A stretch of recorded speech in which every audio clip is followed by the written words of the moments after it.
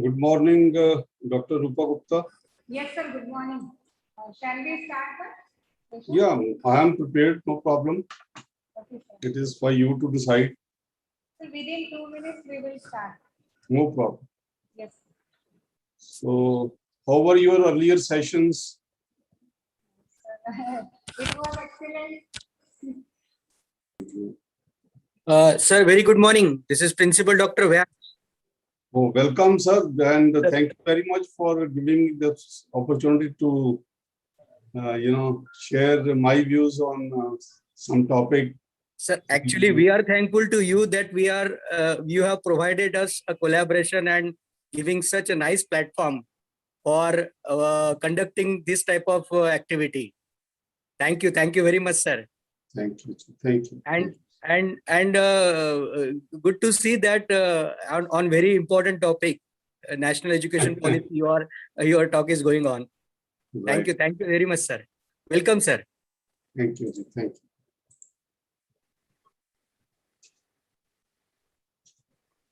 All the lectures are conducting very well, sir. Oh, And all the participants, yesterday I have taken just a feedback from the participants. They are enjoying the sessions. oh, thank you very much. Welcome, sir. Rupa ma'am. Welcome, Doctor.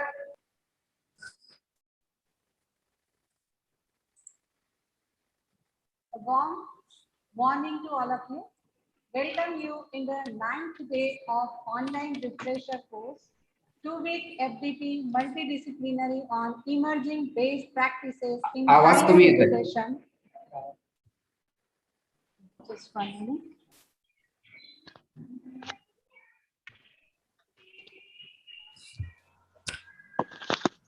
Now, okay. So a cheerful morning to all of you.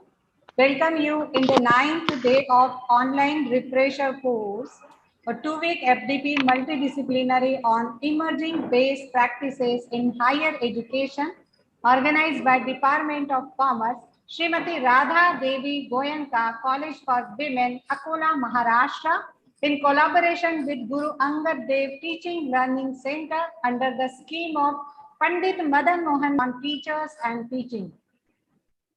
I am very much pleased to introduce today's resource person of this session, Honorable Dr. Jaswinder Singh sir, who is not only a great academician, but also an administrator. Dr. Jaswinder Singh sir is presently principal in Guru Angad Dev Teaching Learning Center, established under Pandit Madan Mohan Malviya National Mission on Teachers and Training in the year 2016 by the Ministry of Human Resource Development, Government of India at Sri Guru Tegh Bahadur Khalsa College, University of Delhi. In the same way, sir is also Executive Director, Center for E-Learning, established in the year 2014 under the UGC E-PG Pathshala project to develop e-content for postgraduate courses in economics, commerce, business economics, psychology, chemistry, and forensic science at Sri Guru Tegh Bahadur Khalsa College, University of Delhi. He has vast teaching experience of 34 years and 9 months, inclusive of more than 10 years as a principal.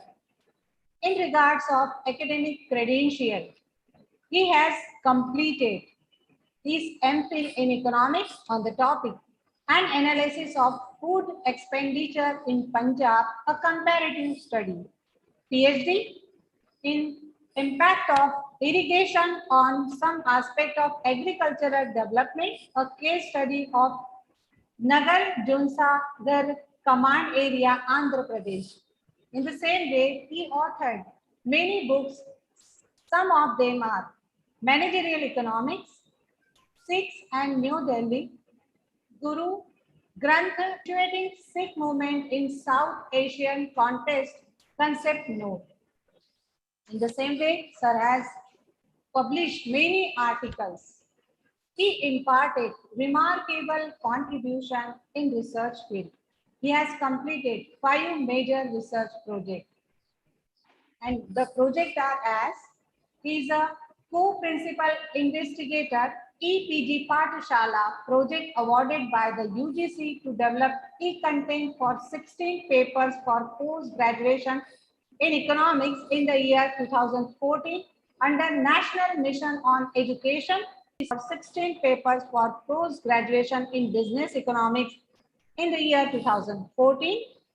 Co-principal investigator EPG Pathshala project awarded by the UGC to develop e-content for 16 papers for post-graduation in commerce in the year 2014. Co-principal investigator EPG Pathshala project awarded by the UGC to develop e-content for 16 papers for post-graduation in psychology in the year 2014. In the same way, he was also co-principal investigator, Teaching and Learning Center to train teachers in the development of digital content using ICT in 3 subjects, chemistry, economics, and commerce in the year 2016 under the scheme Pandit Madan Mohan Malviya National Mission on Teachers and Training awarded by the Ministry of HRDC. Apart from this, he had also developed 6 massive open online courses, that is MOOCs, in economics and are hosted on Swayam portal of the Ministry of HRDC, Government of India. He has also presented many papers in many national and international conferences. He delivered many lectures on various platforms of academic staff college on the topic food security and climate change in India, e-learning in higher education, digital education in India, opportunities and challenges, and the most important thing is choice-based credit system, challenges and opportunities. Meanwhile, he has a membership of many professional bodies, such Ma'am, as... that's good enough. Don't worry. Don't both go long. Sir, just Yeah. 1 minute. Let me complete because you have vast experience. You are a great academician. So far as people should know, and they will also inspire with your profile. So he is an executive council member, University of Delhi, member academic council, University of Delhi, secretary India International Intellectual Society Delhi, and secretary All India Foundation for Peace and Development. In the same way, sir is also members in University Grant Commission in the various committees such as to review the autonomous status of college in the year 2009, in the year 2014. Convener of the UGC committee to draft undergraduate courses for the implementation of choice-based credit system in the year 2015. In the same way, sir is a member of so many committees. Similarly, he is a member in various committees as University of Delhi. Now I want to mention some important, all things are important. He is a member, Standing Committee, Students of Academic Council, University of Delhi for the year 1994 to 1998. Member AC nominee, University Ma'am, Inspection. it's a long list, please. Don't worry. Okay, sir, Yeah. thank you. Okay, so in this way, Honorable Principal Dr. Jaswinder Singh sir has a know-how of various aspects of academic field. Now, I may request Honorable Dr. Jaswinder Singh sir, please share your glory of knowledge on the topic National Education Policy 2020. Honorable Dr. Jaswinder Singh sir. Sir, please. Thank you, ma'am. Thank you very much.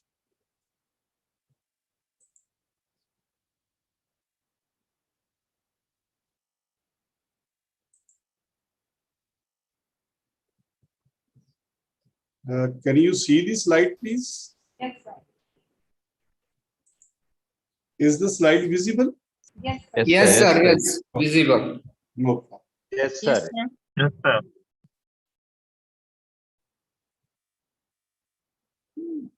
Just a minute. Okay. So my topic is this: the National Education Policy 2020 and higher education. All of us are in the field of higher education, so therefore I shall restrict myself to the area of higher education only. And to begin, before that, let me express my gratitude to the esteemed principal, Dr. Jaswinder K. Vyas ji, the principal of the college, and Dr. Rupa Gupta, who is coordinating with the Sri Guru Tegh Bahadur Khalsa College and our center, Guru Angad Dev Teaching Learning Center, for running this program. I'm sure, in the days to come, our collaboration should further flourish. And I'm sure Dr. Vimal Rar might have shared with you the various work that we are, various types of projects that we are doing, and the coordination that we are developing with the teachers all over India. So therefore, the objective, one objective, of course, is to provide the strength to the teachers in terms of their training and also in meeting the requirements for the promotions. But the larger issue before us is to upgrade the standards and quality of education, especially in higher education. And the same concerns are there in the National Education Policy 2020. So I would go with this.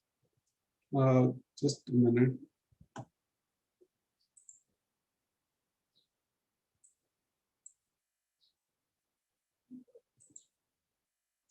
So this is the education policy, and before going into the details of, ma'am, how much time do I have? Kindly tell me. So till 12 o'clock. Hanji? Sorry, 12 o'clock. Okay, 12 o'clock. All right. I will be finishing in half, I think in maybe in 45, 50 minutes, and then we can reserve some time for the question answer session also. So you see, if we look at the evolution of education policy in India, we find that after gaining independence, the first University Education Commission was set up in 1948-49, and Dr. S. Radhakrishnan made huge contribution, in fact, in this commission. It was the General Commission which was set to, which was the objective of the purpose mandate of this commission was to, set up the targets for education, both in school education as well as in higher education in India. And subsequent to that, the Secondary Education Commission was set up in 1952-53. It was primarily to reorient the, school education, and also we find that some of the recommendations which were given by the University Education Commission, they were considered by this, but its prime focus was the school education. Then we see the Education Commission in 1964-66 under Dr. D.S. Kothari. I think that work still remains the historical landmark in India, which has set the agenda for the entire nation. And that still remains the basic Bible for us. Wherever, when we find the difficulty, we can go back to the recommendations of D.S. Kothari committee, and we can see that, how relevant they are. And then the National Policy on Education, I think for the first time after the Dr. Kothari's recommendation, a national education policy. Earlier attempts were to consolidate and see that how we can meet the different challenges. But I think for the first time, a comprehensive national education policy was laid in 1968. And there were many positive features because it provided you a platform, us a platform for the higher education institutions, and many of the institutions, especially the universities, they were set up, and it was also considered as a landmark in terms of the future that higher education and the school education will witness. And then we find that the 42nd Constitutional Amendment in 1976, we find that the education earlier, even though it was restricted to the state sector, it was brought in the concurrent place where the states and the central government both can jointly put in their resources and make some significant efforts to improve the education standards in India. Let me just remind you, in 1968 itself, the objective was that at least 6% of our gross national product or the gross domestic product should be allocated to the education. Of course, it was supposed to be there, but I think even currently we find that it is slightly higher than 4%. It is not close to 6%. So still many efforts are required in that in that direction. And then the National Policy on Education 1986, the Congress government at that time made some serious attempts to look at, the basic problems, why, especially the issues of education, unemployment, uneducation, and, all these issues were there. And it was thought that the education needs to be oriented towards the national goals. So in this policy, again, we find that a very comprehensive framework was laid. And if you look at the number of the universities and colleges and number of enrollments which have grown over a period of time, we find that this is primarily during this period after 1986. And, the number of the universities which were there at the time of in 1950-51, I think it was close to 57. Now the number is close to 1,000. It is 984, 982. So this number is quite huge, and the number of colleges has also gone up very high in different states. And then the National Education Policy in 1986. It was slightly modified in 1992 because the new economic policy also was brought in by Manmohan Singh government, and it was thought that the education also needs to orient, it should sync with the national education policy, national economic policy.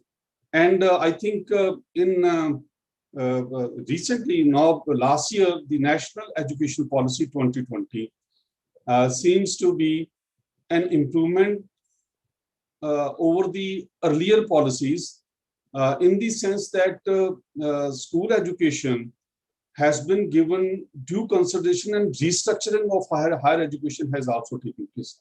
Even though my area, today's talk, my objective is not to go to the secondary and senior secondary education or the school education, but let me tell you that the language base, the local language and the mother tongue, multilingualism has been emphasized, and that is precisely the need of our diverse society. And the same will in fact benefit the higher education also when we come to the national education policy in higher education. Now, the problems, the background of the problems is very, very important to understand in order to see how the national education policy is trying to address those issues. Now we find that, our higher education system, its entire ecosystem is completely, fragmented in the sense that we do not find any link between the medical education and technical education, the general education and, the vocational education, and also, the teacher's education and actual school teaching. So we find that, because the teacher's training is also given in the higher education institutions, which do not have many connections with the school education. Similarly, the legal and the professional education, there are many councils, and they are working in their own ecospheres, they are working in their own systems, they are working in their own domains. But there is hardly any, attempt to bring them together on a common platform. So this was one problem which was being realized not only by the policymakers, but I think by all of us who are involved in higher education as teachers, as stakeholders, and also as students. And in this education, the whole education was not oriented towards, recognizing or developing the cognitive skills and the learning outcome of the students. The choice-based credit system, and subsequently, our curriculum framework, which has been modified recently by, again by the University Grants Commission, it lays emphasis on developing the curriculum framework, which emphasizes the learning outcomes. Learning outcome means that whenever we are teaching, we need to assess how much knowledge the students have gained at each stage. And that is, I think, a very important issue. It is realized that currently, in the fragmented system, these cognitive skills of the students are not being given adequate consideration. And there is a rigid, separation of disciplines with the early specialization and streaming of students into narrow areas of study. That is, we are training these students. No doubt there may be, very bright students within their own disciplines, but sometimes, for instance, a student of economics, even though he is developing the policies or learning the policies, acquiring the knowledge for the policies which will benefit the society, but he does not have policies. Similarly, a physician of very good, theoretical models, but perhaps if it is not synced with the technological platform, it may not be useful. And they need to be made aware of the issues which our society faces at general. So therefore, this is also an area which where the difficulties are being faced, and limited access, particularly in the socio-economically disadvantaged areas, with few higher education institutions that teach in the local languages.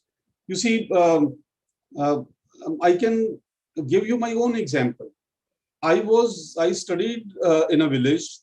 My school education was there, and then my the graduation was in the district college. And when I came to Chandigarh for the post graduation, I had studied in my subject in the local language. And what happened was that when I came to Chandigarh, it was totally a new culture, a new language, a new dispensation in the classrooms. So, it was a very, very difficult situation.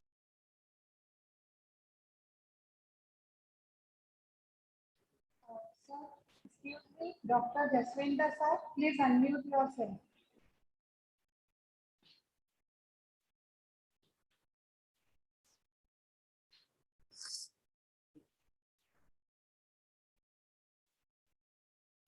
Hello.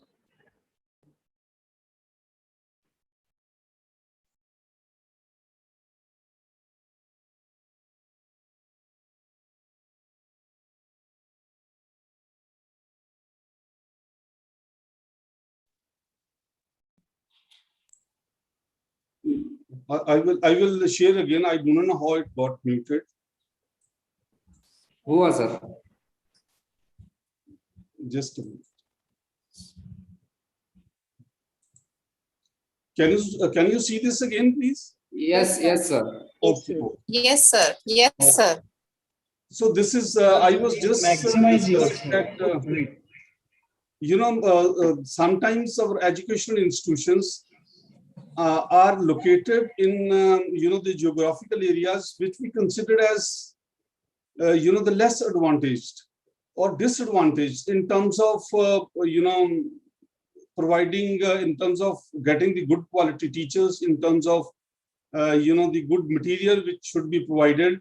And therefore, this issue has to be addressed because majority of our population is still in villages, in the rural areas. So this issue was there, and we had represented this commission from various angles, from our students' point of view, from the educationists' point of view, and also our group gave a detailed representation to the commission to look into this issue.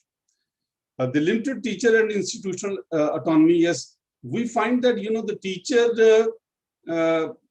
is given a huge component of the syllabus that he is supposed to deliver, but he hardly employs any innovative ways to accomplish his job. These are the additional difficulties. The mechanism for merit-based career management. The institutions, they are managed by the people who are not very competent. Sometimes the institutions suffer because of the lack of imagination on part of the leaders. So you see the mechanisms for the career growth are absolutely absent. We do organize the faculty development programs, the refresher programs, but most of the teachers, they complete these courses with the purpose to meet their requirements for promotion rather than, leading to any significant contribution in the improvement in their knowledge, or, it hardly helps them subsequently after getting this training. So I think this is very important. And also, we find that there's a lesser emphasis on research at most of the universities and colleges.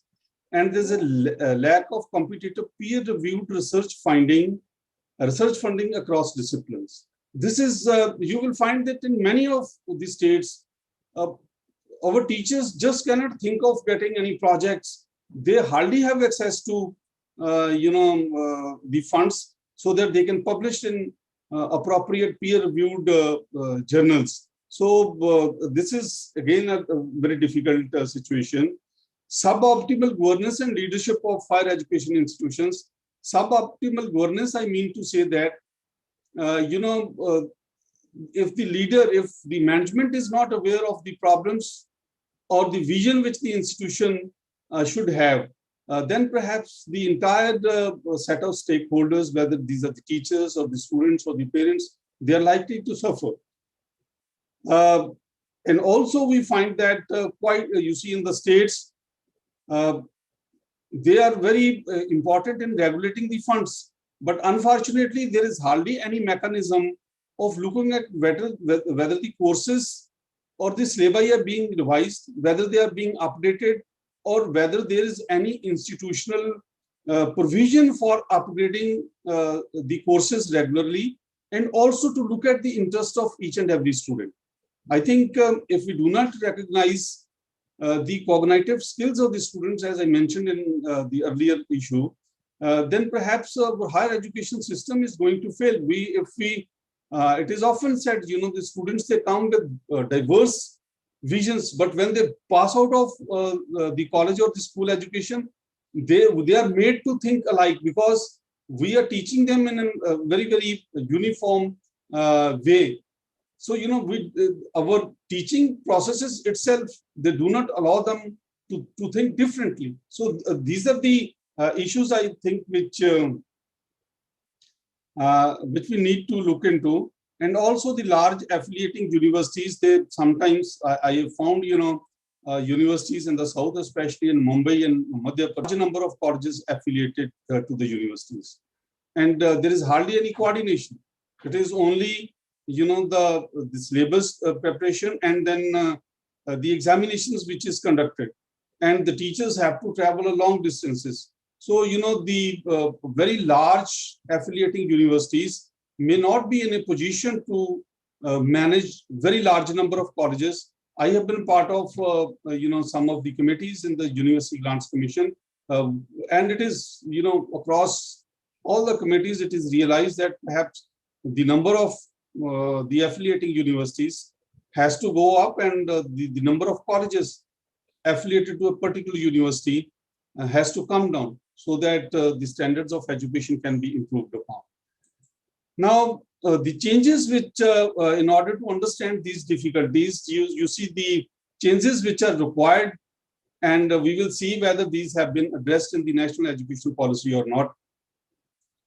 The changes, obviously, as I said, that moving towards multidisciplinary universities, since we are giving very fragmented, discipline-centric education to the students. So obviously, the national education policy has addressed these issues of multidisciplinary, the emphasis that the universities should be multidisciplinary universities, and also the colleges. There are, I tell you, number of colleges in big states like Madhya Pradesh, Bihar, even Andhra Pradesh, which are very huge, multidisciplinary, colleges. But unfortunately, because of the lack of funding or because of the lack of support on the part of the management, they are not able to realize their potential. Some of the best publications, in fact, come out from these institutions. The second is moving towards a more multidisciplinary undergraduate education, not only the postgraduate education, but the undergraduate education also. Moving towards faculty and institutional autonomy. Yes, I think this is important, and it has been recognized in the national education policy.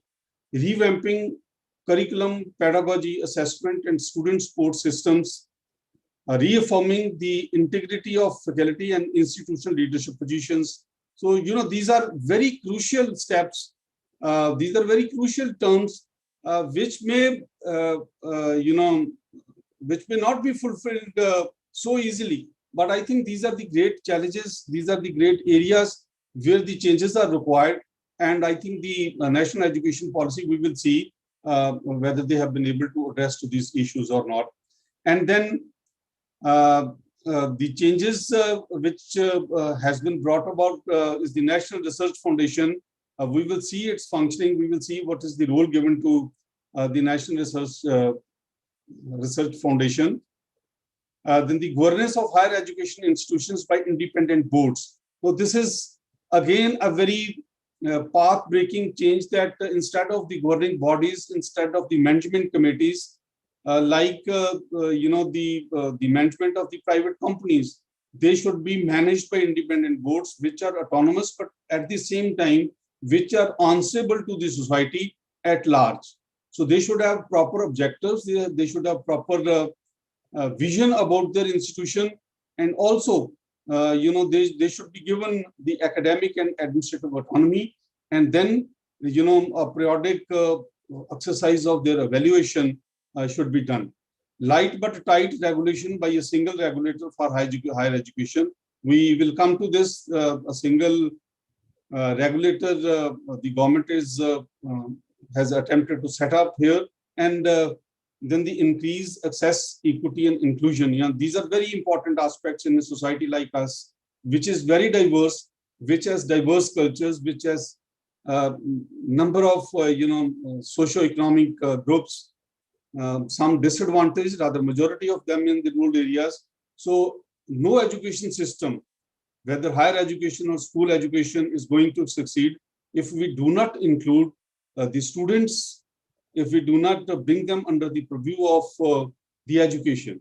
So this is a very important area, which we in fact we will discuss.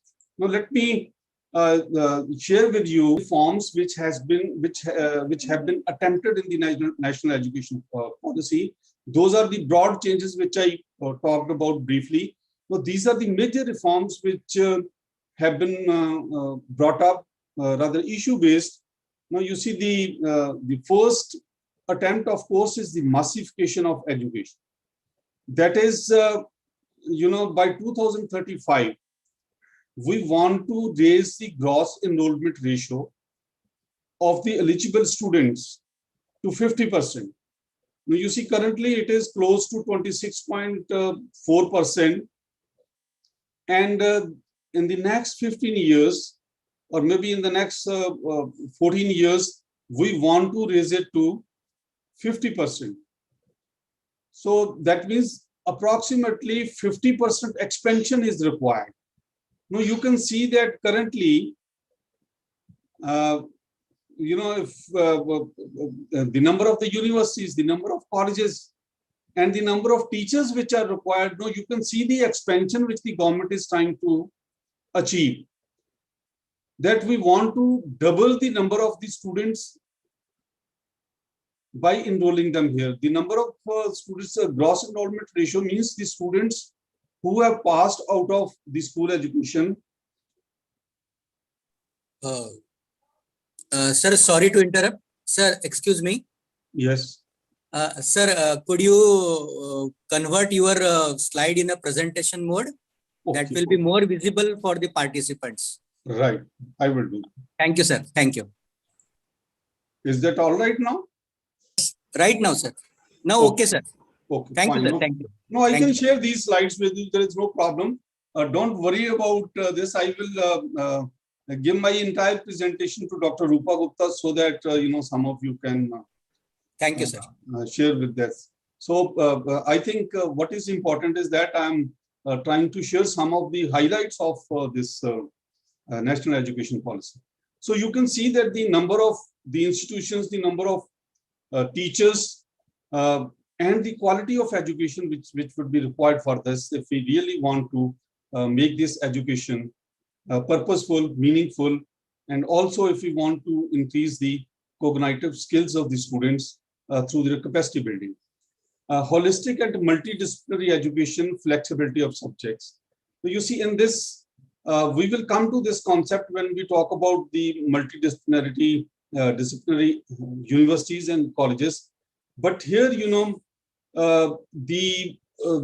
choice, the UGC, for instance, had already had adopted choice-based credit system both at the undergraduate level as well as at the postgraduate level. I also played a small role in that by being the convener of that committee when it was adopted by the University Grants Commission. And the whole focus of that was to give the choice to the students to go to the other disciplines. For instance, a student of physics may be very keen to understand how economics is taught, how history has evolved over a period of time, what is the history of science and how the science has been addressing the problems of society. So you see, this is a very significant issue which the government is trying to address. And now you see there will be multiple entry and multiple exit points. Multiple entry and exit means if you look at the next point, UG program 3 to 4 years. There will be a graduation program which will be either 3 years or 4 years, but it will have multiple entries. That is, it will have a certificate program if the student continues with 1 year. And the students, when he leaves, let us say some of the students, they leave after first year, but they will be given some level of skill, some level of understanding of their discipline, so that when they go back without completing the graduation, they are useful to the society. And in the second year, it is attempted that the diploma will be given, which will be certificate something plus, so that the student acquires some middle level of skill, in his discipline. And then he can complete the graduation in 3 years. And further, if he wants to earn the honors program or wants to go for higher studies, he can have an additional year where perhaps the research component will also be taught to the students. And similarly, the postgraduate programs will be similarly designed in such a way that they will sync with the undergraduate programs. If a student has completed 4 years undergraduate program with the a research component, then perhaps he will be given to complete only 1 year for post graduation. He need not remain hanged in the system for 2 years, he can complete his post-graduation in just 1 year. And or we can have the integrated 5 years bachelor's and master's programs, and perhaps is the practice in some of this. But the whole focus is going to be the multidisciplinarity. That is, there will be some major areas and then the minor areas. Within the minor areas, the students will have a lot of choice in order to accommodate their interests. And then it is emphasized that the MPhil will be discontinued. And for the PhD also, I have forgotten to mention here, I have incorporated at some other place, but the PhD also, if the students want to pursue further research, even after graduation of 4 years, he may be allowed to enroll in the PhD program. Or after a completion of a year in post-graduation, he can still pursue the PhD program. So credit transfer and academic bank of credits. This is again, it is not anything new, but I think academic bank of credits is something which is very new. Credit transfers, it is the practice in some of the institutions like IITs and IIMs. Some of their students, they go to the other institutions, other IITs or national institutes of importance, or even some of them, they go abroad, they earn the credits, and IITs, they incorporate those credits into their degree programs. So similarly, the academic bank of credits, its objective is that even if you are earning some credits, completing some courses from other colleges or from other institutions, from other universities. For instance, I am in Northern India. I am very keen in agricultural economics. I want to understand how, the agriculture is done in the southern part of our nation.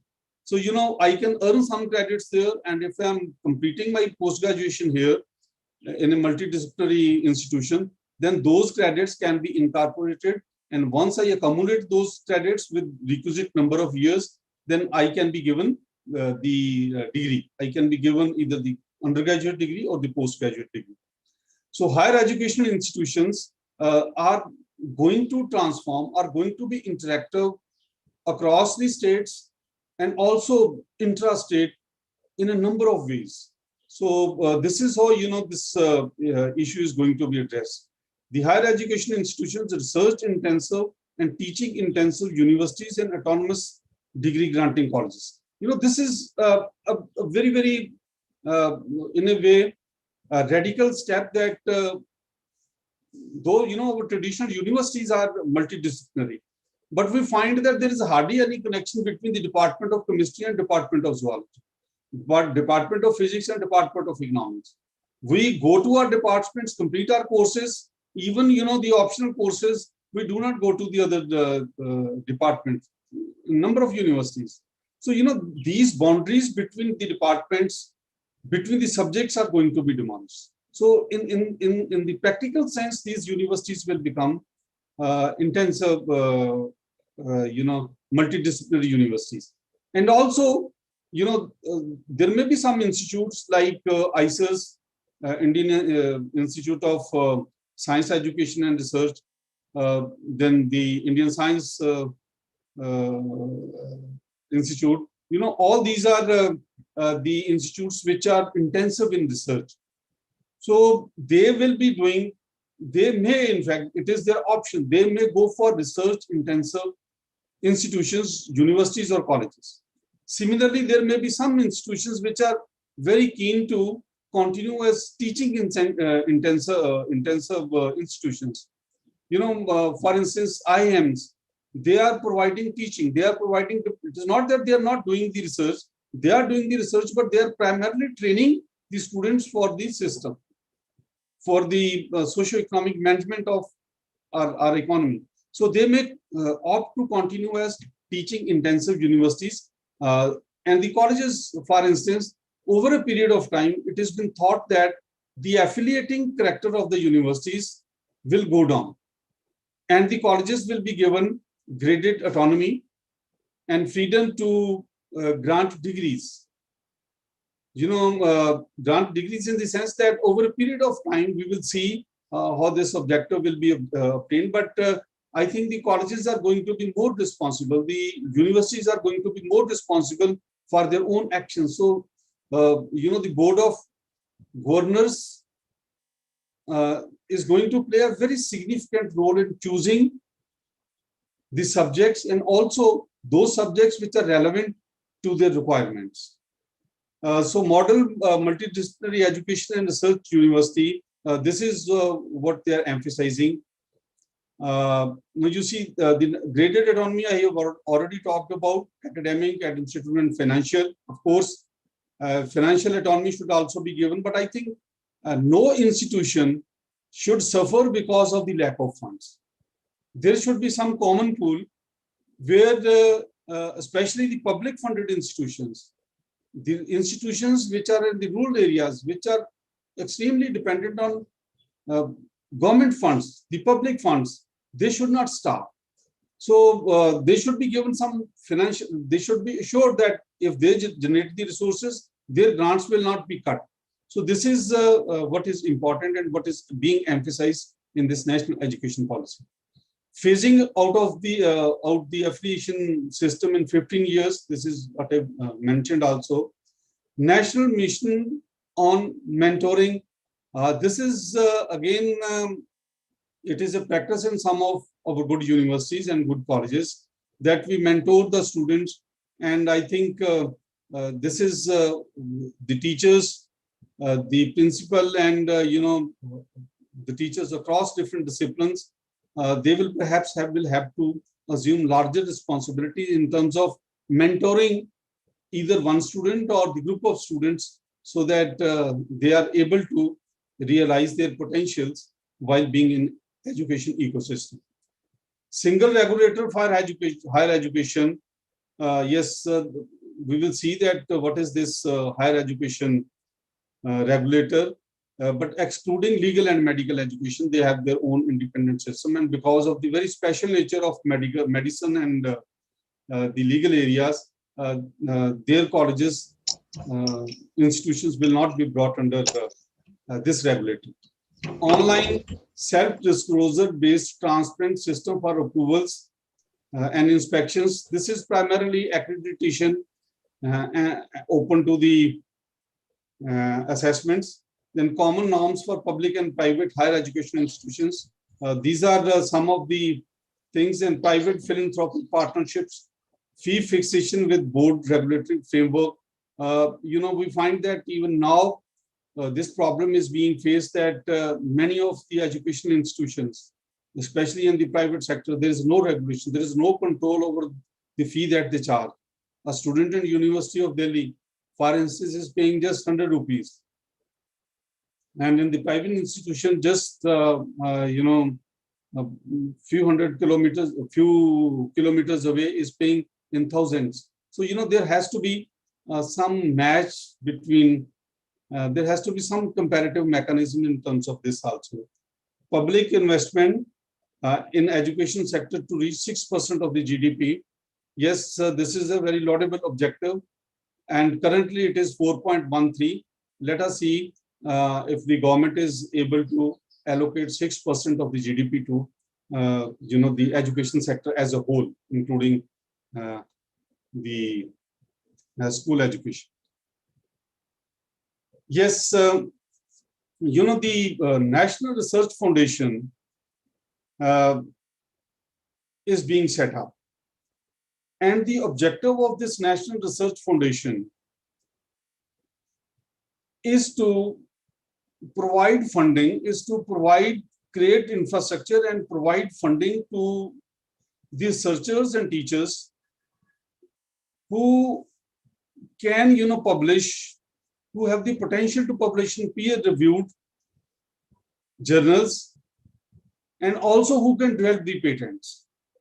This is a very, very significant, and when they are going to set up the National Research Foundation, it is not that the other funding agencies like Department of Science and Technology, Indian Council of Agriculture Research, or Indian Council of Social Science Research, or Indian Council of History Research or Historical Research, and also the UGC itself, their funding is not going to stop.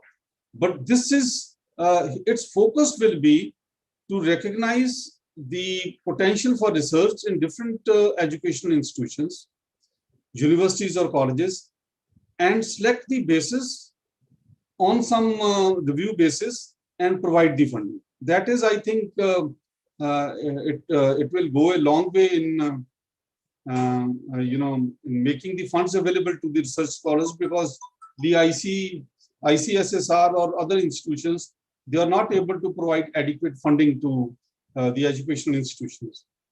Integration of vocal, teacher, and professional education. If you look at the Indian scenario, please just a moment. If we look at the Indian scenario, we find that, you see, the vocational education has not been emphasized much. Even in the CBSE has made some attempts to bring vocational subjects, but when the students pass out from the CBSE schools and they go for higher education, the vocational subjects are taken out, and the admission is given on the basis of academic subjects, not on the basis of the vocational subjects. So similarly, in the colleges, vocational education is opted by those students who are either poor in academics and not much funding is done for this. So I think this attitude itself has to undergo a change. Unless and until we make our education meaningful to the society, meaningful and useful in one way or the other, perhaps our education system will not succeed. Similarly, the teacher education and the other professional education should also be brought in within this purview. And this policy, in fact, is emphasizing, when it is talking about the multidisciplinarity, it is talking about converting the IITs also into opening up the social science departments, the economics department, the language department, so that every institution becomes multidisciplinary in the real sense. So, this education policy is trying to focus on this. Setting up of new quality higher education institutions will be made easier. This is yet to be announced. We do not know what are the mechanisms for that. Stand-alone higher education institutions and professional education institutions will evolve into multidisciplinary educational institutions. Like I said, that the Indian Institute of Science or the IITs, they will be going for the multidisciplinary education now. Special education zone for disadvantaged regions. It has been emphasized that near every district center, the higher education institution will be set up, which will be multidisciplinary, where all these facilities will be created, and other colleges and institutions of higher education can collaborate with this, so that the multidisciplinary and the meaningful way can be adopted. This is again a step which will require massive investment if we really want to set up the institutes of excellence at the district level. Again, our classical languages, Pali, Persian, Prakrit, and Sanskrit languages, for them, I think the special mention, because there is a huge amount of knowledge in these languages which is hidden, which our present-day students, they do not have the capability to read either Pali or Sanskrit or Prakrit. I think it is important that we search our traditional knowledge, which is hidden in our Vedic texts or our जो हमारी पुरातन texts हैं, and if we can search out something, and we can be very successful in this area also. National Education Technology Forum, yes, this technology forum is very, very crucial, and in fact this was also one of our main concern of our group, that there should be a technology forum at the higher education level, where the students and the teachers both can interact, and especially the teachers, if they want to get some technical training, they should have the access to those forums. And also, if they want to introduce some new pedagogical way into their teaching learning process, this technology forum should facilitate that. And I think this is the recommendation which has been accepted, and the roadmap is just to be prepared. Let us presume that it will be done. Indian knowledge system, languages and culture, I have said adequate about this.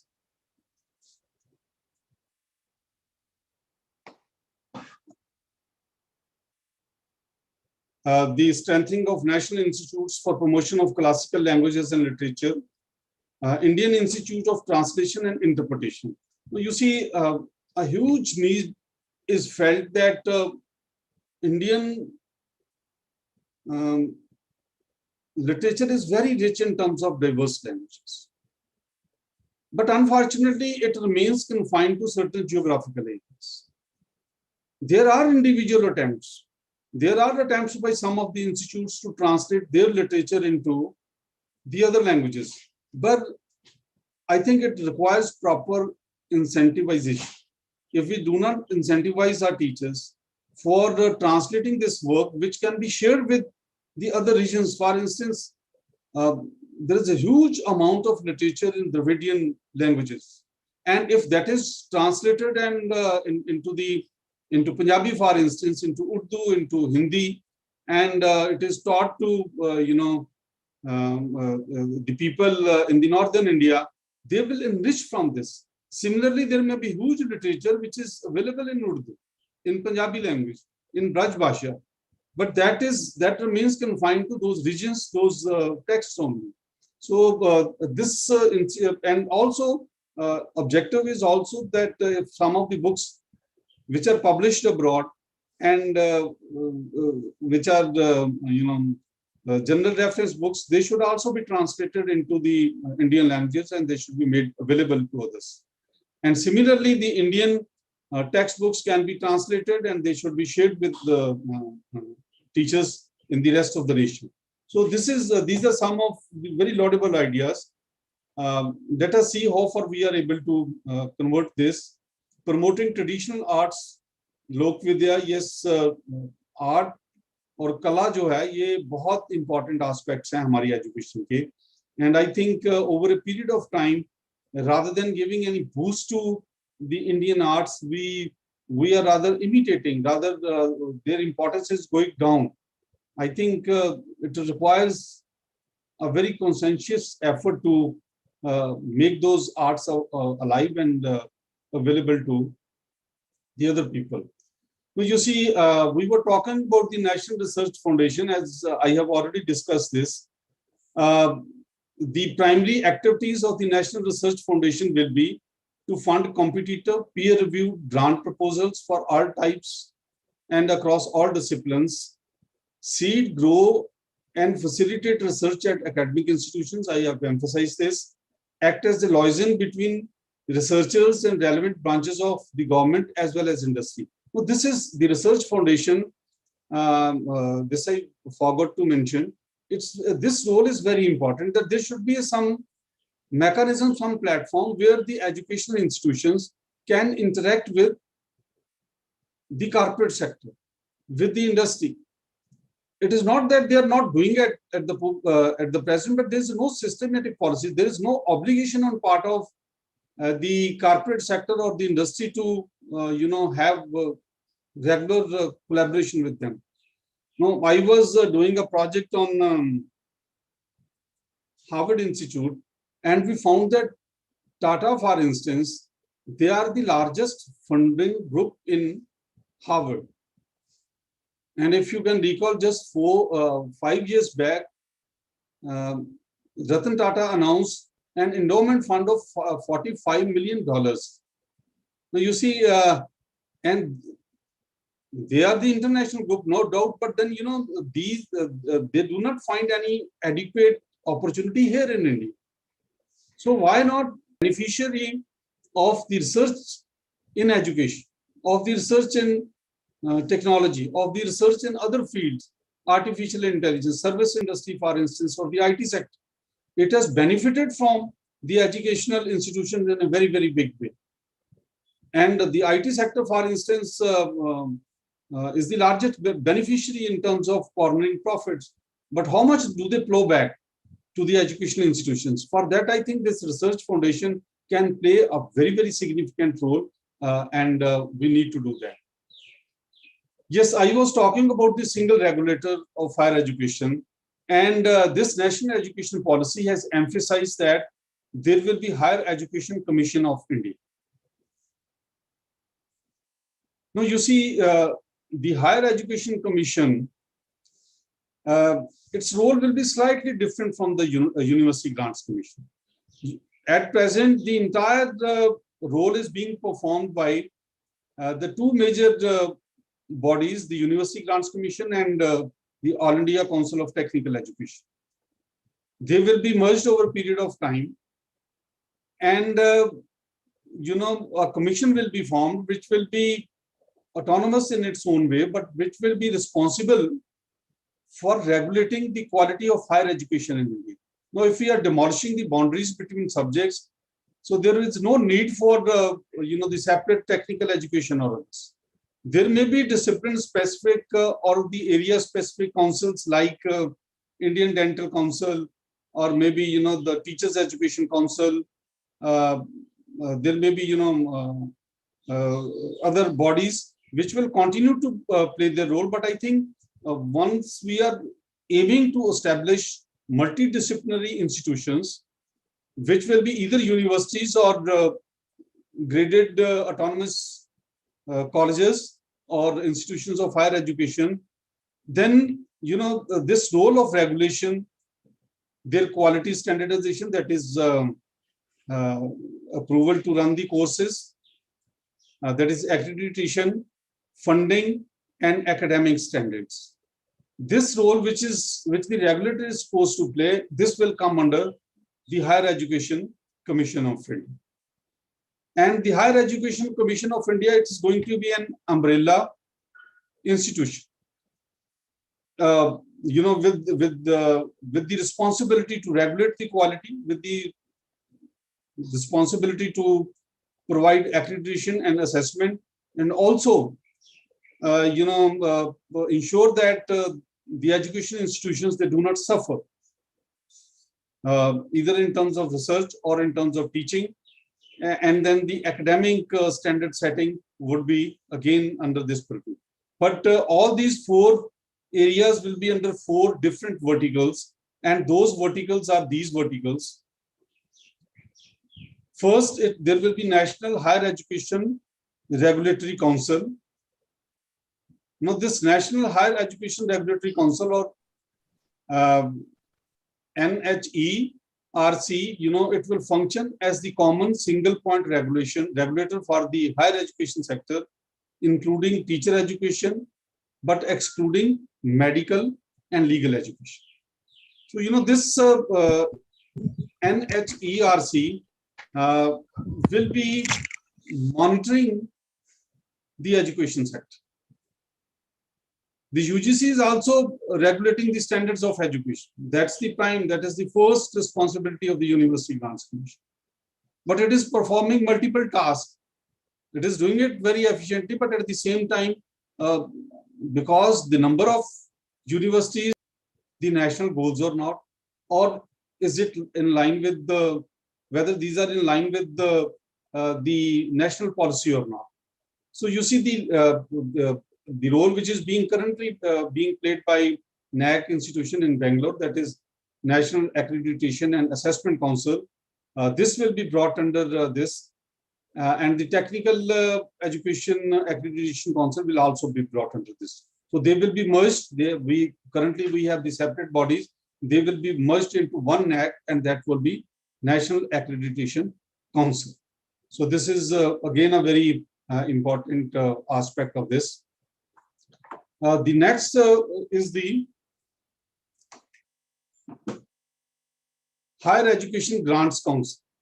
This is we find that there are many institutions, especially in the rural areas, which are starving, which are not able to diversify, which are not able to start new courses or even the vocational courses, because the paying capacity of the students is very less.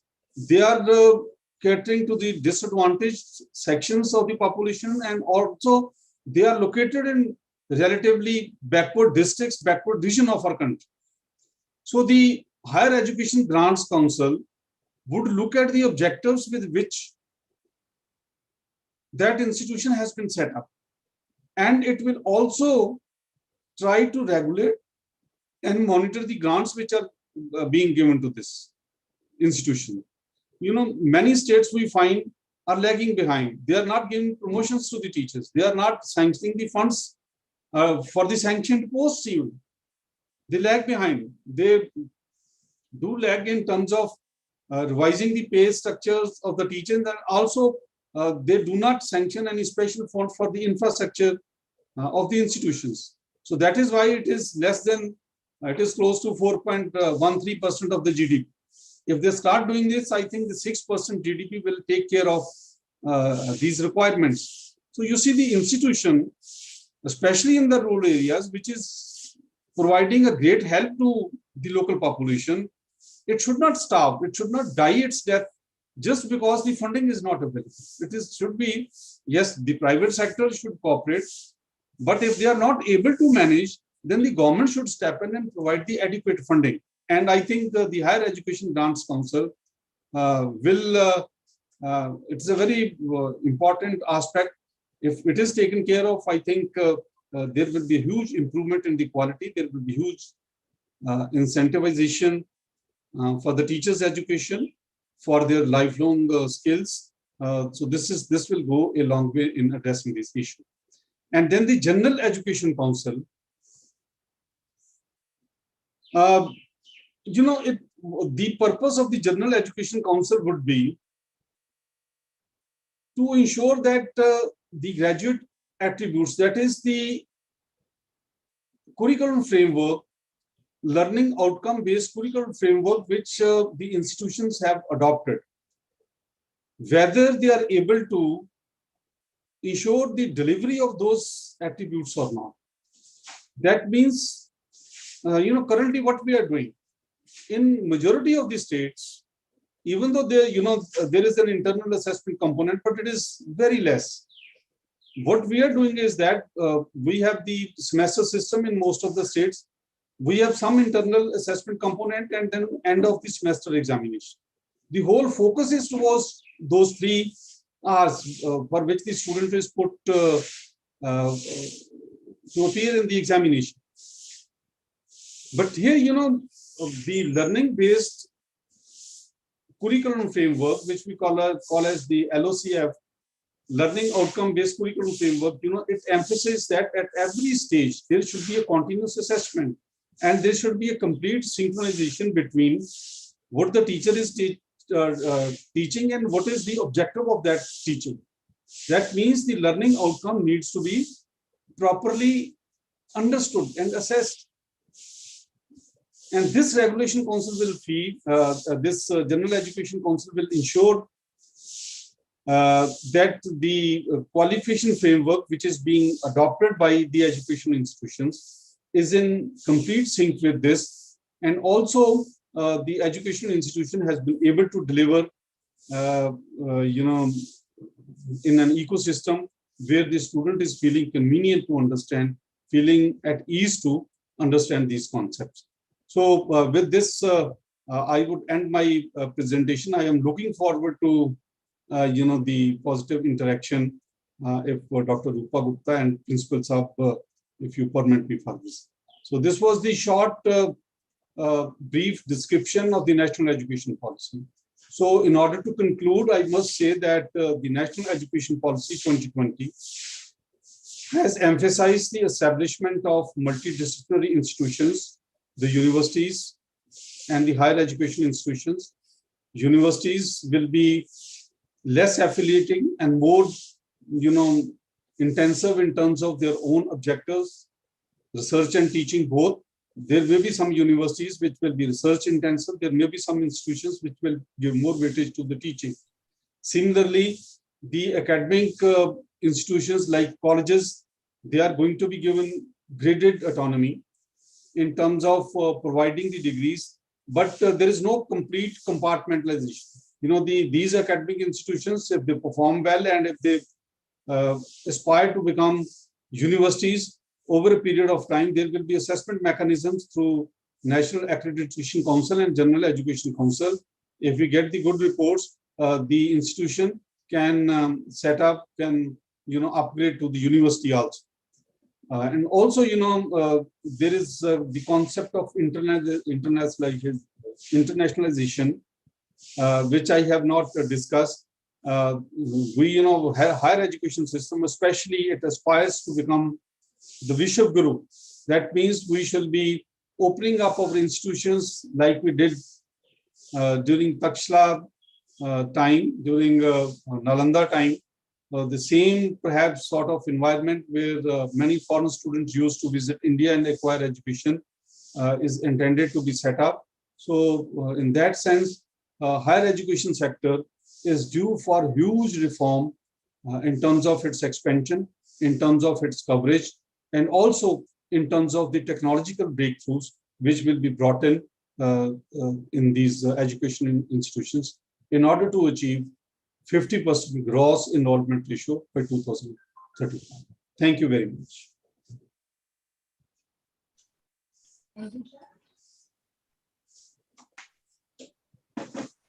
Dear participants, now the session is discussion. If you have any queries, if you have any questions, you can ask me. Madam, may I ask one question? Uday Gaikwad. Yes, sir. Yes.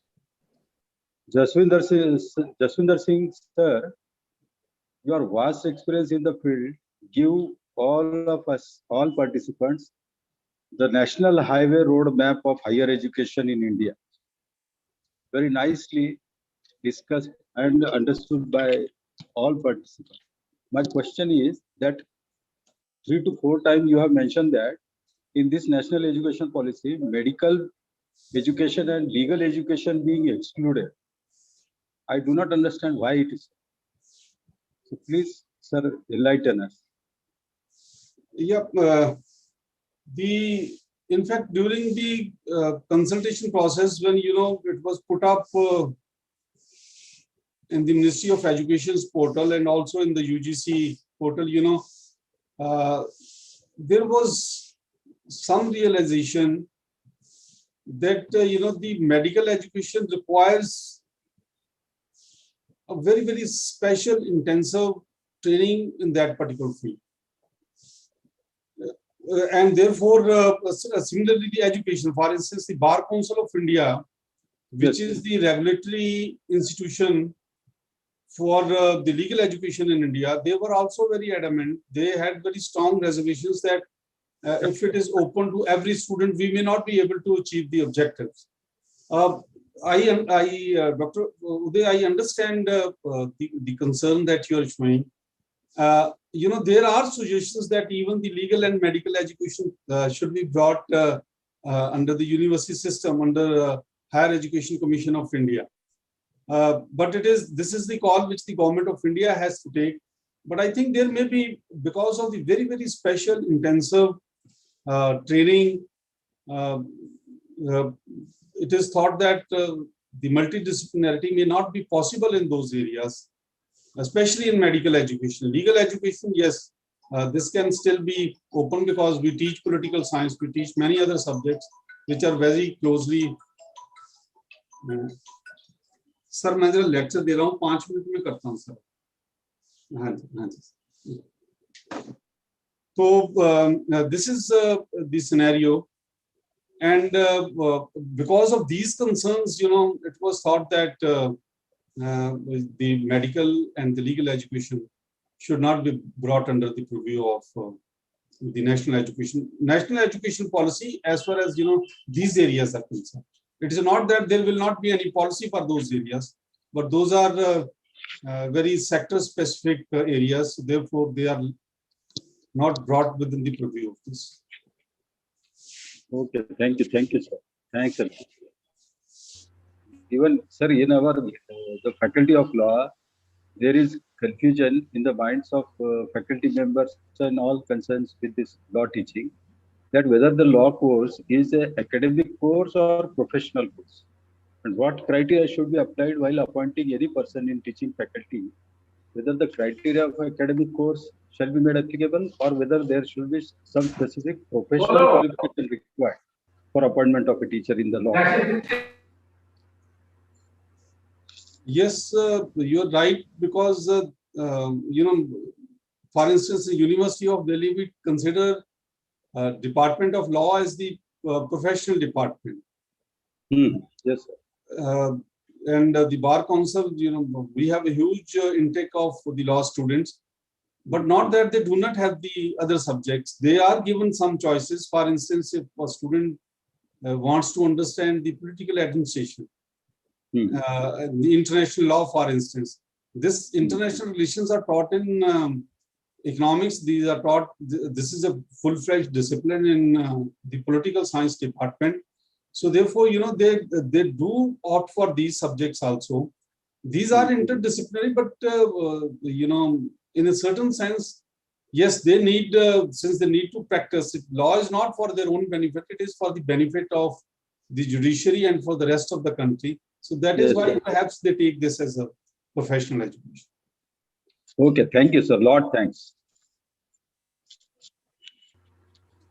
Sir, I have a question. Yes, please. So I have a question regarding this National Research Foundation. So can you be a little loud, please? Can you? Yes, sir, yes, sir. So my question is that regarding this National Research Foundation, how their role will be different from the other agencies like the DST. So because DST, they are also funding on, they accept the research proposals and gives the fellowship, all those things. So what is from your talk, it is not clear to me what exactly the different role of National Research Foundation. You see, the National Research Foundation is intended to be set up with the clear-cut objective that they will encourage the multidisciplinary research.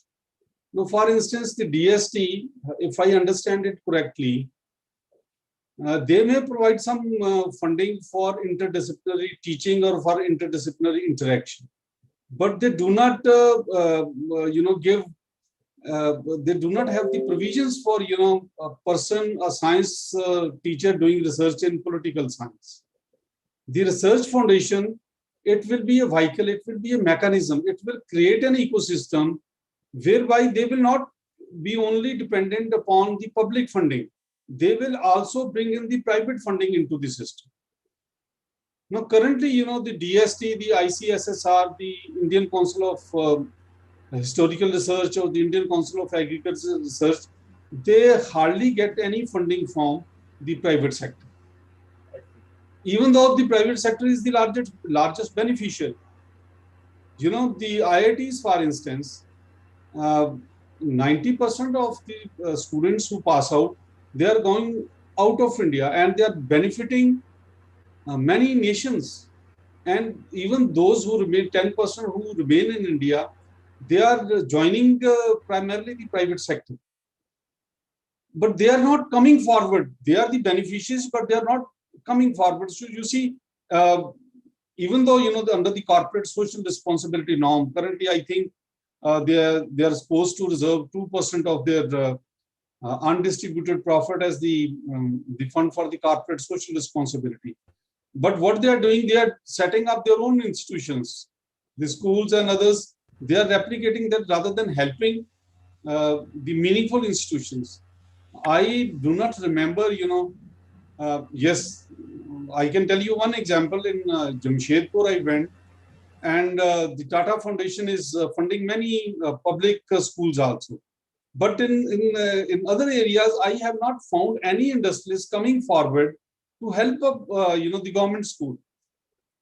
There are, the CBI or NCRT has done a survey where we find that across different states, irrespective of, their policies and their claims, we find that there are very large number of schools which do not have the teachers, adequate number of teachers.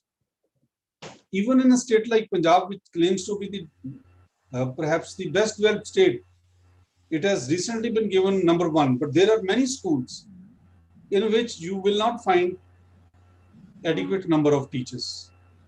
So how do we address this issue? There has to be a proper regulatory mechanism. Similarly, the National Research Foundation will bring these different stakeholders onto a platform where, we can tell the research institutes that you kindly do the type of research which a particular institution is interested in, and here is the funding part. I'm not saying that you compromise the quality of research. All that I'm saying is that even if a little bit reorientation of the research can result in funding from the private sector, the National Research Foundation should play this as a very, very constructive role.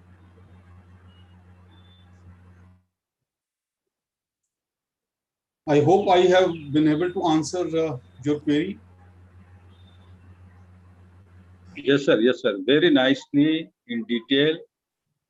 We can keep on discussing this issue, but I think all of us will have to make some efforts in this direction so that, we do bring in these areas. Yes, yes. Yes. Yes, any other question, please? Sir, sorry, sir, I was disconnected a little bit. I have another question that when this National Research Foundation will come up, the other agencies will be demolished or they will be also there? I mean, this DST, all those things, giving the fellowship or the accepting research proposal in the not multidisciplinary, the actually the I mean regular disciplines, regular research proposals. You see, it is a very important question, and it has been emphasized in the national education policy that the current funding agencies, they will not be closed. The DST, the UGC, the ICSR, they will continue to provide the funding. But, the one of vertical which I mentioned in the higher education commission, that was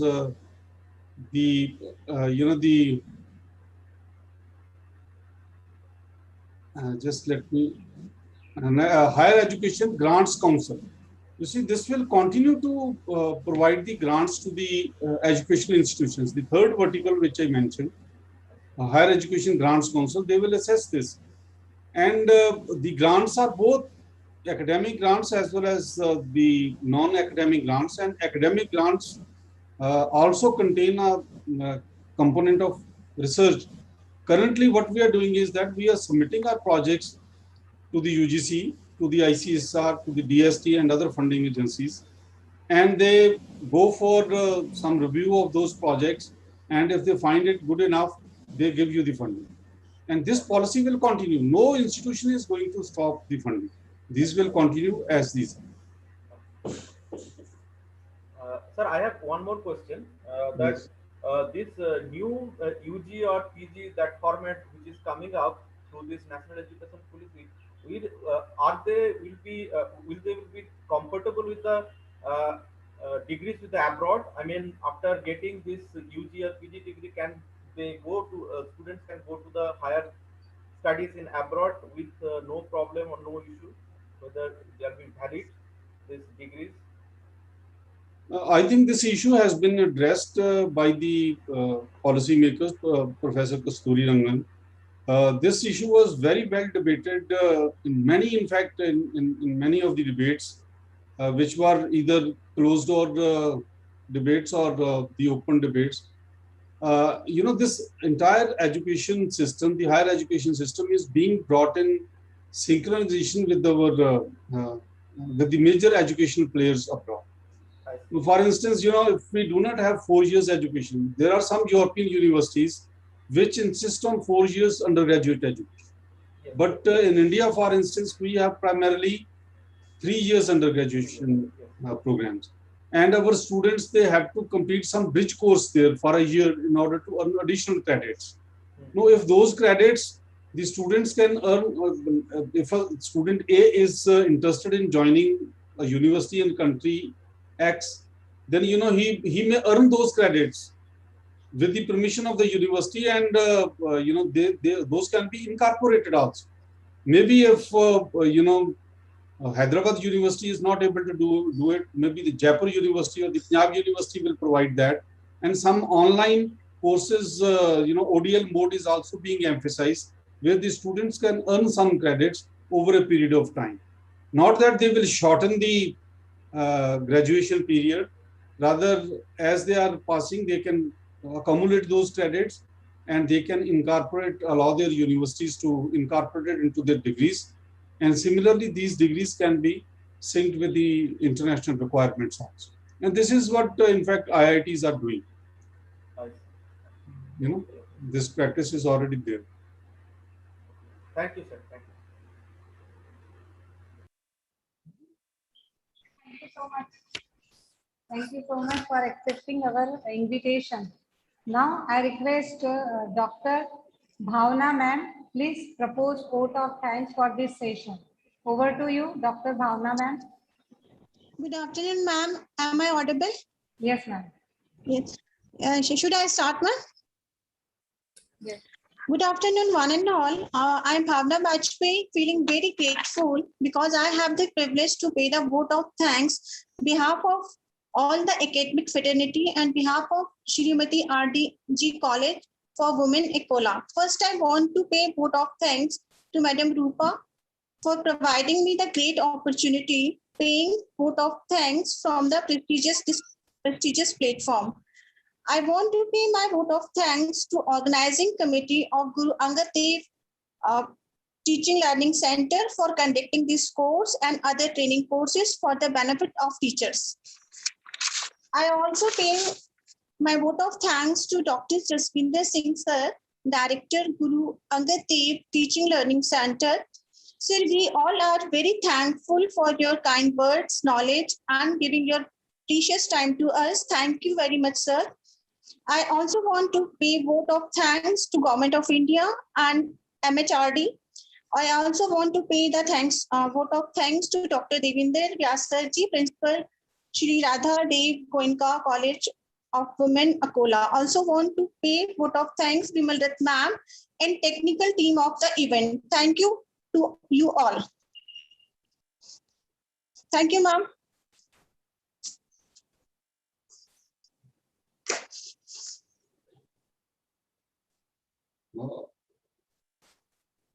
Thank you, ma'am.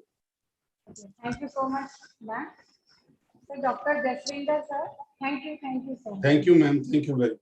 Thank you. May I leave, please? Yes, sir. Yes, sir. Thank you. Dear participants, now there is a break of just 5 minutes. Please be connected with this platform. At sharp 12 o'clock, we will again meet.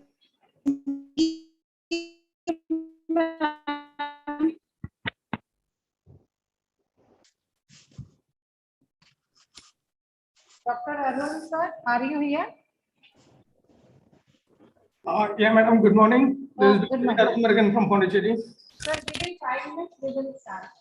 Are you able to hear me? Yes, sir. Yes, sir. Yes, sir. Yes, sir.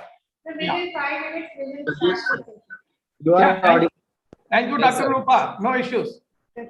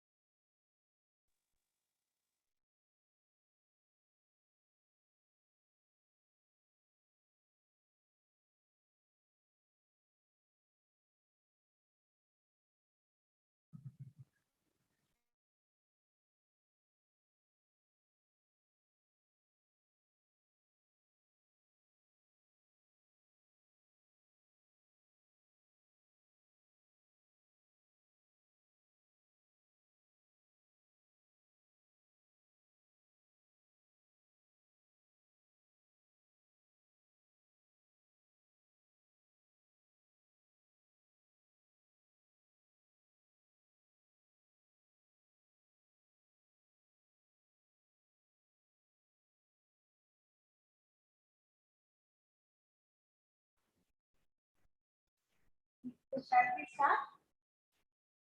Correct, 12 o'clock. Arun sir, can you listen me?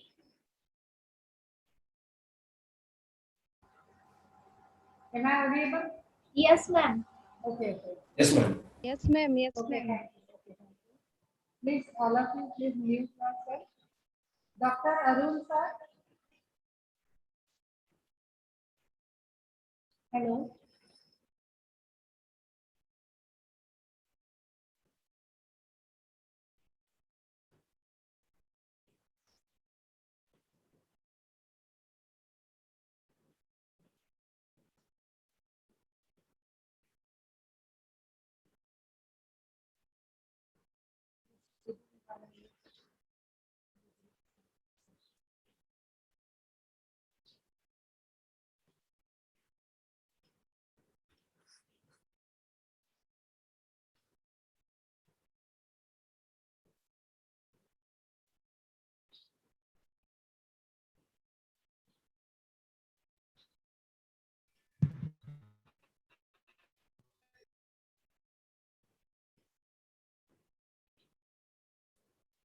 Dr. Rupa, is it audible Yes, very sir. clearly Yes, now? sir. Yes, sir. Yes, sir. Yeah, Sir, thank you. shall I start? Okay, sir. Welcome back in the second session of online refresher course, 2-week FDP multidisciplinary on emerging best practices in higher education, organized by Srimati Radha Devi Goenka College for Women, Akula, Maharashtra, in collaboration with Guru Angad Dev Teaching Learning Center, Pandit Madan Mohan Malviya National Mission on Teachers and Teaching, Ministry of Education, Government of India. Sir, it's a privilege for me to introduce today's resource person, Honorable Dr. B. Arulmurugan sir. Dr. B. Arulmurugan sir is a doctorate in commerce in logistics science in University of Madras, MPhil in commerce, MCom in business finance, and MBA in international business from Pondicherry University. He professionally qualified in UGC NET JRF in commerce and UGC NET in management. He has a vast teaching experience of 18 years. Research, extension, and social outreach initiative in University of Madras, Manonaryam, Sundara University, Pondicherry University. His specialization is commerce science and research, especially in e-commerce, e-banking, logistics science, entrepreneurial science and finance, behavioral science and scientific research and data analytics.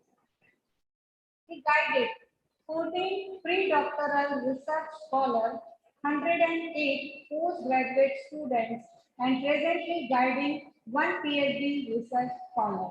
In the same way, he received 30 awards and recognitions, including 6-time Best Teacher Award of Pondicherry University based on students' evaluation, triple gold medals, Bharat Ratna, Dr. B.R. Ambedkar Gold Medal, Vaishya Bank Gold Medal, Bank of Maharashtra Gold Medal for his pre-doctoral degree. In the same way, Cash Award for Best Research Paper from LIC of India, Best Young Social Scientist, International Academic Excellence Award 2020, Best NSS Program Officer Award and Best Nodal Officer Award also.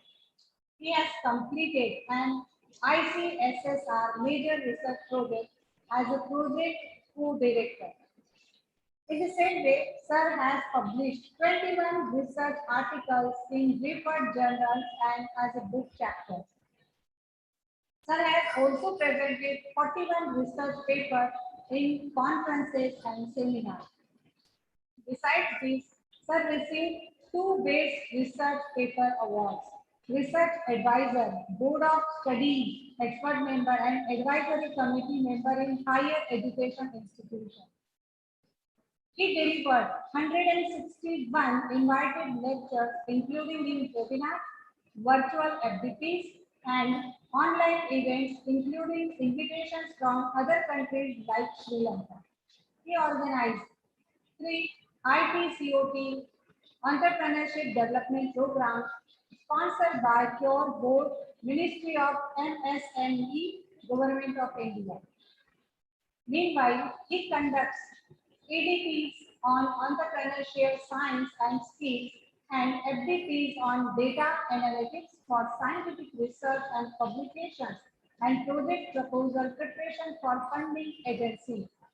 He is mentoring budding researchers, UGC, NET, SET, and civil services, especially IAS and IPS aspirants, and also providing career guidance and counseling to reach the unreached and social outreach programs on youth empowerment with the motto, be selfish to help others. Honorable Sir is presently serving as an Assistant Professor of Commerce in School of Management, Pondicherry University, Karaikal Campus, Union Territory of Pondicherry, India, and also as NSS Program Officer, Sports Coordinator, Transport Coordinator, Placement Coordinator, ELC Nodal Officer, SPTEP Campus Ambassador, NISP Coordinator, and Social Entrepreneurship Sale also. To sum up, he is an inspirational speaker, writer, scientific researcher, data analytics, career counselor, and socio-technocrat. Now, it's my humble request to respected Dr. V. Arulmurugan sir, please deliver your wisdom on publication in Index Journal. Over to you, sir. Thank you. Thanks a lot, Dr. Rupa. Like, I do understand, like, this would have bored some of the participants also by looking into the profile, but it's good to see myself, like, looking back what I have done till now and what is there. Like, you have given a scope that what I'm supposed to do in the future also. So thanks a lot for briefing it, and I really appreciate and congratulate and thank the organizing team of your college and the administration.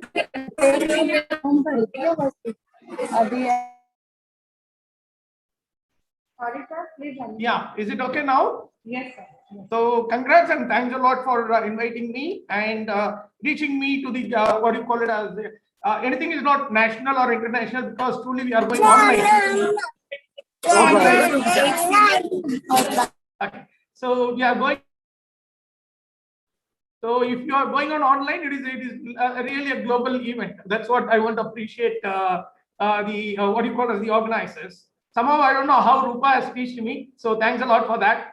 And probably like the audience and the participants, I respect all the participants nationwide who are having elderly, what you call it as experience in the field of education and teaching.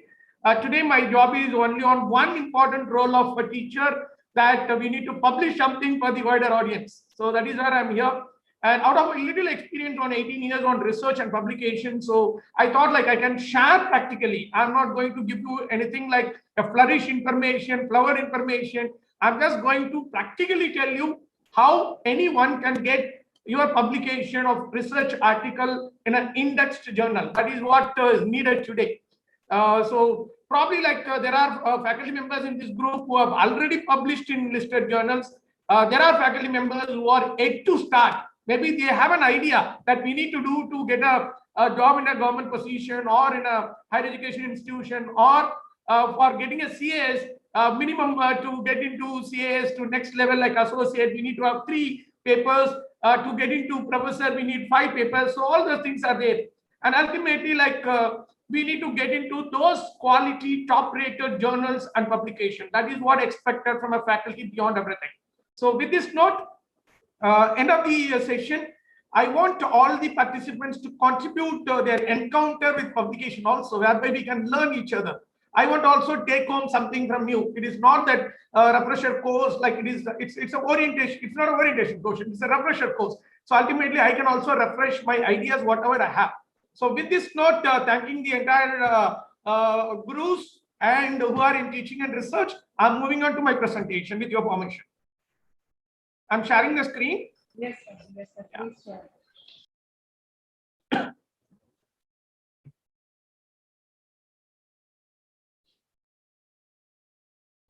So I like to get your acknowledgement whether my screen is visible and my voice is clear. Don't bother about the video. Don't bother about the video. Yes, sir. Yes, sir. Yes, sir. Great.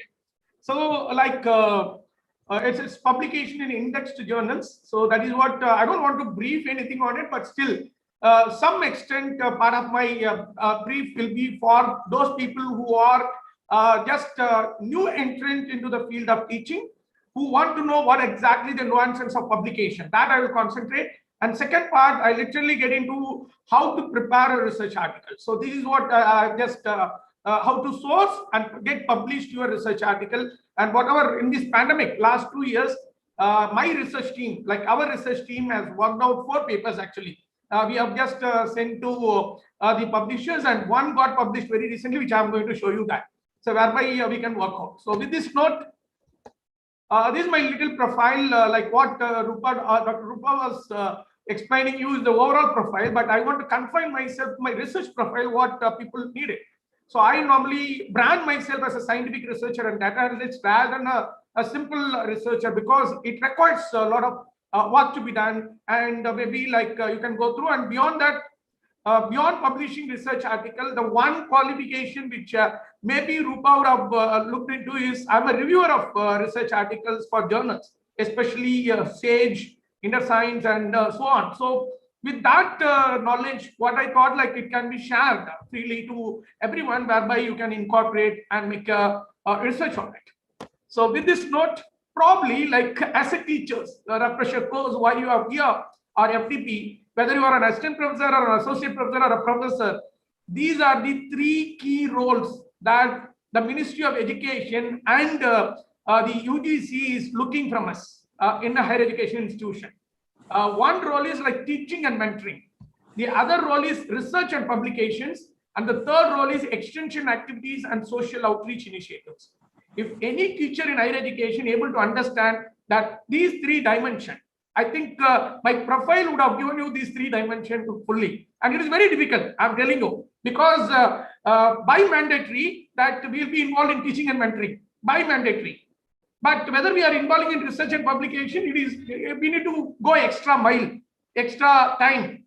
And again, extension activities and social outreach, it is most of us, maybe it is out of box thinking, like people who are involved in NSS or NCC or what you call as any kind of community development, they'll be involving, or any other administrative course. But what is required today, end of the day, even UGC is not giving that much weightage, and the weightage is given to the second part, that is research and publication. Whether you are going to get your permanent position, or if you are moving towards your CAS, UGC CAS, they normally look our research and publication. And as you know that every student is valued, whether the student is quality or not, based on their grades, based on their marks. That is what we call as a quotient. Now, how to value a teacher like us? Now, a mechanism has been devised. They are asking straight away, what is your H index score? When you say that your H index score, then they decide whether you are a quality researcher or quality higher education teacher or not. Beyond teaching, beyond extension activities, they only look this. So now we need to work on it. If you want to work on, that means Dr. Arulmurugan, these are H index score. Dr. Rupa, these are H index score. Dr. X, Y, these are H index score. That decides now the arena into the teaching, like how qualified what, not the degrees or not the knowledge. It again goes into this. So in that angle, today I think the organizers have scheduled very clearly that we need to concentrate on publications if you want to get the H index. So when we look into this, I just want to give you from a UGC source that on 18th July 2018, what is there at present, like for any CAs or direct recruitment, there is an API score which is allotted. They have divided into two broader categories, the publications. One is research papers in peer-reviewed or UGC listed journals. That is what you call as refereed or listed journals, indexed journals. The other one is like publications in the form of books, in the form of chapters and so on. And the points also given. Maybe this is available in public domain with UGC website. You can always look at. If you are part of science, what is the points? If you are part of social sciences, what is your points? So all those things are given. And I don't want to get into this because you can always go ahead. And the other important thing is that if you are going to work individually, those points will come to you. If you are working as a team, probably collaborating with another author or another researcher or collaborating with multi-researchers, 3, 4, 5 to the extent. Today, I have seen one paper on COVID research with 9 authors. 9 authors. So they are not bothered about the points. They are bothered about the content which they want to deliver to the global audience. And normally in what you call as in any research, we may find 3 to 5 authors. In that case, you can see that the another important thing is that impact factor. As we have H index for an individual author based on their citation and the number of articles, the journal has its own citation score, which is called as impact factors. And today morning, I come across one article which was published in Dutch. They are saying that the one university in Dutch, they say that they don't want to look into impact factor at all. Maybe that will become a new norm in the future. They don't bother about the impact factor, but now in India, we are bothered about the impact factor also. If it is less than 1, how many points? If it is more than 1 to 2, how many points? 2 to 5, how many points? 5 to 10. If the impact factor of a journal is more than 10, what is the points? And if you are going to be an individual author, you get all those points. But if you are going with the 2 authors, 70%. Yeah, thank you. 70% of the total score will be given to both the authors. If there is more than 2 authors, 70% will be given to the principal author, that is first author or a corresponding author. Remaining 30% weightage will be given to all other authors. So that is what UGC has come out with a clarity. I think most of you may know it. So now we need to understand, to get this course, we need to work on it. To beyond the knowledge, beyond sharing and publication, we need to focus on this also, which is most important for any faculty. If you want to know, we need to know all these 3 very clearly. First, we need to understand what is research. Then we need to understand what is scientific research. Many people think that if you are in science, physics, chemistry, biology, or computer science, they call it as a scientific research. But if you are in arts like history, commerce, management, or economics, they think that it is a social science research. But beyond that, whether we are affiliated ourselves in a science background or a social science background or any other professional background, it doesn't mean. But our research is supposed to be scientific research. Our research is supposed to be systematic research as per the global standard. We should not fix it as an Indian standard. We should work on the global standard. Then only we can move to publication. So from this slide, which I want to tell you is very clearly that unless otherwise be committedly involved in a scientific research, getting a publication in a reputed, top-rated journal is difficult. So the base is research. Directly, we cannot prepare an article and submit. That cannot work out. It requires a backup research. It requires a backup review. So with this note, I'm moving on. Maybe I want to just show you a recent article which our team published very recently. From there, I can take you. So this is an article. Whether you are able to see, madam? Yes, sir. Whether that article is visible? No, now. Okay, wait. I have to go for the new share, so then only it will be visible, I suppose. Hope it is visible now. Yeah. So this is one article which very recently we have published in Emerald. That is Journal of Social, right? And you can see examining the influence of finance. I'm basically from commerce, and we work with the 2 other management faculties and examining the influence of financial inclusion on financial well-being of marginalized street vendors and empirical evidence from India. Actually, it took us around 7 months to prepare this entire manuscript, and then we submitted. It took us around another 5 months for review. And we have gone for 2 times review. We got review from the reviewer, that is publisher, 2 times. And after a review, now it has been accepted for publication. So it's a 3 author, and you can see the amount of effort we have just rushing through. So a review, and we have built a model, and with objectives, we have gone for the analysis. We have collected the data. We have gone for a specific review. There are 7 specific reviews which we have collected, which is very highly relevant. And then we have run a model called a structural equation modeling, which is very, recently it is taking its time in social sciences. So we have gone into that, and we have built a model for audience, and we have come out with financial literacy, accessibility, availability, affordability, and usage. So these contributes for financial inclusion, and this leads to financial well-being. That's what we try to prove. And it is well proved with the model and the data we collected. And this becomes one of the notable research in this area. And it took us, you can see how much review we have made, more than 70 to 80 reviews we have referred, and all those details were given. I think now you understand by looking into this article. So it is the B-rated article of ABDC list. So getting it published in B, you know that how difficult it is. So it takes around almost 1 year to begin with the generation of idea, discussing with friends. Thank God to these online meets. Even 3 authors, we were staying in different places. We sat in the night around after our dinner, 9 to 12. And in the Google Meet, we used to display and we need to discuss, and a lot of effort was done. So this is where the hard work pays us. So if you need such kind of, I'm only showing the article in relation to management and commerce. Maybe I know that there are so many discipline people are there. You know what is your journal, what is your things. And today, maybe Dr. Rupa is expecting an overall dimension where individually you should work. That is what the ultimate aim of doing this. So I think again, I'm showing you the article. You can see page by page. So if your article is in this nature, probably getting it published is little easy. If you have this kind, then ultimately, if you have 5 to 5 articles, probably you will be promoted as a professor from associate professor. If you have 3 articles like that, you will be promoted as associate professor beyond all those minimum scores and your interview performance. But today, most of the recruiters are giving, whether it is the topmost national institutes or central universities or state universities or colleges, they are giving importance to publications of this kind.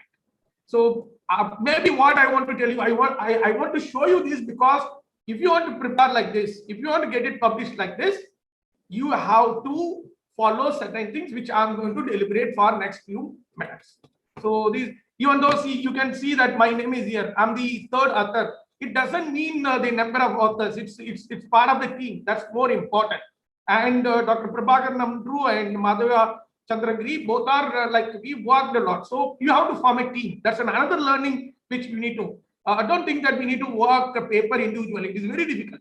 It's a very stressful time. It's very difficult. If you have 3 or 4 or minimum 3 people with you or 2 with you, like different dimension will come. The reviewer dimension is another 3 perspective, whereby our article get published in a better way.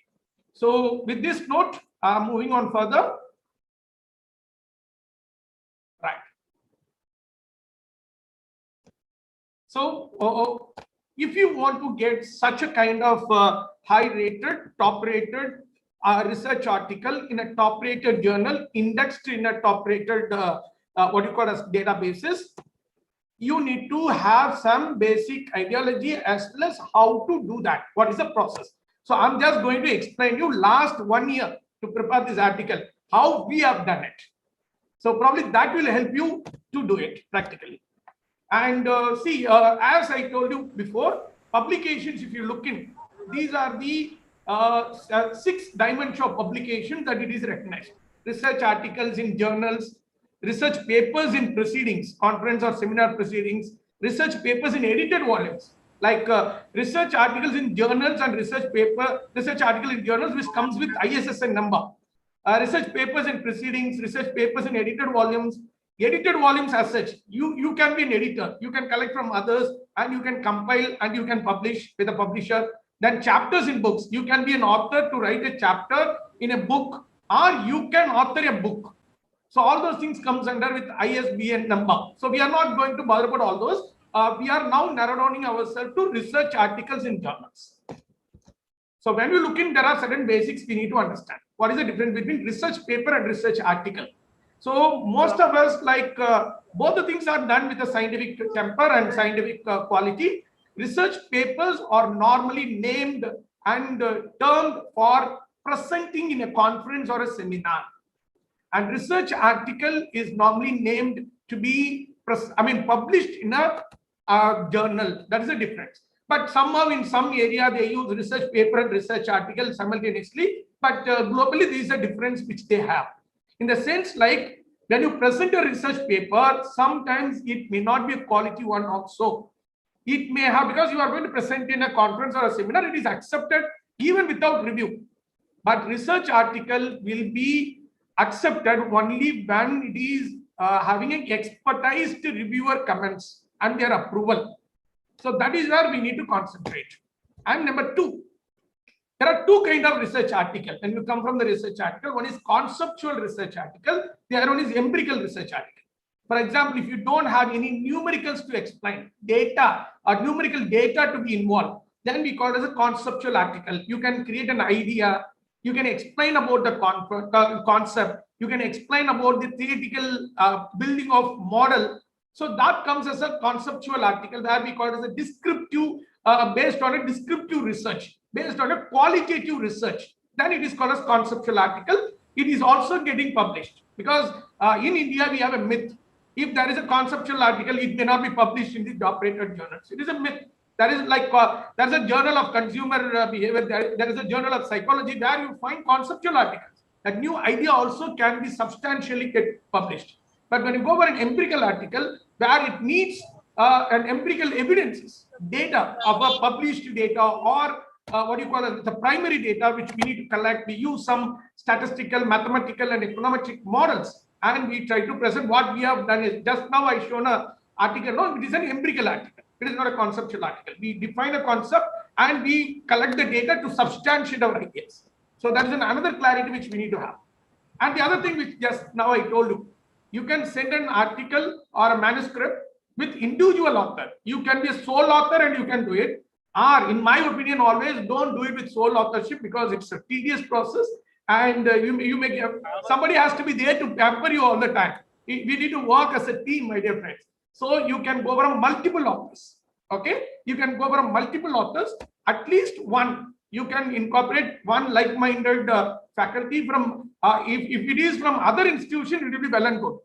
You can also think of incorporating, forming a team with international researchers also. Nowadays, that is a trend which is going on. From India, you can find some other international author from some other country, and you can collaborate in your own area and you can work. So one way to find is like maybe from your review, from your what you call it as LinkedIn profile, you can always get touch with them and you can collaborate with them. So that's another thing which advantage we can take it out. And the other one is like how to prepare a publication of the research article. There are two mechanisms which normally I do, and mostly people also do in general. One is article-based journal. That means that I have an idea, we have an idea, and we develop as a manuscript, and to publish that manuscript, I have to go and source the journal from the web. That's a one mechanism.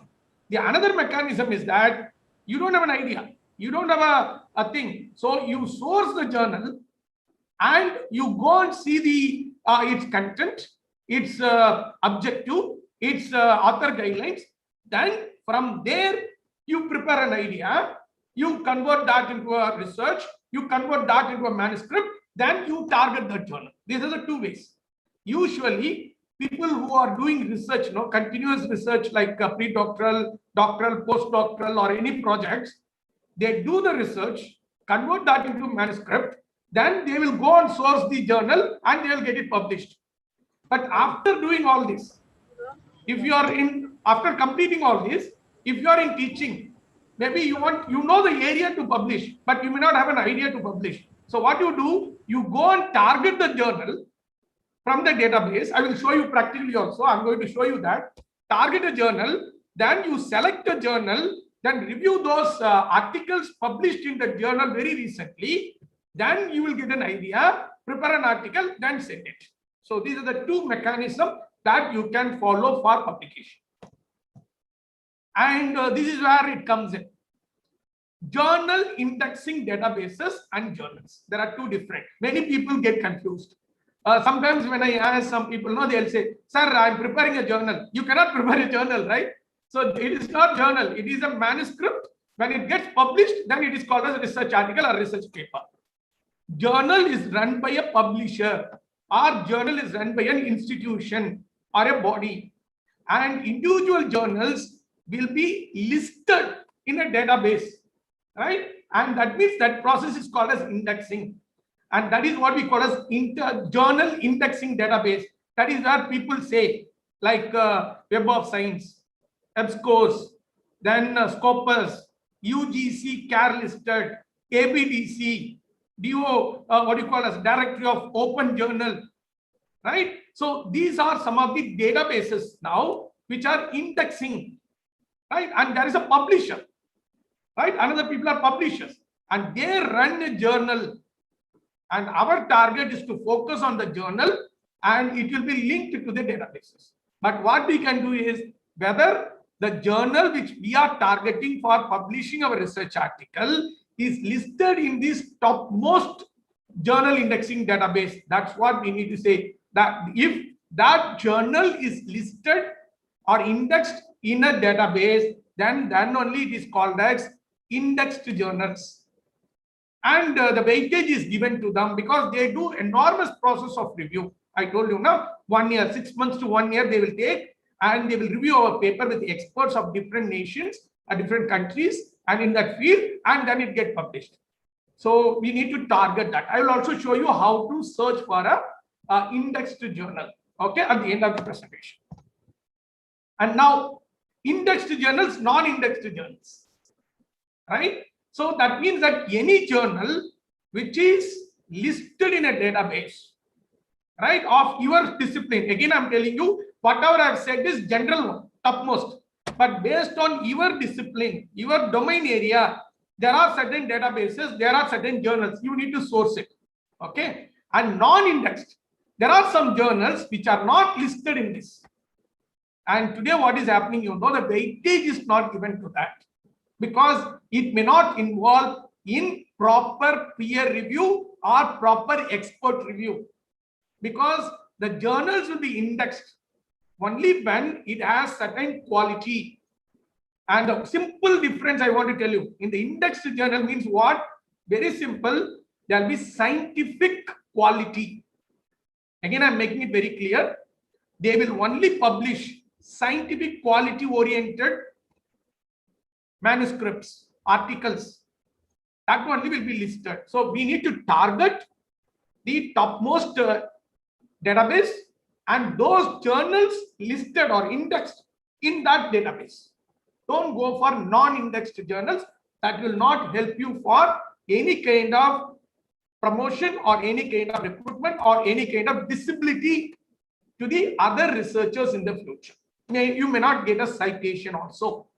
And there is another thing which I have not made, paid and non-paid. Please don't target paid journals, point blank. Target only non-paid journals, even though it is indexed. That is my humble request, because those things will give you a difficulty in getting yourself promoted and as well as getting yourself recruited. So that we need to keep in mind. And again, I am coming back. First, we should not say that article, we need to prepare manuscripts. So till we get the approval of our manuscript, write-up manuscripts by the publisher, till then it is normally termed as manuscripts. Draft, we call it as a draft. And once it is getting published, then we can call it as research article. Right. So now, this is very important juncture which I want to talk to you, or I want to share with you. See, you know that we are teachers, right? Whenever we examine, what we see, if a student know how a teacher examines their paper, surely they can get good marks. Hope everyone will accept that. In the same way, now we are a student to publish. That means we need to know what is the expectation of the reviewer and publisher. It may differ from journal to journal. It may differ from publisher to publisher. It may differ from database to database. But still, there are some commonality that this, as a reviewer, that publisher sent to us with a note stating that you verified these things in the research article, which is some manuscript which is submitted to us. So based on those experience that last 5 years only I started reviewing. I got invitation to review. Before that I was not getting. I was started publishing only. So based on that, with my team, discussion with my team, like acknowledging to my team like Dr. Prabhakar Nandru and Dr. C. Madhvaya, these are the things which they asked us to check. Maybe some of the reviewers may be there in our panel now. In the thing, maybe they can also make it. Every research article supposed to have originality. Every research article supposed to have originality. That means what? That your contribution, what is your contribution? Whether you are contributing something original for the future, that we will be checking. Right? Number 2, literature relationship. When you are contributing your idea, when you are contributing your research perspective, research variables, whether you are in line with the existing literature, how far you are able to connect your research article with the existing literature. That means existing published research articles for so long. For example, one article we have quoted from 1935, Harvard Business Review. Because whenever we create an idea, go and dig where its origin, bring that into the starting point of your research article. And you should build your research article with the work of others. So we'll be seeing whether the literature review you have quoted, referred, is relevant or not. That has to be there. Number 3, objectives and methodology. Whether the objectives you have created based on your idea is relevant, is a researchable objective, and whether you have built your methodology as per the scientific phenomena of the global standard. That we'll be looking on, because for want of doing some model, we use it. It should not be. Your idea has to demand which model you need to follow. Your idea of the paper has to demand which statistical tools or mathematical model techniques which you need to use. That way only we'll be looking on. And then we'll be concentrating on how you have analyzed, what kind of results you have generated, whether those things are contributing for the society or the policymakers, implications, and how you are end up the part of the research article, what kind of implications you have come out, how your findings, major finding is going to help the stakeholders of your research, and how far it has a connectivity with the earlier findings. That also you need to make it whenever you draft. And beyond these 5 important things, communication quality, that we need to check it out, because publication which goes in the indexed journals reaches global audience. That means that we need to present our ideas, our write-up in a quality language where people can understand it without any confusion. So that is what we'll be looking at, like grammatically you are framing the sentence, all those. And most important is they also ask us to check whether the research is reproducible, because that is more important, which is to be, if the same research can be conducted again, whether the same kind of results can emerge, because that is what the quality, right? So reproducible research, whether it can be reproducible. That is why nowadays publishers are asking your data set. They are asking your raw data, because they will also run through and see. Today, because of online, those days it was only what you call as paper, where they couldn't include the other abstracts or details. Now it is in online, so people are asking additional information. Sometimes your reviewer will run the same model, same technique which you have used in your research article, and they will see through the result also. Sometimes that also get rejected if they are getting a different results. We need to justify.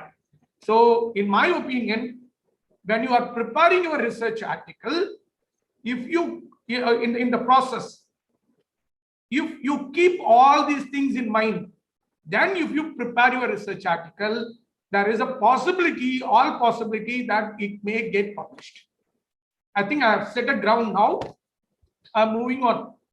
One more. Most important thing, the last point you see, plagiarism free. Most important thing is that today our research article should not be a copied one, it should be original. So first point and last point you see, originality and plagiarism free. And you know that a number of softwares has come. So once you complete your what you call it as the write-up manuscript, you can check with the plagiarism softwares like Urkund is there, then so many things, Turnitin is there. So you can check it out, and you make sure that, in my opinion, less than 10%. Please reduce to less than 10%, because some of the things will be there 1%, and each category try to reduce less than 1%. Don't make anything more than 1%, which will accumulate to more than 10%. So keep less than 10%, then there is an all set chance that your article will be a original one and it may get published. Right. Now, with all this background, how to write a research article? If you want to write a research article, my dear friends and participants, you need to involve in a scientific research.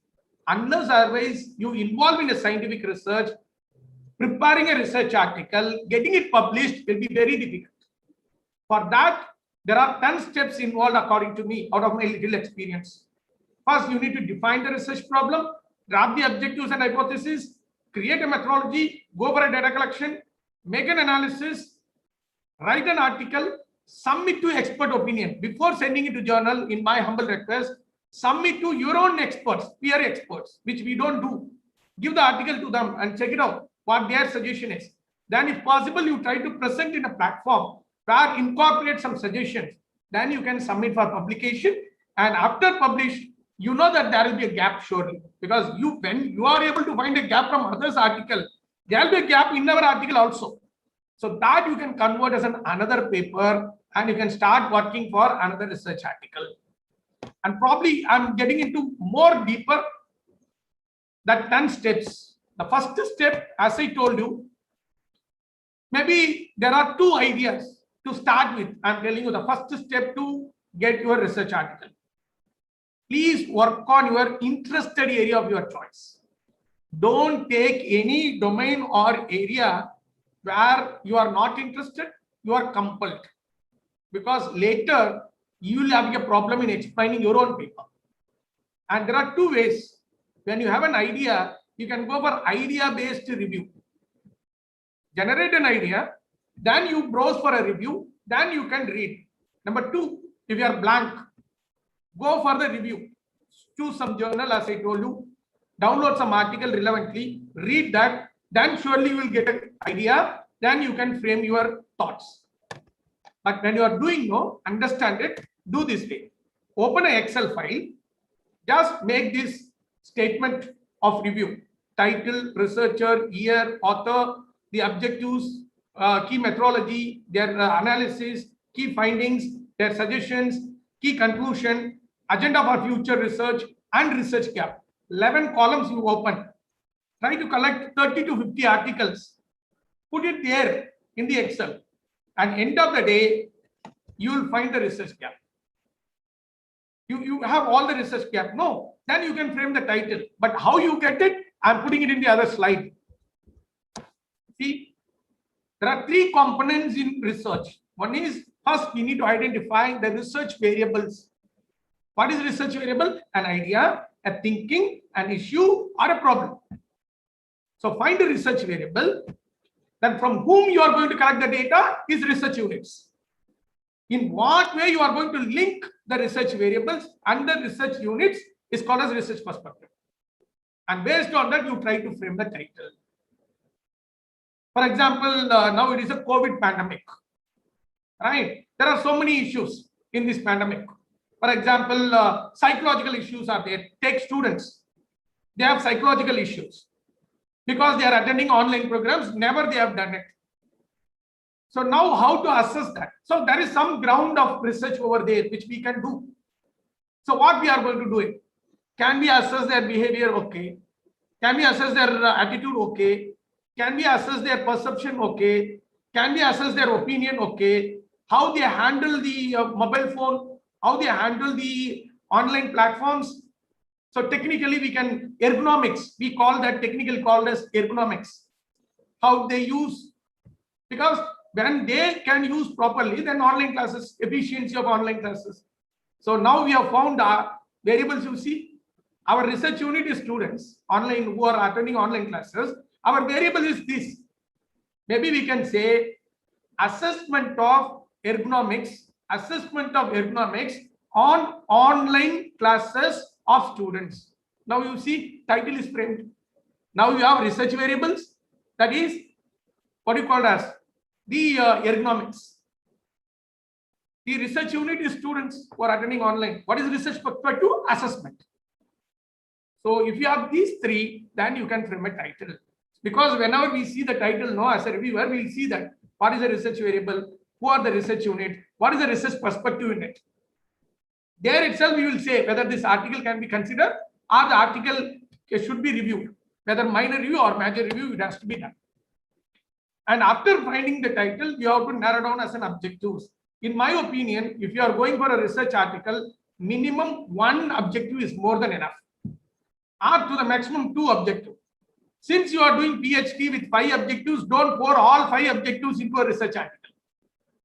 It is a shorter version of PhD degree, not the research article.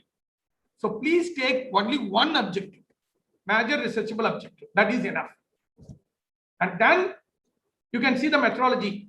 Either you should be saying that what type of study it is, whether it is a descriptive study or an exploratory study. Only when you know the title, you can understand. And whether you are going to use primary data or secondary data, published data, or which you are going to source the data. And if it is a secondary data, whether how much data you are going to take it, how much period you are going to take it, whether we call it as in social sciences, time series data or panel data or cross-sectional data, what kind of tools you are going to use it, techniques or models. And if it is a primary data, who is your population, who is your sample, what is the size, what is the location, what is the technique, what are the data collection tools, and what is the pilot study and main study.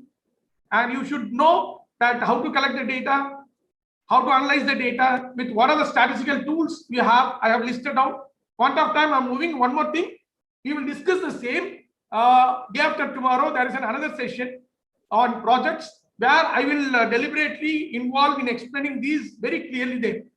But we need to do a research. Okay. So there are so many tools are there, and based on your discipline, you can select. And one point I want to tell you, you should not select a software and tool, prepare your research. Instead of that, your objective should demand, your research ideas should demand, this software I have to use, this tool I have to use. That logic we need to apply. Then the next step is article writing. Once you complete your research, scientific research, then only you should involve in article writing. For example, very clearly given in APA publication manual, the 7th edition has come in. Whether you take it science or even some people follow MLA, Modern Language Association handbook, or people who are in engineering, they follow IEEE style in computer science normally. So we need to follow. And even if you select a journal, no, there will be a manuscript. I mean, there will be author guidelines. If you go to author guidelines, they will tell you clearly how you have to structure. And a few things I want you to keep in mind while drafting itself, manuscript. See here, principles of writing. In what style you are going to write. That you need to identify from the published article of that journal in the same style. Clarity. I think till now, I have not confused you with any lucrative words or anything, but I have gone with the clarity. I think while speaking, we have this clarity. While writing also, we should have that clarity. Grammar. Grammar, we should concentrate. And what do you call it as the voice? A passive voice or active voice. Mostly passive voice we normally write. We don't write active voice.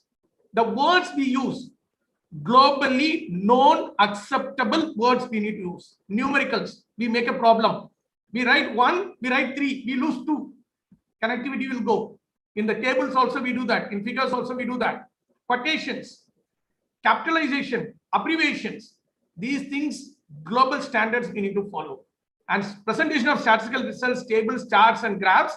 Sometimes some articles, some journal and publisher demand it should be within the manuscript. Sometimes it will be out of the manuscript, which we need to give it as an annexure. So these things we need to keep in mind. And the most important thing is that after completing these two processes, we need to submit for expert opinion. That's more important. We need to submit for expert opinion, and we need to make sure that we get expert opinions of our own colleagues in the same field. But we have a lot of egos right within us. We may not show our own work to others. I'm sorry. We need to go beyond. We need to walk together, right? So maybe if you are going to present that idea in a seminar or conference also, you can do. You can get inputs. Then your work starts. After doing this much work only, we need to go for publication, my dear friends. And the other gap will come for future research. Anyway, and this is what I have been explaining till now. Now, the core important part which I want to spend. Once your manuscript is ready or your manuscript is not ready, but you are interested to publish. I think some of you may be having a manuscript, you want to find a journal, or some of you are interested to publish, but you are not. By the time I think everyone, the around 160 participants in this list may have an intention, like we need to incorporate. I think some points I have given you that which you can incorporate. Okay. So the first step, there are 10 steps involved, which I have what you call as trimmed for your easy understanding. How to get published. First, drafting of research article.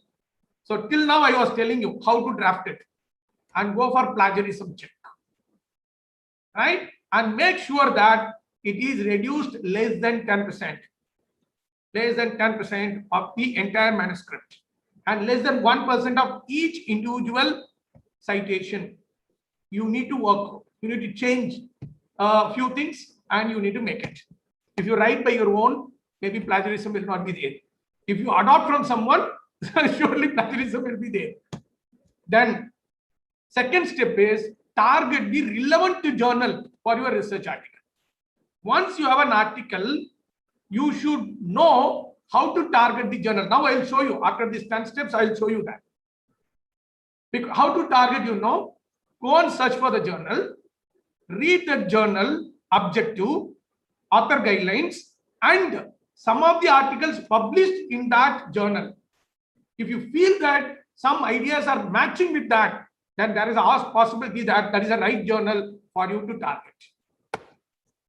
And then you need to select the reputed journals and the publisher. Probably now we have UGC CARE, which has come out in the base model of ABDC. Actually, UGC CARE was getting into that with the ABDC model, and Scopus, Web of Science. These are some of the popular databases where you can source your journal. I'm going to show you that also. Then after sourcing it, maybe I'll do that. Then I'll go to the next step. I think that will give a clarity rather than directly going ahead. I'm just going back to the website and I'm going to show you that.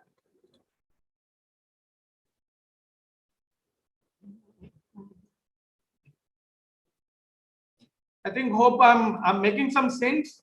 Can you anyone acknowledge? Is it okay? Yes, sir. Okay, great. So I'm just going to have just see, there is no need to remember, that everything is there in Google. Google is the only demigod for us to search everything. Just go to Google and just type.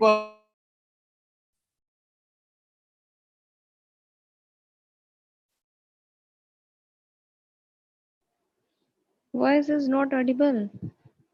Yeah, I think sir is disconnected. Please wait for some time.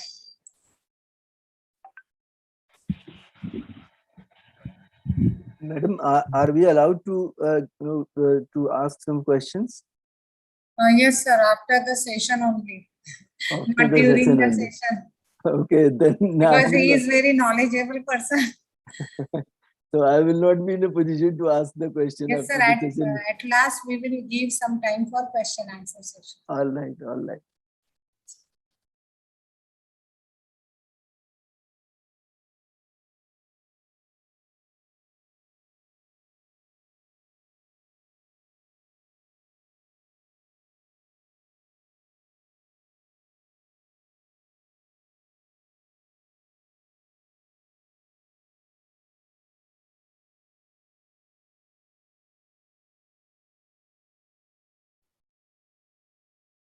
Please wait for some minutes. Sir is joining very soon. Madam. Hello. Sir, yes, sir. We will discuss after the session. Okay. If you are ready for presentation, after 1:30, we will take presentation. So, Arul sir is joining. Very soon he is trying from his side.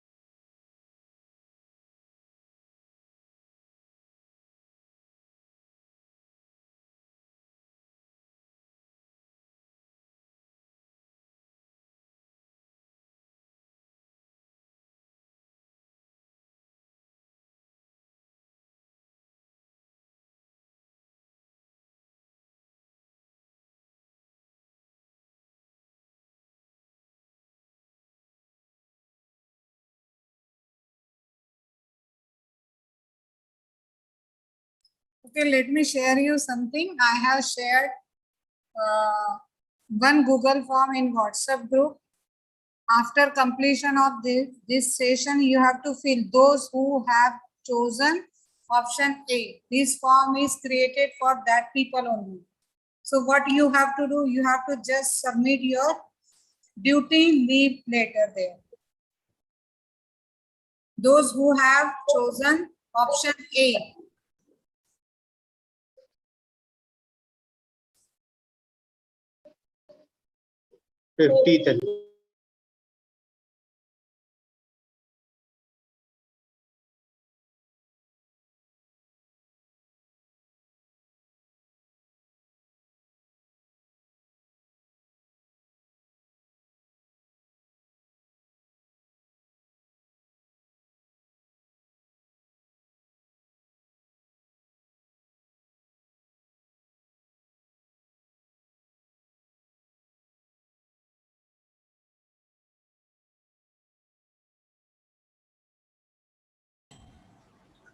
Hello, Namaste, madam.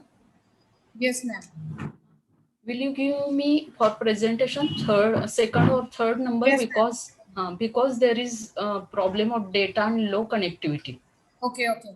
Thank you, madam.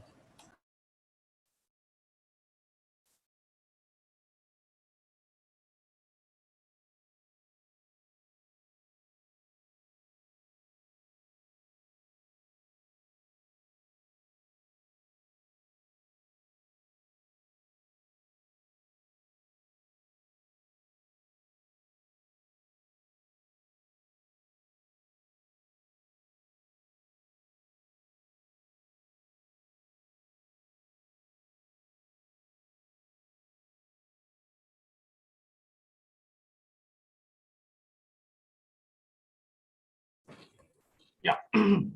Dear participants, sorry, there's a power shutdown here. So there is all good things interrupt sometime. So with this note, I'm just moving on. Probably I'm showing you how to source the journal for your publication. So I think that is where we need to.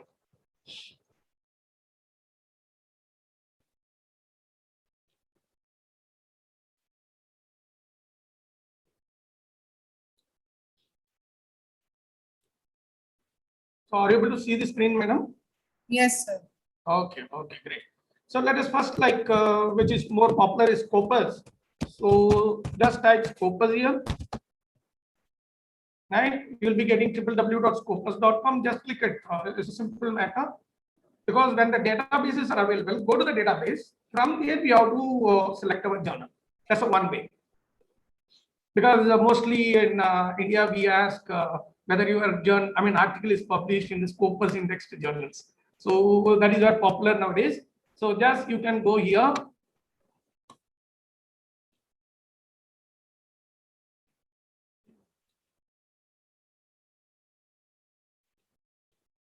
See here, search for author profile also you can do, or you can go to the journals. One second. You can create an account if you want. So you can create your own account, and you can sign in also. You can do simply also you can access. So you can see here, check Scopus access. Okay, it is institutional thing. I'll just come back.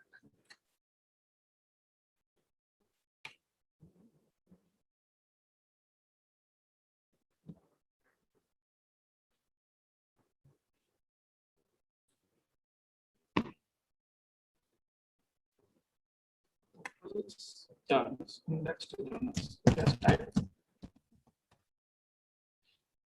Yeah, now go here. Scopus journals, just type, and you can see here, you can simply select an area.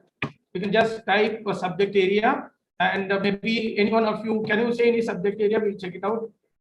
Maybe title. If you know the title, we can just type subject area alone, rather than finding it. For example, management. Consumer behavior. Human behavior. Okay. Consumer behavior. ठीक है madam. Consumer behavior. So just type. Already you see Journal of Consumer Behavior has come. Just click here. So you find Journal of Consumer Behavior. We have directly gone into that. You can see here, it is here. Details has come. So consumer behavior, if your area, you have a manuscript and you want to submit. So Journal of Consumer Behavior, the citation score is 4.1. So all those details are here. You can just click. It will take you from the database, source a journal. It will take you to the journal portal. Okay, journal web portal. See here, Journal of Consumer Behavior, and what is their publisher is Wiley Blackwell. So they are public. It's a database. See, Scopus is a database which has the list of journals, which is what you call as taken care by a publisher.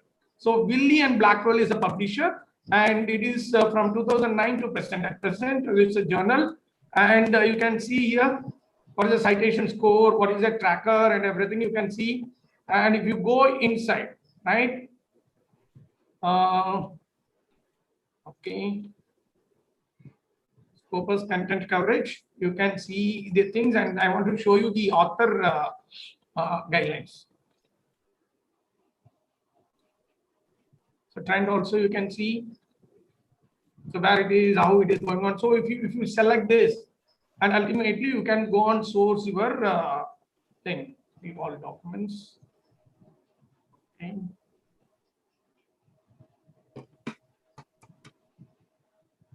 चलो बाबू बाबू सो गया है.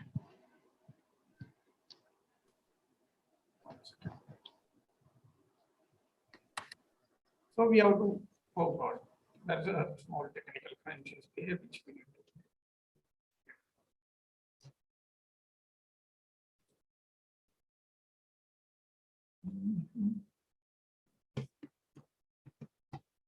to. I'll come back to this. I'll show you. Source homepage is not opening. Technically, there is some problem at present because we can access it. Probably I'll show you with some other journal. Author guidelines and things. Maybe there is a little restriction going there from other source also, because the same journal can be listed in ABDC also. From there also we can go. So Scopus is this way. The other one is ABDC. We'll go to ABDC and we'll try to find out. From there also this journal will be listed. ABDC. So Australian Business Deans Council, where we can say that every 10 year, they normally what you call as verify the list and re-add the list. So in 2019 we got, 2020 December also we got. So this is ABDC, Australian Business Deans Council. Here you know that there are 4 groups. One is what you call as A, B, and C. Then A plus category also there. Here you can see here, simple. You can go and search. Again, maybe this is International Journal of Social Economics, which is coming out because we have published on it. So maybe we'll try here. Journal of, and now we know the journal, right? Consumer Behavior. Okay, so I'm just giving up. So same journal you can see here. You can see Journal of Consumer Behavior, again Wiley, right? It is an A-rated journal, so it's a top-rated journal in ABDC. So getting it published, because most of the people working on marketing and what do you call it as behavioral sciences normally target this journal. And so here you can see here ABDC, and here there is a link, submission on the question raised consultations. All those details are here. You can go and click here.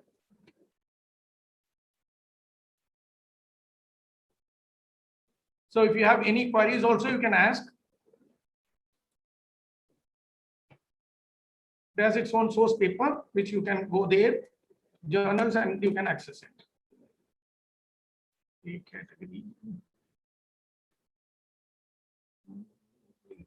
Okay, so so we know that it is listed here. What we can simply do is, one more thing we can, if you are not finding the link, go to Google directly. You can post it that journal here, right? Then you can go to that main page of it. For example, if you see here, online library Wiley. So if you click here, it will take you to the journal portal. So there are different ways to access. First, let us understand. Okay, now you see we have come to the as Balvin madam, we have come to the journal portal. So it is like Journal of Consumer Behavior and International Review. So here, if you go, you can see about. It's taking some time on the net. Okay. So now you see call for papers, journals, they have come for a special issue. So if you want to submit an article, you can go here, and you can, before doing that, you can go for author guideline. That's what I'm looking for. So here articles are there. You can see recent article, it is open source. So special issue, maybe we can access this article and see whether it is whether we are able to access that article.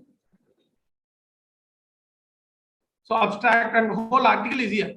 So what you do is, once you have a manuscript, or if you don't have, read this article. Thereby we can come to understand. So it has a structure like abstract, introduction we should have in the review. Then we should give the what you call as details. Then you can see there some of the theoretical aspects they have explained in this article. They have gone for a methodology. They have explained the methodology. Then they went for findings, right? So after that, they have all the results, conclusion they have given the references. Here they have given implications, limitations, and further research, and acknowledgements, endnotes, appendix, bibliography they have given. So like this, we need to prepare. And in every journal, we find an author guidelines also, which I will show you.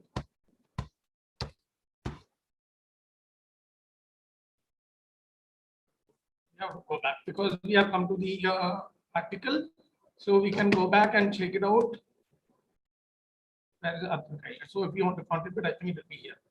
See, every journal is just like accessing mobile phones. That's all. So you see here, author guidelines. You just click author guidelines. That means if you are going to submit any article. So my humble thing is that go to the database, find the journal of your relevance, then go to the journal website directly and see the author guidelines. You can see here, we need to read the author guidelines. For example, submission and peer review process. So how to submit and how your article has to look in. You see, preparing your research article. If you go there, it will give you guidelines how you have to prepare your research article. Then what you call as all those details will be there, and you see here how it should be, how the title page supposed to be, main text file how it should look like, reference style how it should look like. So all those details will be given. And here you can see here, if it is an academic paper, minimum 4,000 to 6,000 words. If it's a review paper, 4,000 to 6,000. Mostly I will tell you, like if you have 6,000 to 800 words, 8,000 words, mostly the article gets accepted. So we have to keep in that way. So from here, what we have learned is, go to the database of any, search your research, the keywords, either title, name of the journal if you know, or if you know the area, then pick up the journal and look out from the, for example, Journal of Consumer Behavior is now, we know it is indexed in the what you call it as the APDC as a category journal, and also it is indexed in Scopus. We can also check it out whether this is listed in UGC CAR. So some journals will list in across different databases, so which we can check it out. For example, most of us are more bothered about UGC CAR because it is Indianized. So UGC CAR list. So if you go to here, because you know that Savitri Phule Pune University is the coordinating nodal officer to handle the CAR consortium for academic and research ethics. So here you know that list of journals are group 1 and group 2, and group 1, right, is journals found qualified through UGC CAR protocols. That means UGC are inviting the publisher, they go for redressal exercise, and then they add it in the UGC CAR group 1. But UGC CAR list group 2, anything which is there in this corpus is listed under UGC CAR list group 2 directly. So journals indexed in global recognized database, which comes under that. For example, here if you go, you can also register and log in. That way also you can see, or else you can simply type a title. For example, if you know the title, and we can enter the, right, select. It is taking some time.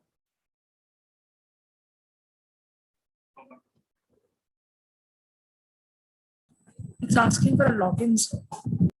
Yeah, you can. No, you can go without login also. There is no issue. You can log in and you can go ahead. Without login also, you can source. So you have to click on the OK button first, then only. Yeah, sorry. It was hiding behind Yes. this thing. Yeah. Okay.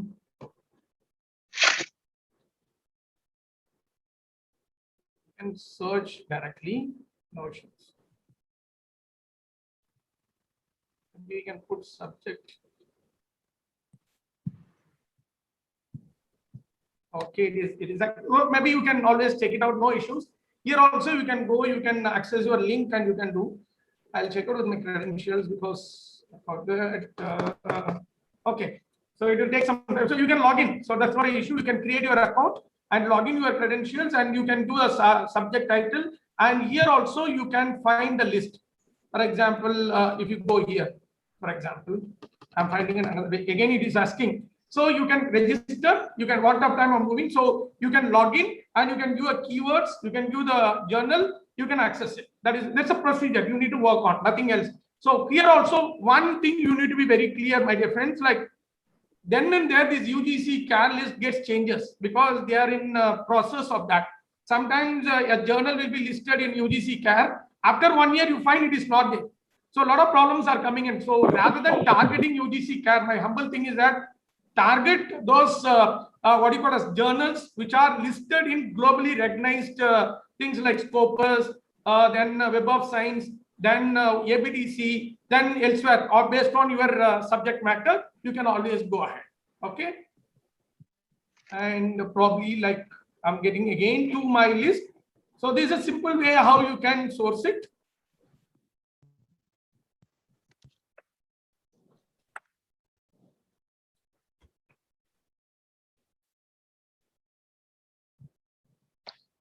Right.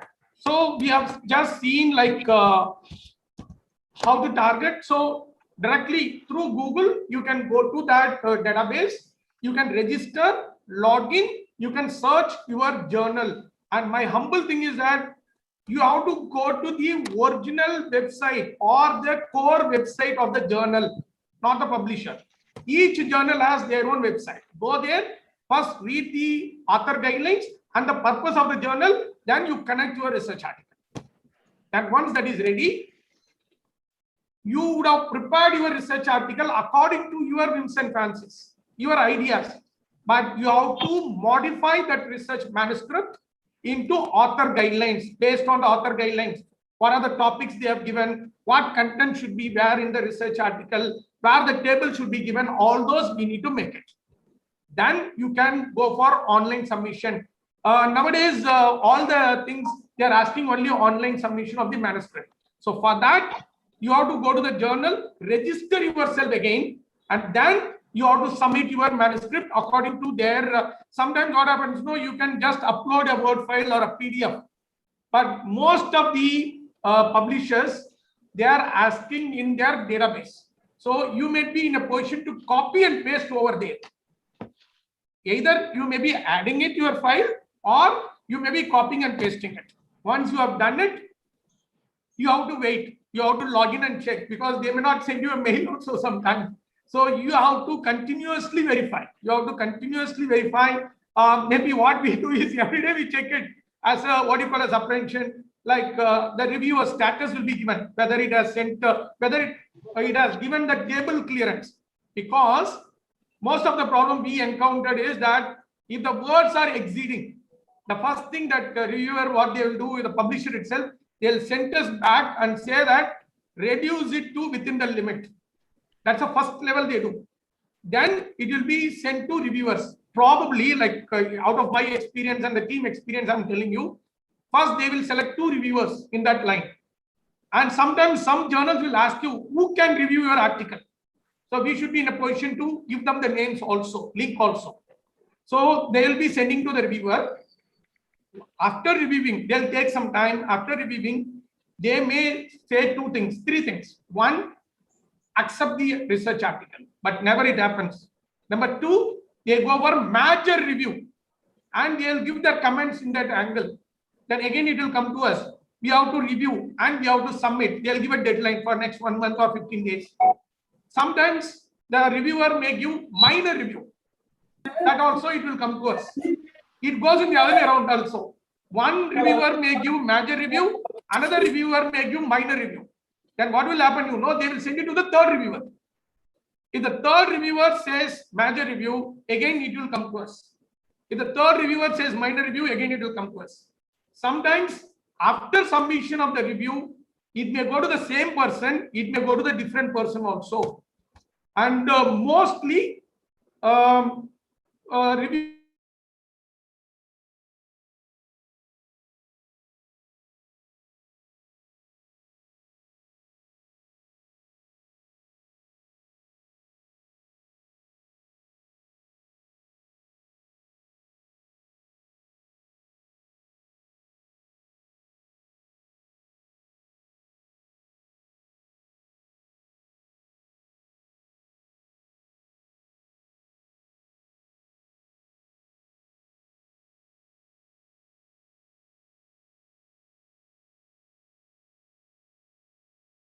I think sir is disconnected. We have to wait for some minutes.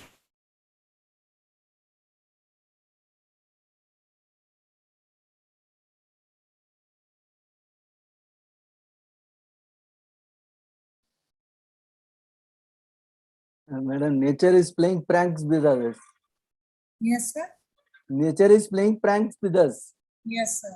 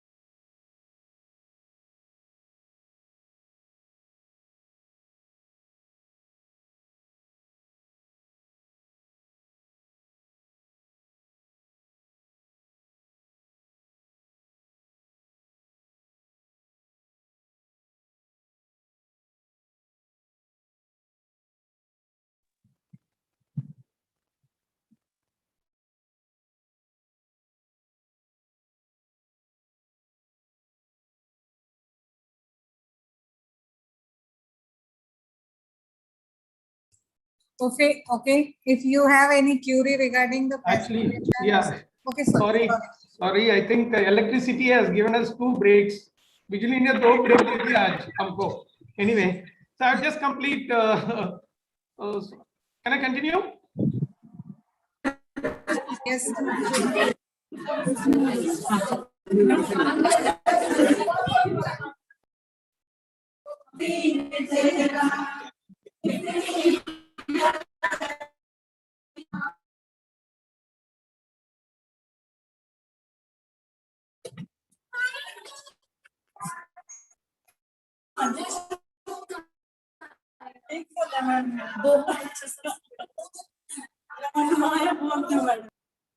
Madam, is it audible?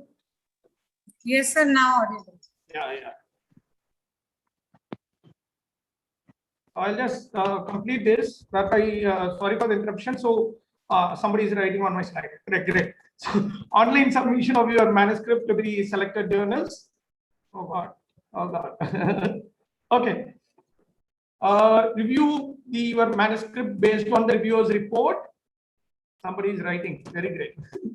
Okay. Then you are able to hear me, madam? Yes, sir. Okay. So get your publication. So these are the things which you can make it out. And then most important thing is that beyond publication, there is another thing which we need to do now. Marketing activity also we need to do. So create your own account for publications. Sir, excuse me, sir. Arul, sir, can you please again share your screen so that the scratches will disappear? ठीक है. No issue. It's all. No, we need to enjoy online because otherwise we get stressed. Okay. Anyway, so is it now, madam? Is it now?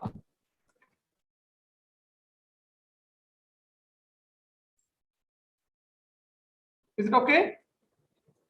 Yes, sir. Okay, right. So what happens is like you need to create an account for publication. I don't know how many of you have an Archid account.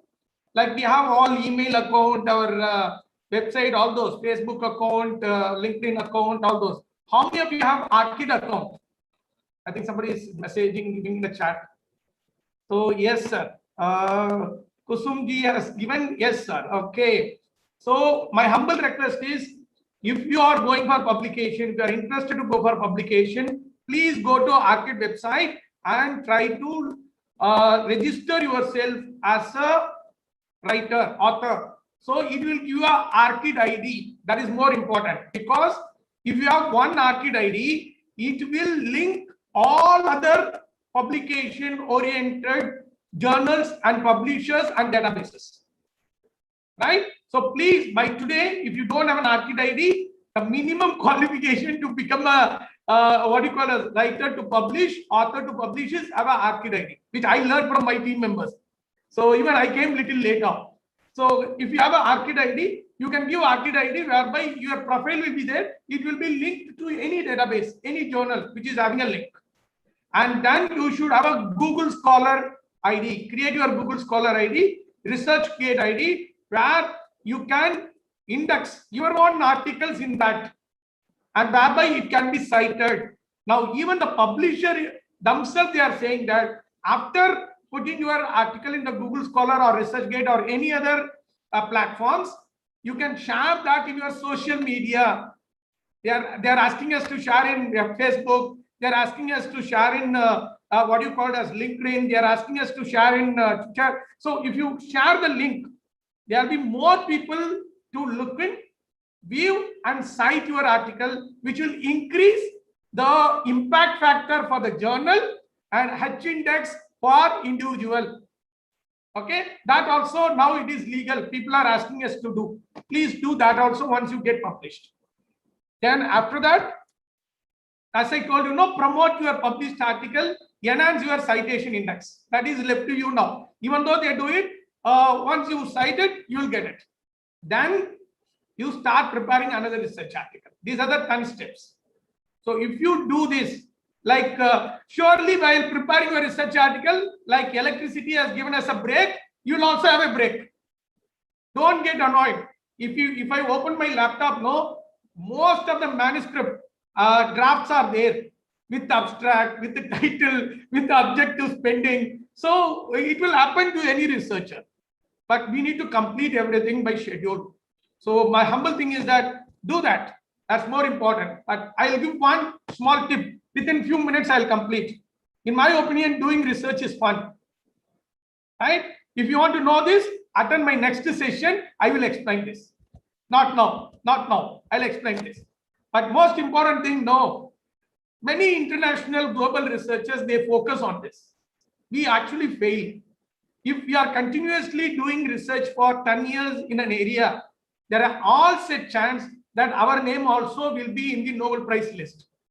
So we need to aim for that. So that's the only thing which we can do that. Collectively, we can do that.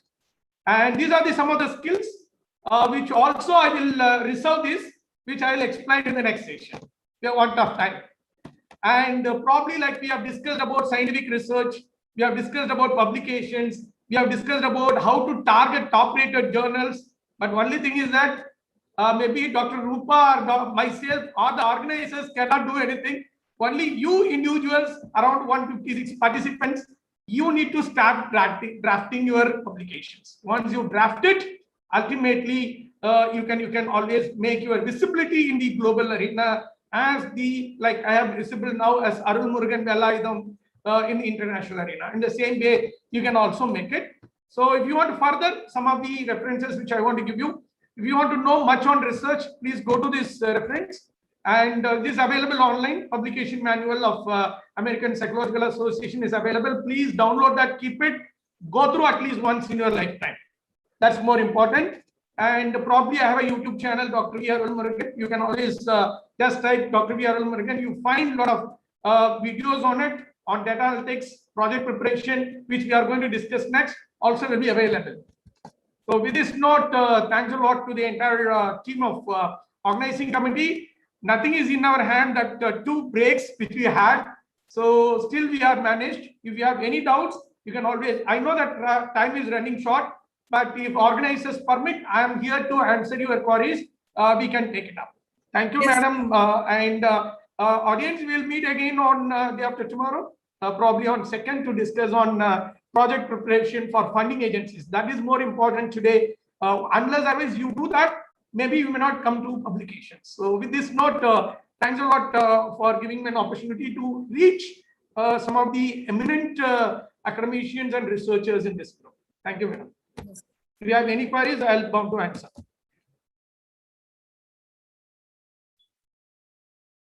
Now the session is open for discussion. If you have any query, you can ask to sir.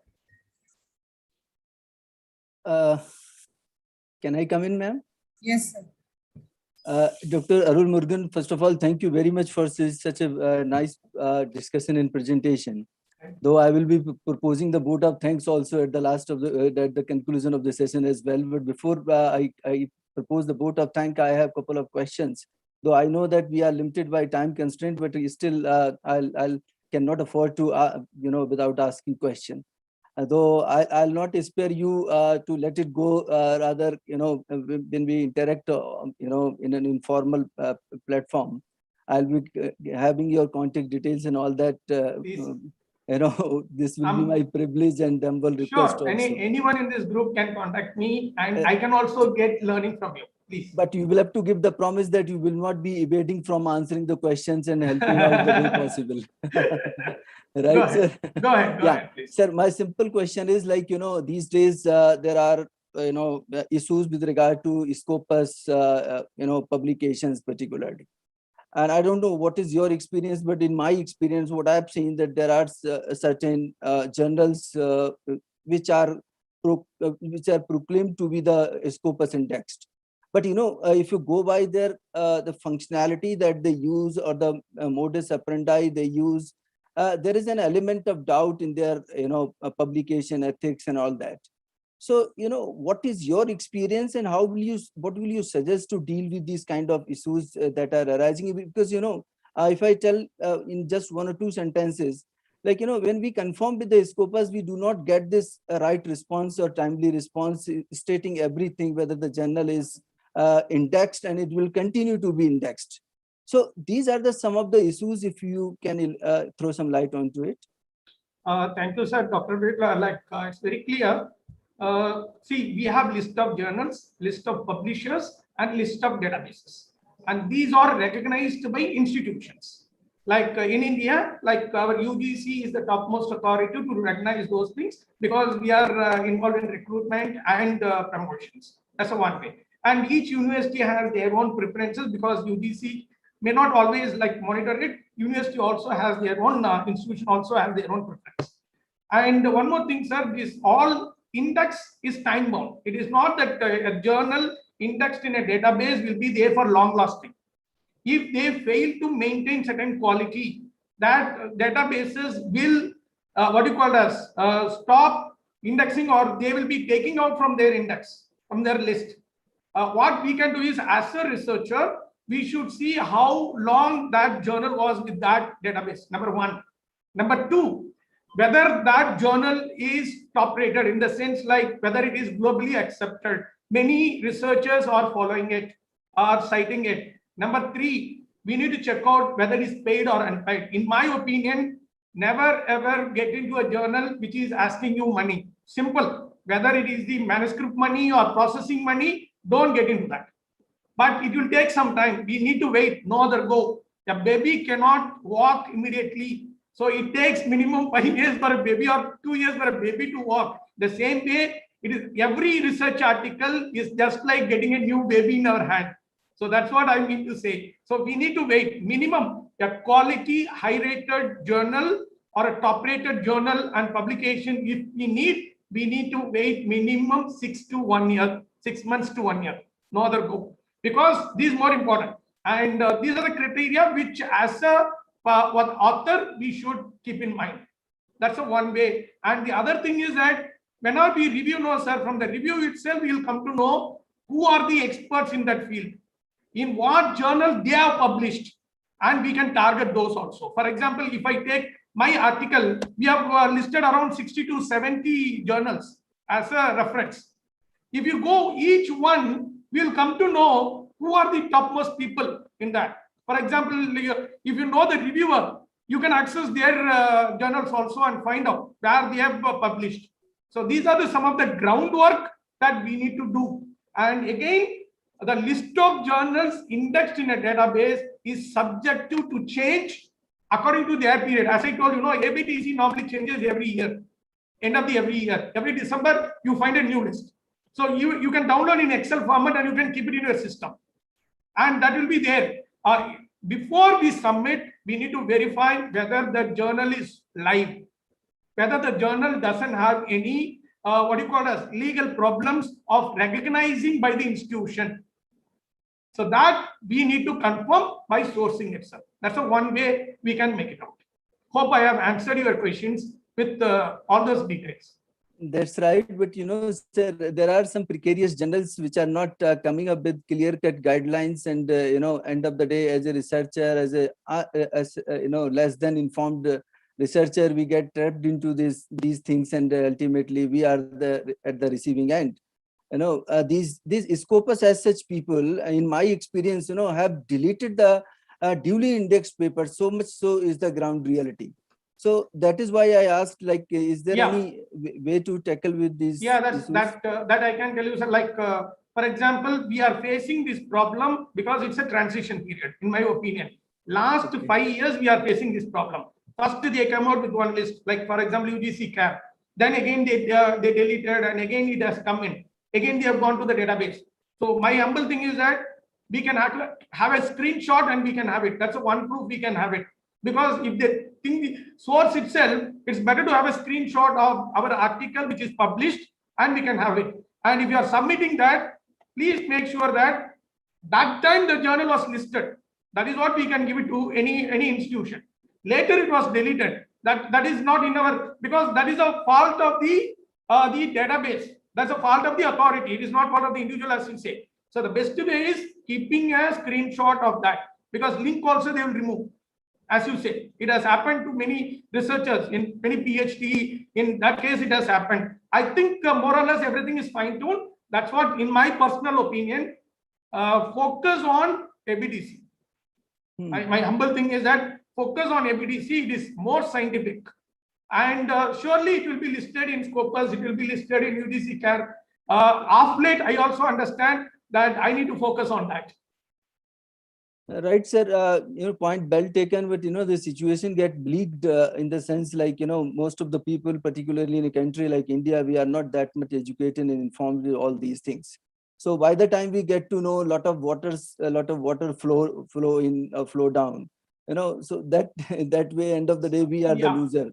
Yeah, that's what, sir. Actually, like we say, no buyer, be aware.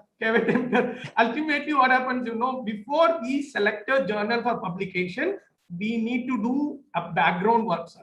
That's what I mean. Right, we sir, need right, to do sir. the background work. And that's what I said, the criteria also. Like Right. we need to see how long the journal is in this database. Correct, correct. Whether it is there for a long time, it is given. Just now I was showing, Journal of Consumer Behavior, how long it was there. And who all are published. Who are the experts? By the time by review itself, we will come to know that. And we need to see that in what are the databases a single journal is listed. That also gives you, for example, one journal will be listed in different databases, which shows that it is a quality one. Otherwise, they may not. And most important, money. Today, everybody is making money. If they ask money, it's better not to go further. Choose another journal. That's what my humble thing I can tell you. That's right. Thank you very much, sir. Thank you. More we can discuss on an informal platform. Thank you Sure, very sir. much. Thanks a lot, sir. Thank you very much. Thank you. Is there any question? Sir, I think there is no more question. We will also meet on 2nd July, right, sir? Yes, madam. Yes. Yes, sir. So thank you so much for your energetic energy and experience sharing in regards of research. So now I request Dr. Veer sir, please propose vote of thanks for this session. Over to you, Dr. Veer sir. Yeah, madam, thank you very much for, putting me into your consideration set for giving this opportunity to pose a vote of thank. Thank you very much, madam. I don't know what was going on into your mind to consider me for proposing vote of thank. Anyway, sir, there are not too many words to extend a vote of thank for you. Really, there are not many sessions like the ones you had. In this particular session, I feel really enlightened and enriched. And like any participant or any researcher or any aspirant who looks forward to go into research area, there are questions that what is it in any workshop or any FDP or any presentation particularly. So when I was thinking on these these lines or these questions, I was I was not having enough words to explain this. Though there is an unfairness that you have done, and that unfairness is, don't take it otherwise, sir, that you should have not come for this small session. You should have come for at least 3-hour session or 4-hour session. Right, sir? And you left us in a way with the feeling that yes, we have been cheated, in the sense that many points that you could have elaborated, they have not been elaborated. You could have explicated those points in a far better way, but somehow this time constraint came in the way. Sir, there were a couple of questions that you addressed in your powerful, polished, and professional presentation. And these questions were like, you very handsomely threw light on the difference between research paper and research article. And then you also threw light on publisher or reviewer expectations that as a researcher we are expected to live up to.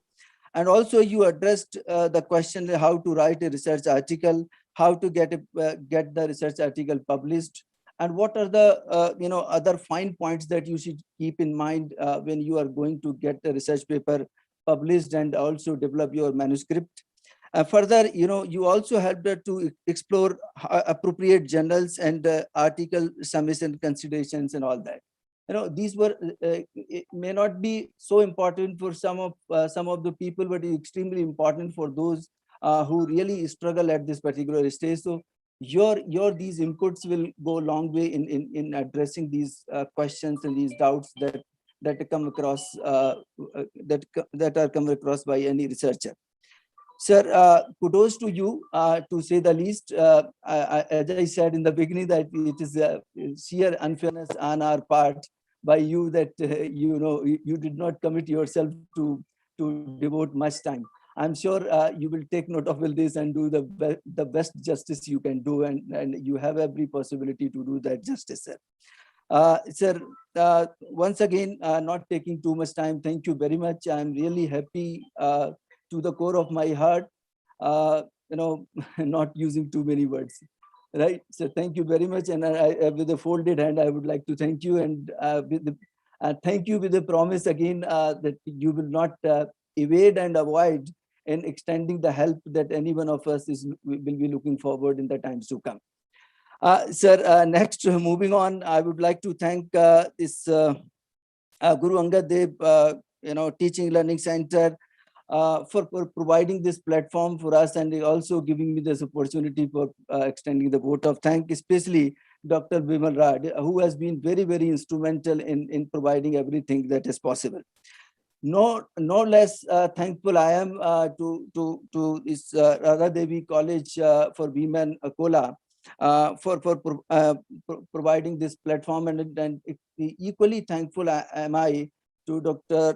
Byas, the principal of the college, who has been extremely instrumental and is extremely supportive all throughout. Though I belong to this part, this mode B, but whatever little time or whatever sessions I have been able to attend to, they have been very, very informative and insightful. Last but not the least one, the technical support that has been provided by especially Mr. Dhanesh. Am I right, madam? Dhanesh or Dhanesh? Yes, sir, Dhanesh. Dhanesh and his team, yeah. So that is very, very much instrumental. Though at times we had some technical issues, but they came forthright and they addressed and sorted out those things. And how can I forget Dr. Rupa Gupta, who has given me this opportunity and considered for me to give the vote of thanks. Thank you, one and all. Thank you. Yes, sir. Thanks a lot, sir, for your what you call it as the energetic words, and some of the points which I have skipped today purposefully to come back with a lot of clarity on day after tomorrow. That so is why I said. Project, so I will surely give all those inputs without forgetting it on day after tomorrow for all the audience. That is the unfairness you have committed, sir. Thank you very much. Anyway. Thank you. Okay, thank you very much. Thank you, madam. Thanks a lot, and thanks to everyone. Thank you. Thank you so much, sir. Thank you. So can I leave, madam? Yes, thank you, sir. Yes, sir. Thank you so much.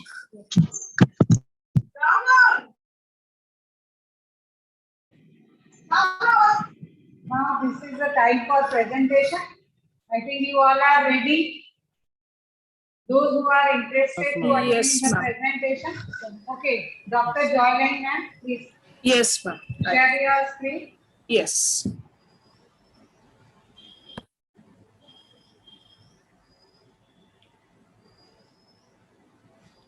Hello, madam. Yes. Hello.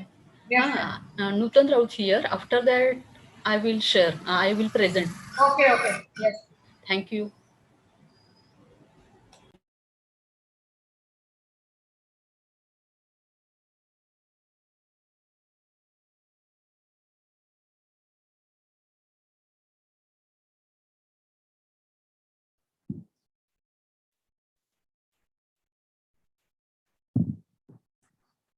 Are you able to see my screen, ma'am? Yes. Yes, madam. Please remember, you have only 3 to 4 minutes within that time.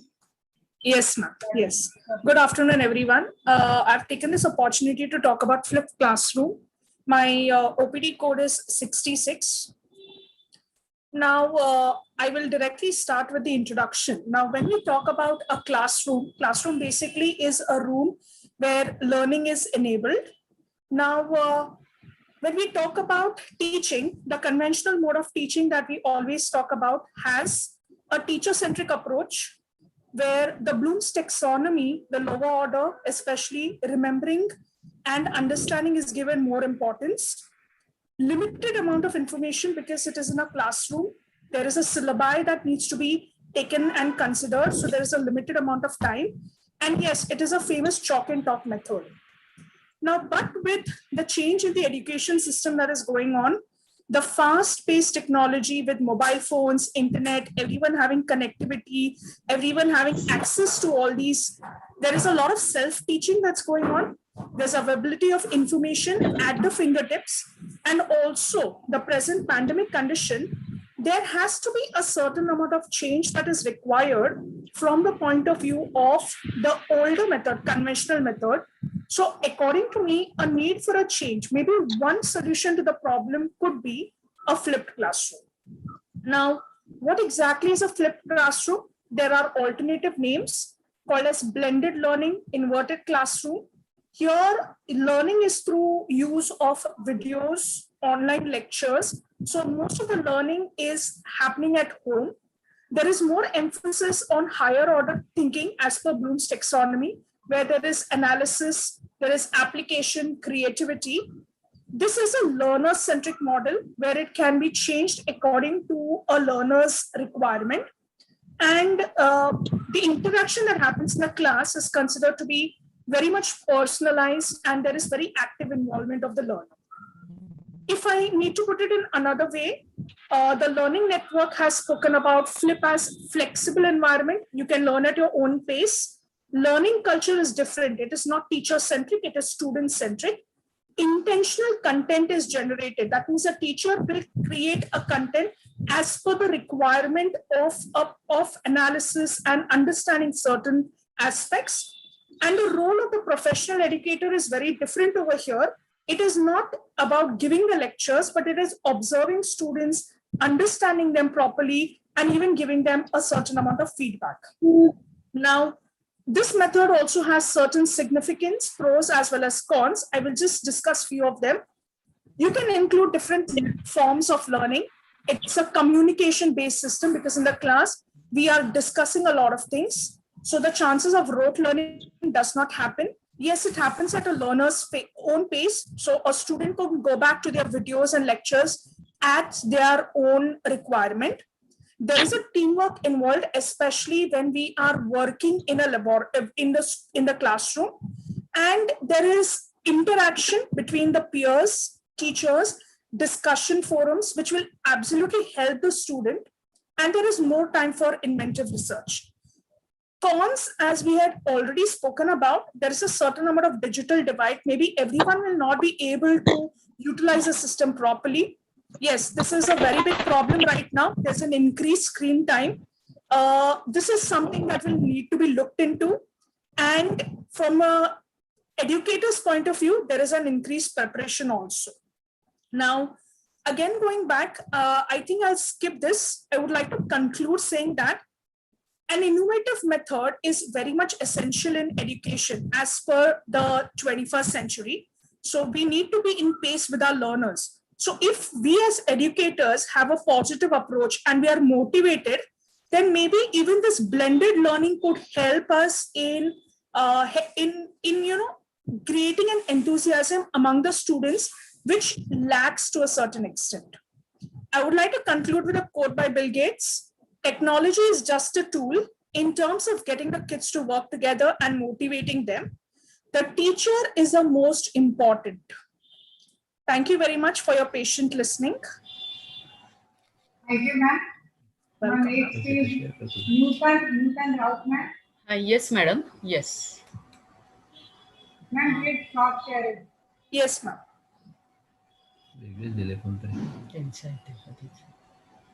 Yeah. Shall I share my screen, madam? Yes, ma'am. Yes, ma'am. Please share.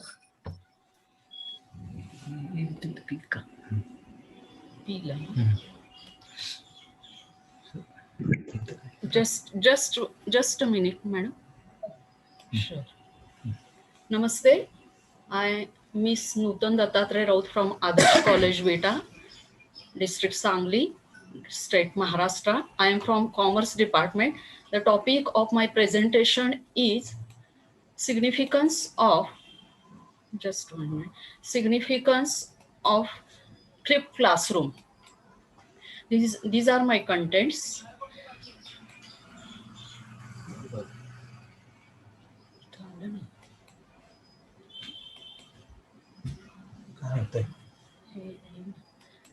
These are what the meaning of flipped classroom is. What is meant by flip? Flip means to change, to replace.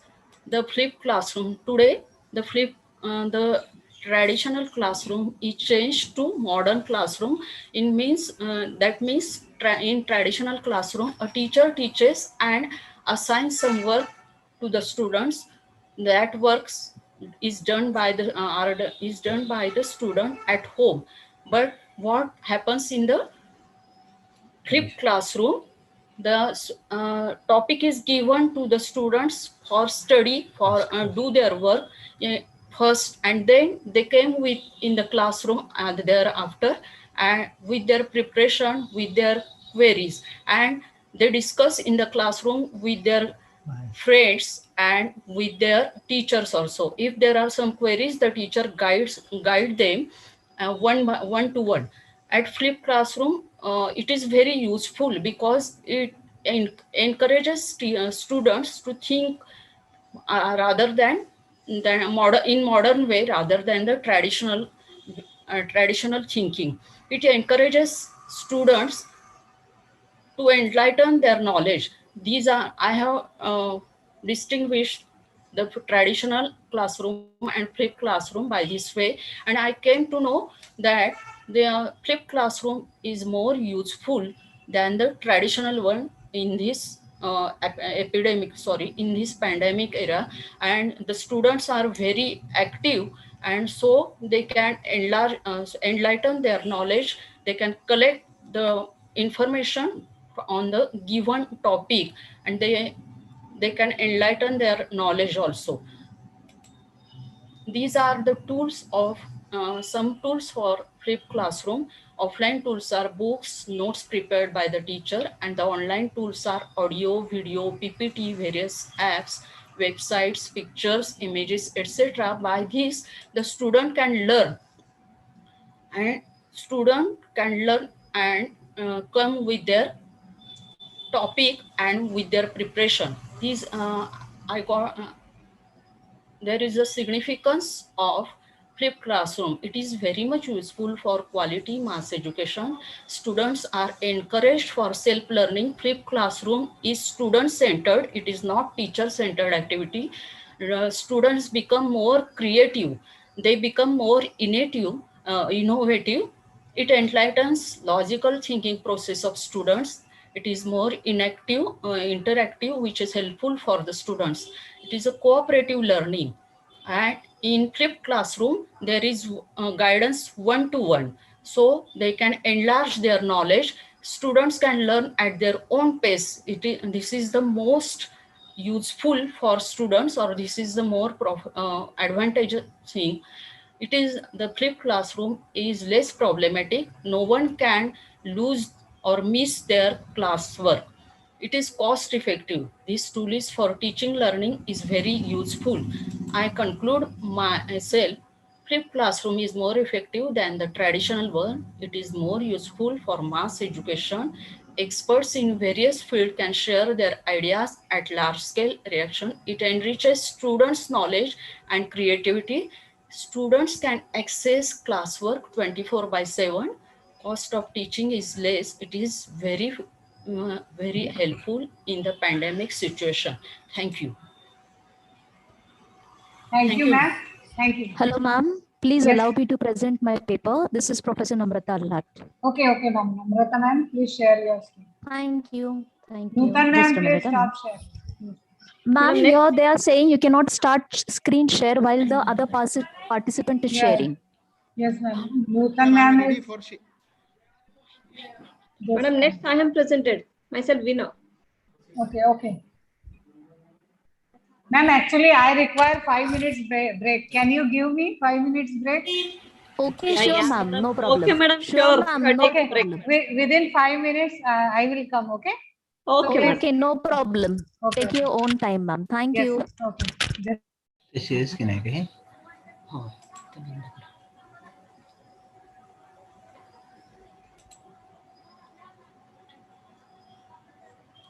किती मिनिटात झालं? 3:30 बडबडलंच. बडबडलं. Explain कधी कराय नसतात significance किंवा हे हो, मग presentation कसं? Presentation मध्ये लय एक्सप्लेन करत बसाय नसते. कुठं आहे ते आता माझं? तुझं गेलं की तिकडं नाही, मी दिसते इथं. थांबा आता, हा व्हिडिओ ऑफ करायला पाहिजे.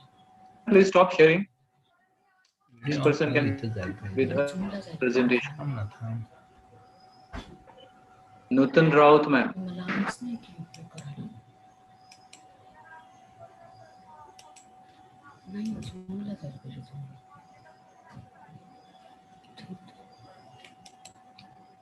इथं काय आलेलं आहे? Stop share. Nutan ma'am, stop share झालं ते. unmute your mic. आता आलं. थरथरते बोलताना सुद्धा थरथर.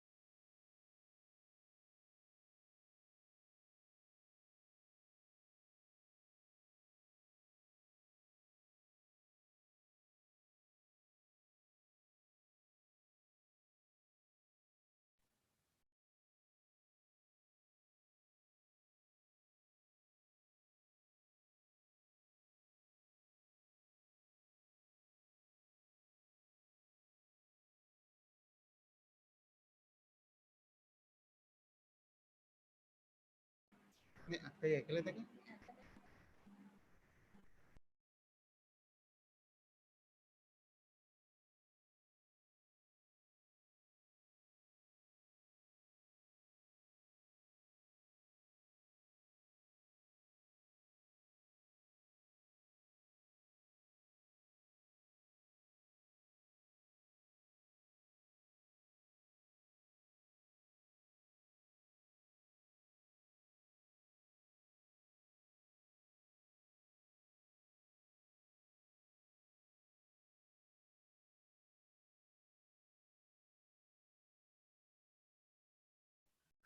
hello.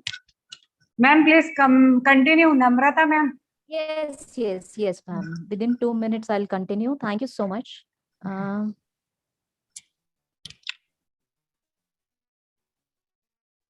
You see that?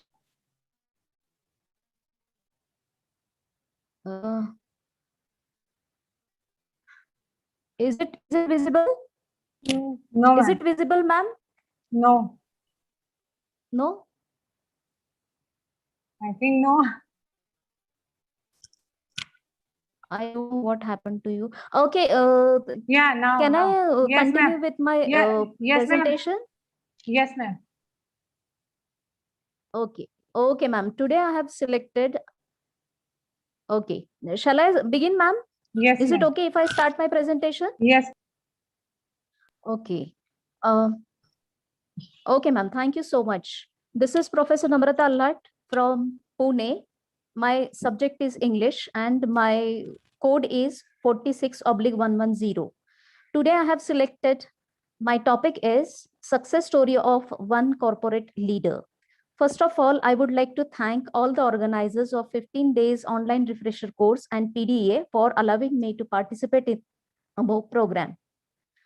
I have selected Indra Nui. Women are facing overgrowing challenges when it comes to balancing career and family, and in turn are making different choices from the generations above them.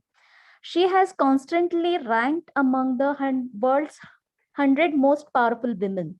In 2014, she was ranked at the number 13 on the Forbes list of the world's 100 most powerful women and was ranked the second most powerful woman on the Fortune list in 2015. In 2017, she was ranked the second most powerful woman once more on the Forbes list of the 19th most powerful women in business. She serves on the board of Amazon and the International Cricket Council. Phillips has proposed that Nui join their board in May 2021. In 2016, Nui gifted an undisclosed amount to her alma mater, the Yale School of Management. She became the school's biggest alumni donor in the history and the first woman to endow a deanship at the top business school with her gift.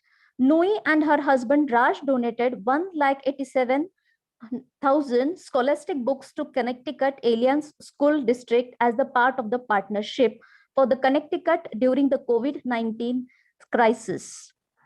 Women's empowerment can be defined to promoting women's sense of self-worth, their ability to determine their own choices, their right to influence social change for themselves and others. As far as Indian women are concerned, it is not easy for them to balance both the professional life and the career life, their career. But here we can see Indra Nui as the most influential women, Indian women, I can call, which is inspiring to us. Indra Nui is an Indian business executive and former chairperson and chief executive officer of PepsiCo. She has constantly ranked among the world's 100 most powerful women. I'll not go in detail, but some of her qualities I would like to tell you. Her hard work, decision making, visionary, updation in her personality, confidence, multitasking, coping up with the situation. These can make her, these qualities are responsible for her overall successful personality. I would like to quote by Maya Angelou, "Pretty women wonder where my secret lies.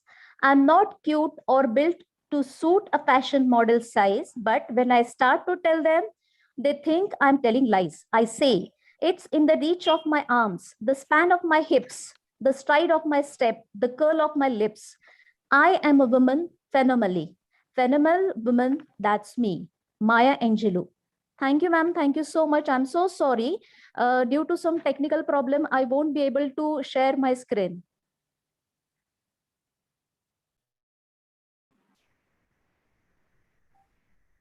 Madam, I'm ready for Hello, presentation. madam. Hello, madam. Hello. Sorry. Ma'am, can I go ahead next? Okay, just 1 minute. Thank you so much, ma'am. Madam. Ma'am, can I go ahead next? Presented my presentation. Ma'am. Hello, ma'am. Yes, sir. Yes, sir. Just a minute. Veena, ma'am, I think you are ready. Yes, sir. Yes, madam. Yes, madam. Okay, please share your screen. Just wait, madam. Just remember your time is only 3 minutes. Madam. Yes, sir. Okay. So, Rupa ma'am, I'm also ready for my presentation. Please allow me.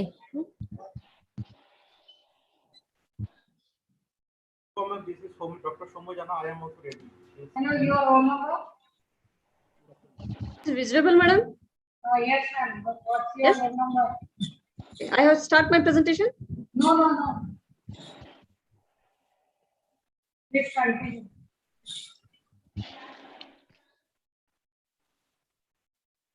Shall I present, madam?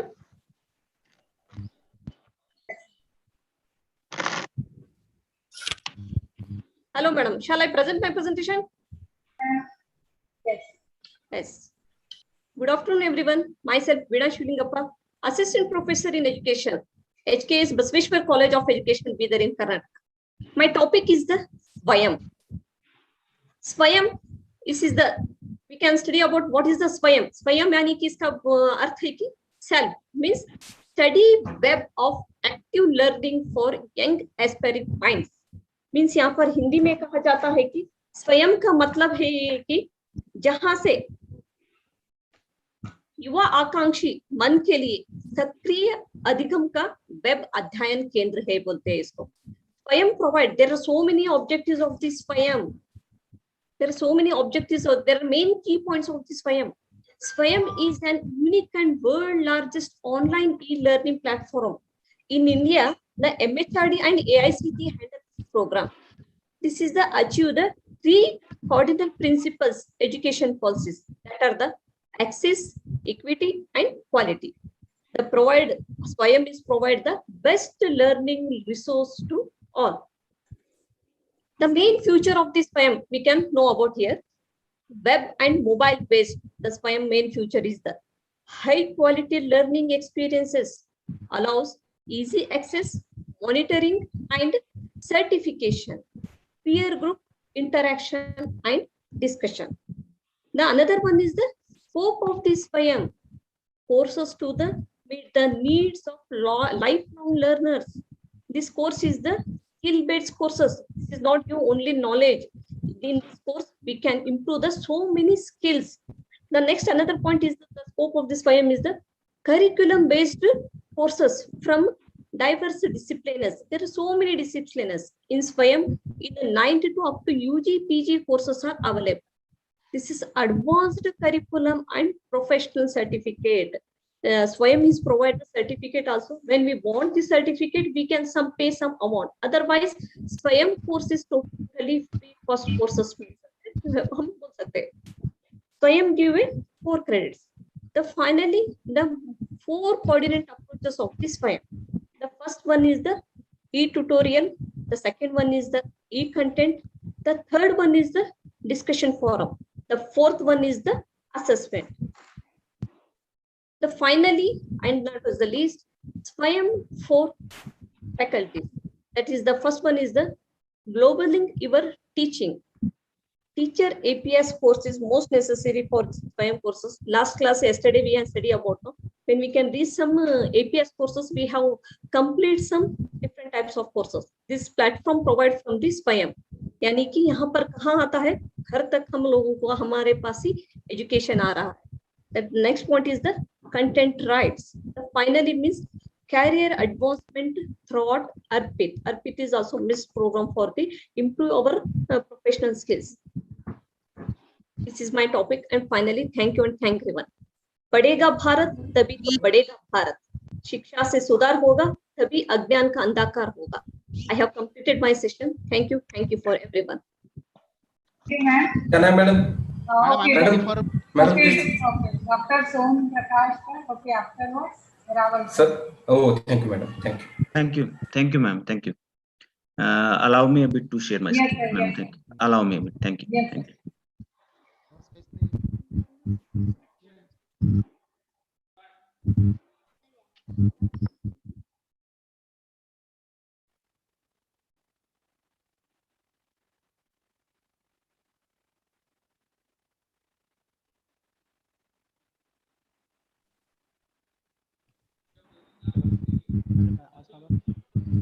Hello.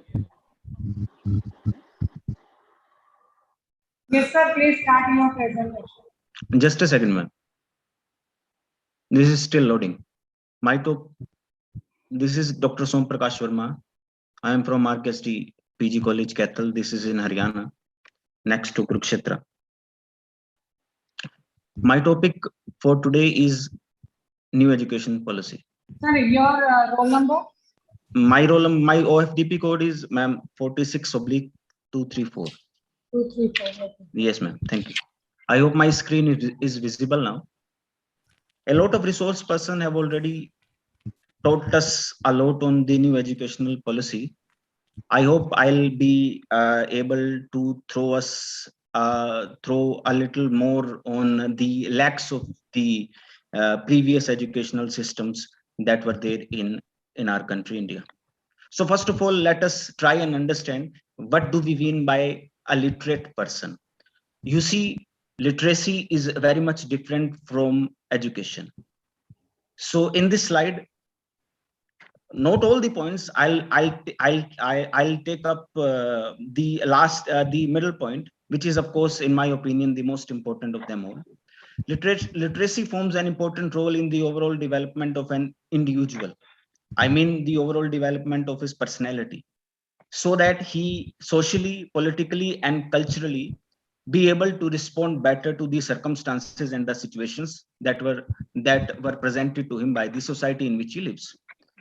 As I was telling you previously, that my presentation is more on the lacks of the previous educational policies. So as all of us know, that the new educational policy has named the MHRD as the Ministry of Education. You see that we were having dozens of mother languages. So the a link language that was basically needed was in fact the most fundamental lack that the previous educational policies were having. So the new educational policy NEP 2020 attempts to break the shackles of the past. It attempts to bring to us the link language that that with the help of that we will be able to attach all our mother tongues that are there in our country. So this slide presents to us the present literacy status in India. I'll focus on the third slide only, the third point only.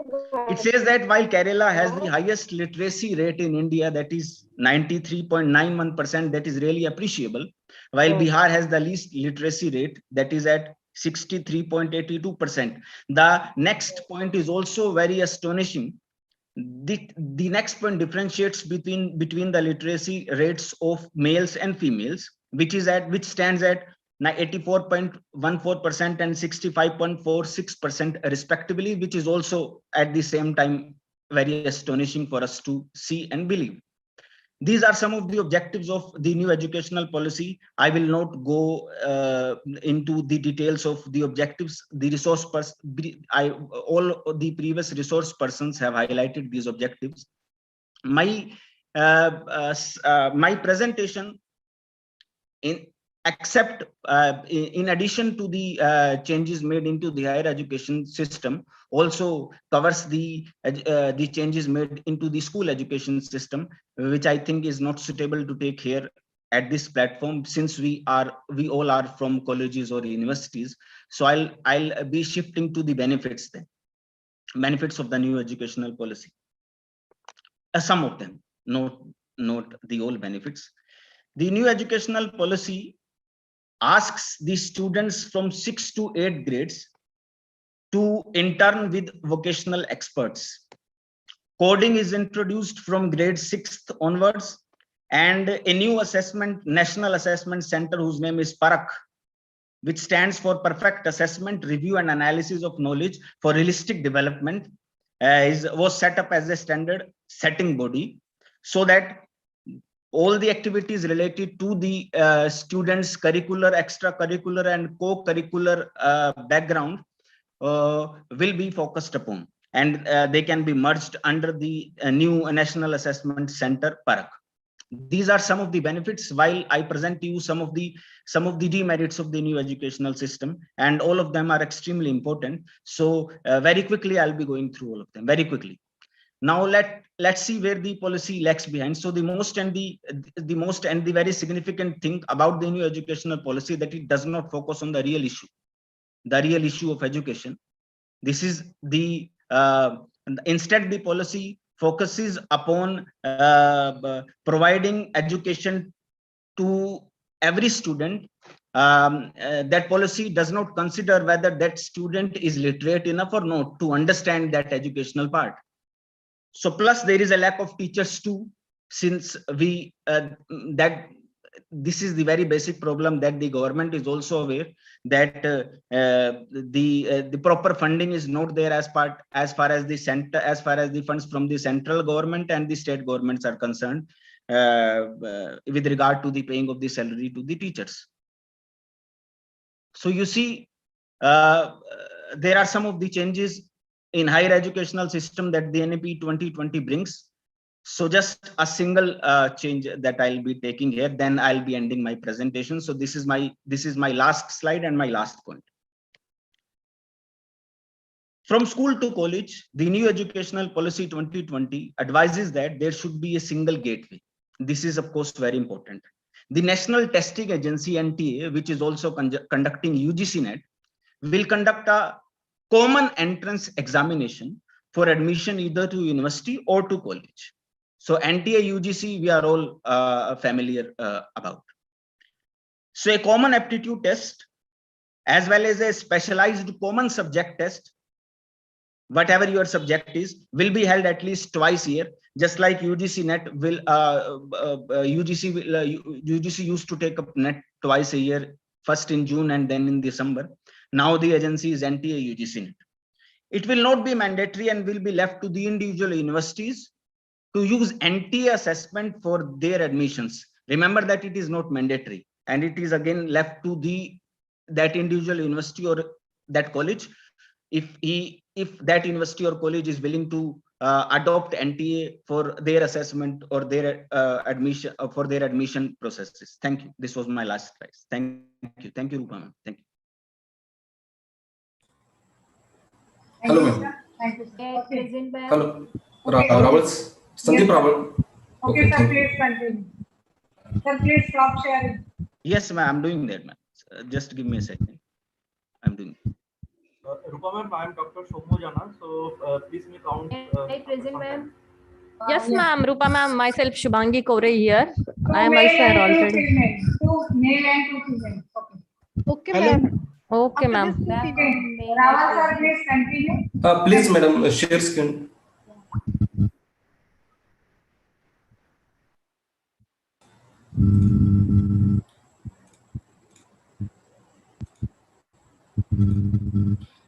Madam तुम्ही हे केले share स्क्रीनला lock केलं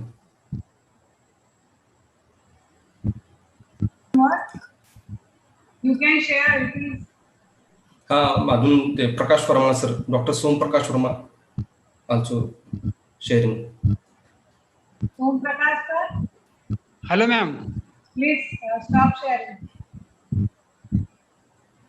Hello. Yes sir. Present करू शकतो madam me?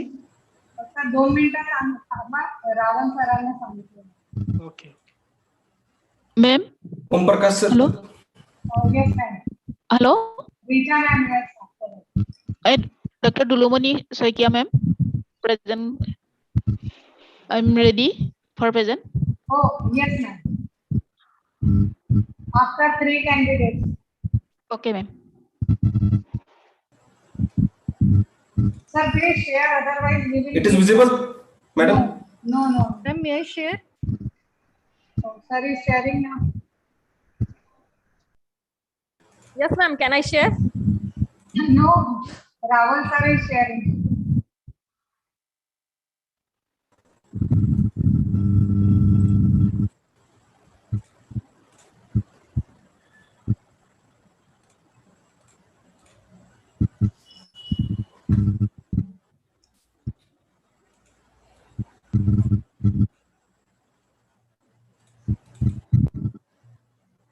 Is it visible, ma'am?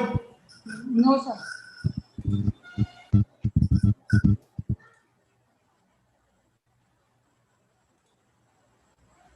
After Raval, Madam Mahendra. Madam, it is visible. No, sir. Okay, Richa ma'am, please share your screen.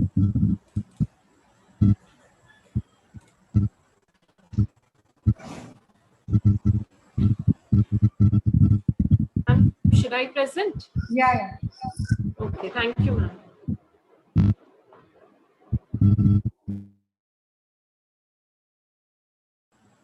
Present करू शकतो का? Richa ma'am, please unmute yourself. is my screen visible? Yes, And yes, am I ma'am. audible? Yes, ma'am. Okay. Yes, ma'am. Okay. Good afternoon, everyone. I'm Richa Arora from Department of Microbiology, Scottish Church College, Kolkata. And today I'm here to give you a brief overview about flipped classroom. So what is a flipped classroom?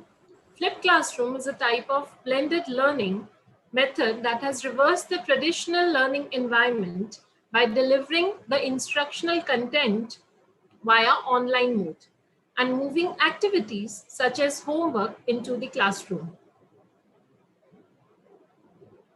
In this flipped classroom model, before the actual class, the students get to know the concepts and the class material through the digital lectures. During the lecture, students should take notes and write down questions. And they can also engage themselves in the collaborative learning discussions. Now, during the actual class, the students can explore the new concepts through learning activities such as discussions, problem solving, critical thinking, and all that under the guidance of their mentor. Now, after the class gets over, students can continue their mastery and understanding of material through higher order application, evaluation, and assessment schemes. Now, Bloom's taxonomy in a flipped classroom. Bloom's taxonomy is a classification tool which can classify the educational objectives, educational learning objectives into different levels of complexity and specificity. And according to this Bloom's taxonomy, in the traditional model of learning, the role of an educator is to impart knowledge in the classroom. And the students are left alone to apply and analyze this knowledge for the learned concepts. But in the flipped classroom model, this whole system, this whole complexity of Bloom's taxonomy has been flipped upside down.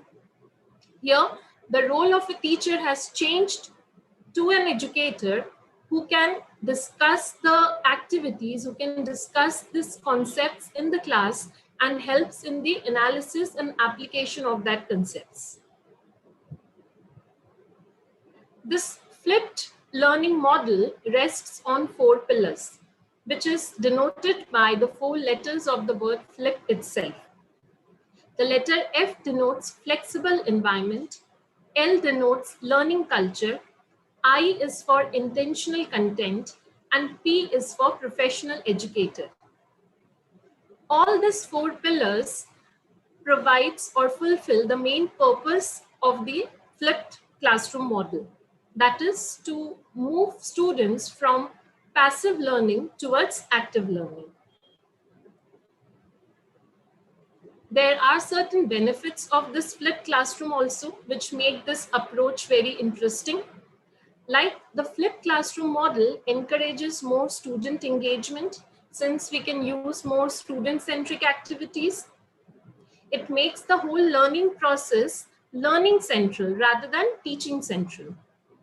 The teachers can foster the independent learning habit in the students, and the students can get access the contents, the concepts more accessible. The lessons become more accessible to the students since they are doing it at their own pace in their own time. And this flipped classroom model also promotes peer interaction and collaborative skills. There are certain disadvantages of flipped classroom also, like digital divide. As we have already seen, some students who don't have the access to the technology, they don't get the advantage of this flipped classroom approach. The teachers, the educators who need to prepare videos for the online lectures, they need to have more skills, they need to devote more time for making their videos interesting. And while the student watches the video, the teachers don't get any direct feedback from the students. And in this whole process, both the teachers and the students have increased screen time, which is a matter of great concern. Now, to conclude my presentation, I just want to say this quote: don't just flip your classroom, transform it. Because our teaching approach should be such which can cater to all type of students: the slow learners, the fast learners, the struggling students who don't get the teacher if they are very fast in their presentation during the class. So our approach should be one which caters for all. With this, I want to conclude my presentation. Thank you, everyone, and thank you, organizers, for giving me this opportunity to present today. Thank you. Madam, Yes, sir, please share. madam. Yes, sir, please share your screen. Oh, thank you, thank you.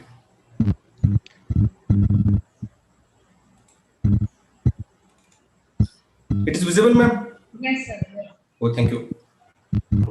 Yes, Madam, I'm ready for presentation. Okay. Myself, Dr. Sandeep Krishna Traval, Assistant Professor in Economics, Srimati Gangabai Kivraj Ghodawat Kanya Mahavidyalay Jaisinghpur, Shivaji University Kolhapur. Today's my presentation topic is core content approach. Firstly, I have explained what is meant by MOOCs, and then I after explain core content approach. So MOOCs, massive online courses, are such online courses which are developed as per the pedagogy started herein and following the core content approach consisting of video, text, self-assessment, and learn more. So in the core content approach, the first content is e-tutorial, and this e-tutorial includes in various types of the videos and audio content in an organized from animation, interactive stimulation, virtual labs are included in the e-tutorials.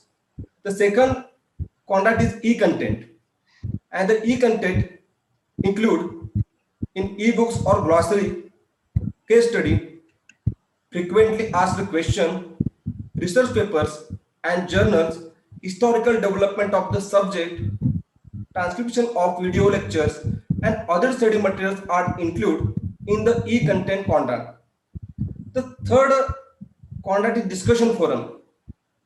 In the all our discussion are included in this content, discussion, opinion, and comments with the course coordinators and others. Doubts in web resources comprising related links, Wikipedia development of course, open content on internet, case studies are included in discussion forum. The last fourth content is self-assessment.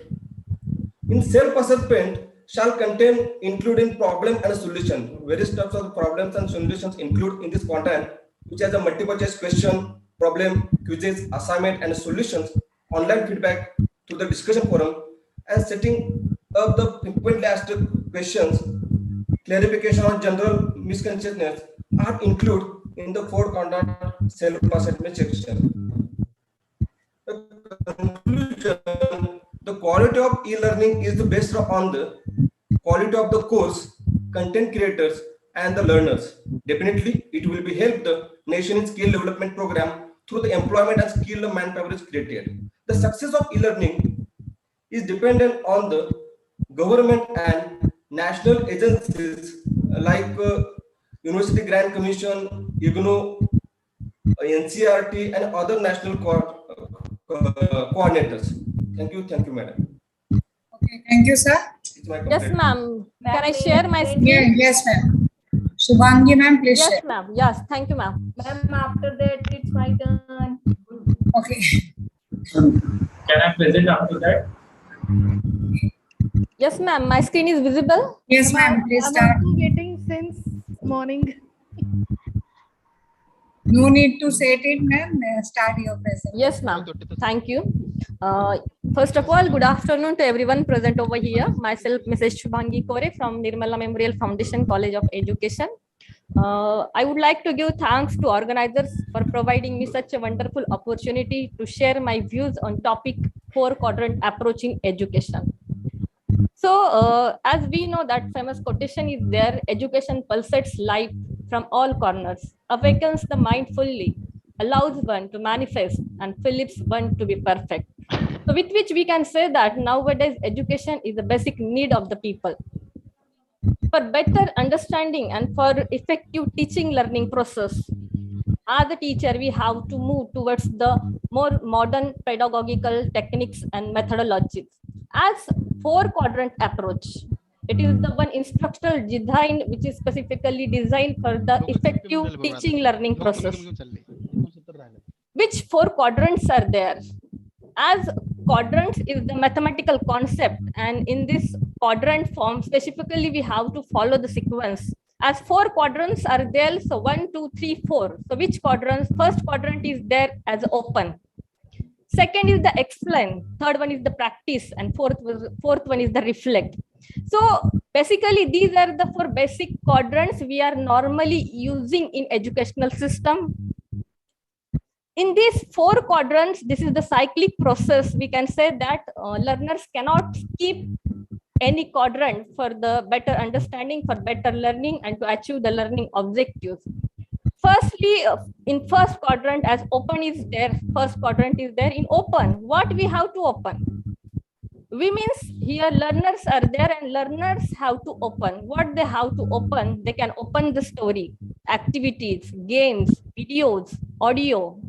Then some instructional, some informative maps, concept maps are there. Also in the form of maps, information is provided. And somewhat extent quiz-based discussion is also there. So with the help of that discussion, student or learner may able to understand what they have to learn. That means knowing, as per the Bloom taxonomy, knowing, remembering is the first step of learning. So that in this open quadrant, first quadrant, student, they are able to understand what they have to know. Then second quadrant is there as explain. Who will explain? See, in this 4-quadrant approach, teacher's role is not traditional role. As a teacher is the instructor and he is the facilitator. He is not in the form of, he is not directly teaching to the student. He is instructing to his student. He is giving the guidelines to the student as per their maturity level, as per their readiness. And in learners, they are able to understand, they are able to study their content as per their own time, as per their own convenience mode. So explanation. In explain, teacher will tell them about the concepts, about the skills.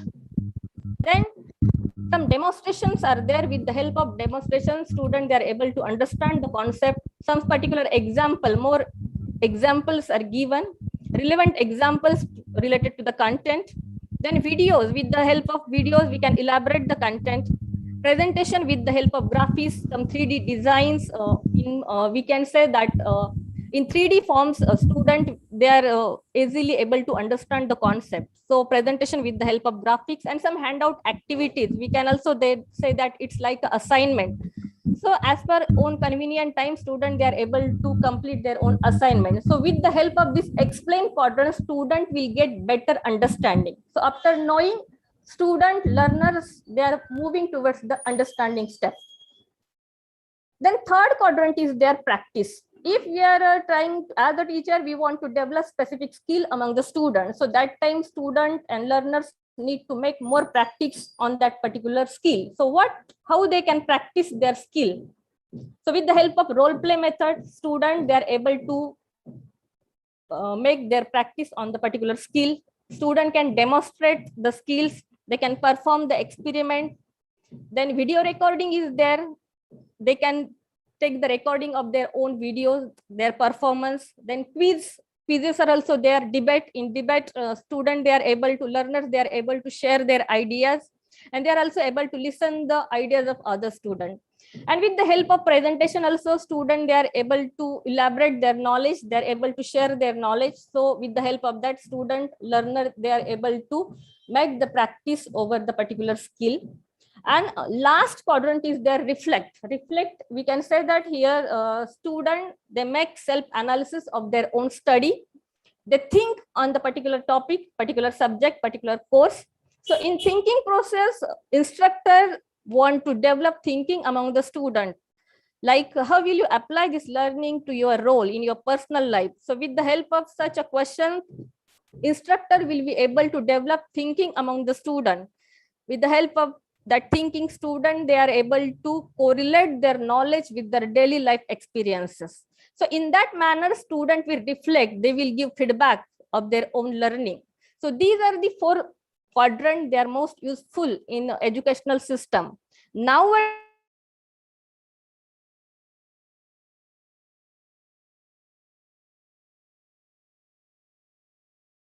open learning system, distance education. So in that open learning system and distance education, Swayam is the platform, and Swayam is hosting some particular courses with the help of MOOC. Specifically in MOOC, all the courses are structured by using this 4 quadrant approach. This 4 quadrant approach structure is used in MOOCs is as given, like 4 quadrants are e-tutorial, just rightly said by Rawal sir. E-tutorials are there, e-content, assessment, discussion forum. So these quadrants are also more and near close to this basic 4 quadrant, like open, explain, practice, and assessment, reflection. So this is the 4 quadrant approach nowadays adopted by Swayam for providing particular courses to the student and learners, with which student they are able to complete their education. So I would like to conclude by saying that nowadays education is open for all. So with that time, and as a teacher, we have to update our knowledge, upgrade our knowledge. So with the help of this 4 quadrant approach, we can go for this 4 quadrant approach. We can use this approach in our daily teaching learning process, and also we can complete our courses with the help of this Swayam platform. Yes, thank you so much everyone for your patient listening. Thank you everyone. Madam Dr. Jagtap from Nasik. Hello? Madam, I'm ready. Yeah, Pramod yeah. Sardar. Okay. Sir, Madam, just Dr. 1 minute. Jagtap from Ma'am, Nasik. Yes, PPT is ma'am. very nice. Your presentation is also excellent. Thank you so much. Yeah, thank you, ma'am. Thank you. Hello, ma'am. I think in chat I have given someone to Sumaya ma'am. Dr. Somojana, yes, I'm here, ma'am. Okay, sir. After this, Dulumoni ma'am. Okay, Ma'am. Okay, ma'am. Okay, Madam ma'am. Dr. Jagtap from Nasik. Yes, sir. Afterwards, after Somaya, sir. Please. Ma'am, please Okay, ma'am. start. Okay, Okay, madam. ma'am. Yeah, Good ma'am. Start. Good afternoon to all. I am Dr. Dulumani Soikia from Assam. Now, I am going to present my topic. The title of my topic is Types of Leadership.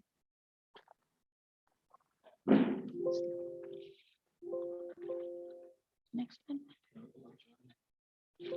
Next slide. Okay. Types of leadership. Leadership.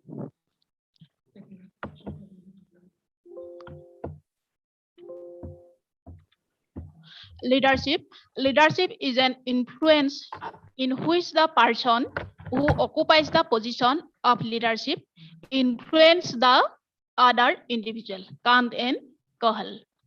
Leadership is an important element of the directing function of management. Leadership can be defined as the ability to influence others. There are many different types of leadership with myriad goals. But now I am going to discuss on only 4 types of leadership. These are autocratic leadership, democratic leadership, laissez-faire leadership, and strategic leadership. Now, autocratic leadership. Autocratic leadership is a management style where one person controls all the decision and takes very little inputs from other group members. Autocratic leaders make choice or decision based on their own beliefs and do not involve others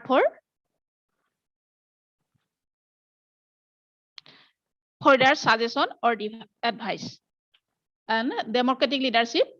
Democratic leadership is a type of leadership style in which members of the group take a more participative role in the decision-making process. Democratic leadership is also commonly known as participative leadership. This type of leadership can be seen in a wide range of contexts, from businesses to schools to government. And strategic leadership. Strategic leadership is the ability to influence others to voluntarily make decisions that enhance the prospect for the organization long-term success while maintaining short-term financial stability. And last, laissez-faire leadership.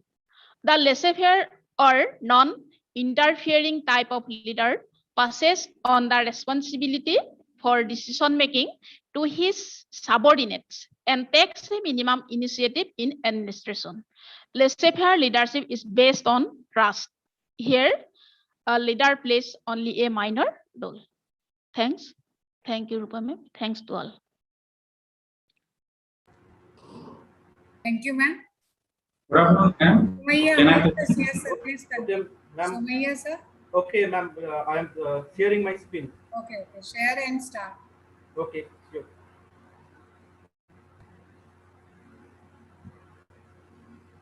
So, can you see my screen? The title page, Digital Initiative 17 by 17 Action Plan. Ma'am, can you see?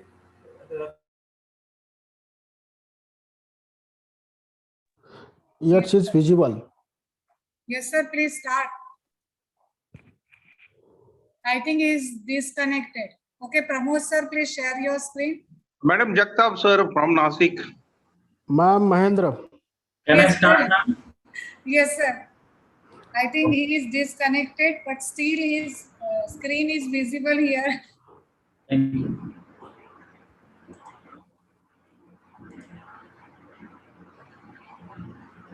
Madam, it says that you cannot start your screen while others participating. Yes, Hello. Somaya Can you sir, hear are you me, here? ma'am? Okay, okay, sir. Please continue. Actually, my laptop suddenly shut down. Can I just present after some time? Yeah. Okay. Pramod sir, please share your screen. Yes.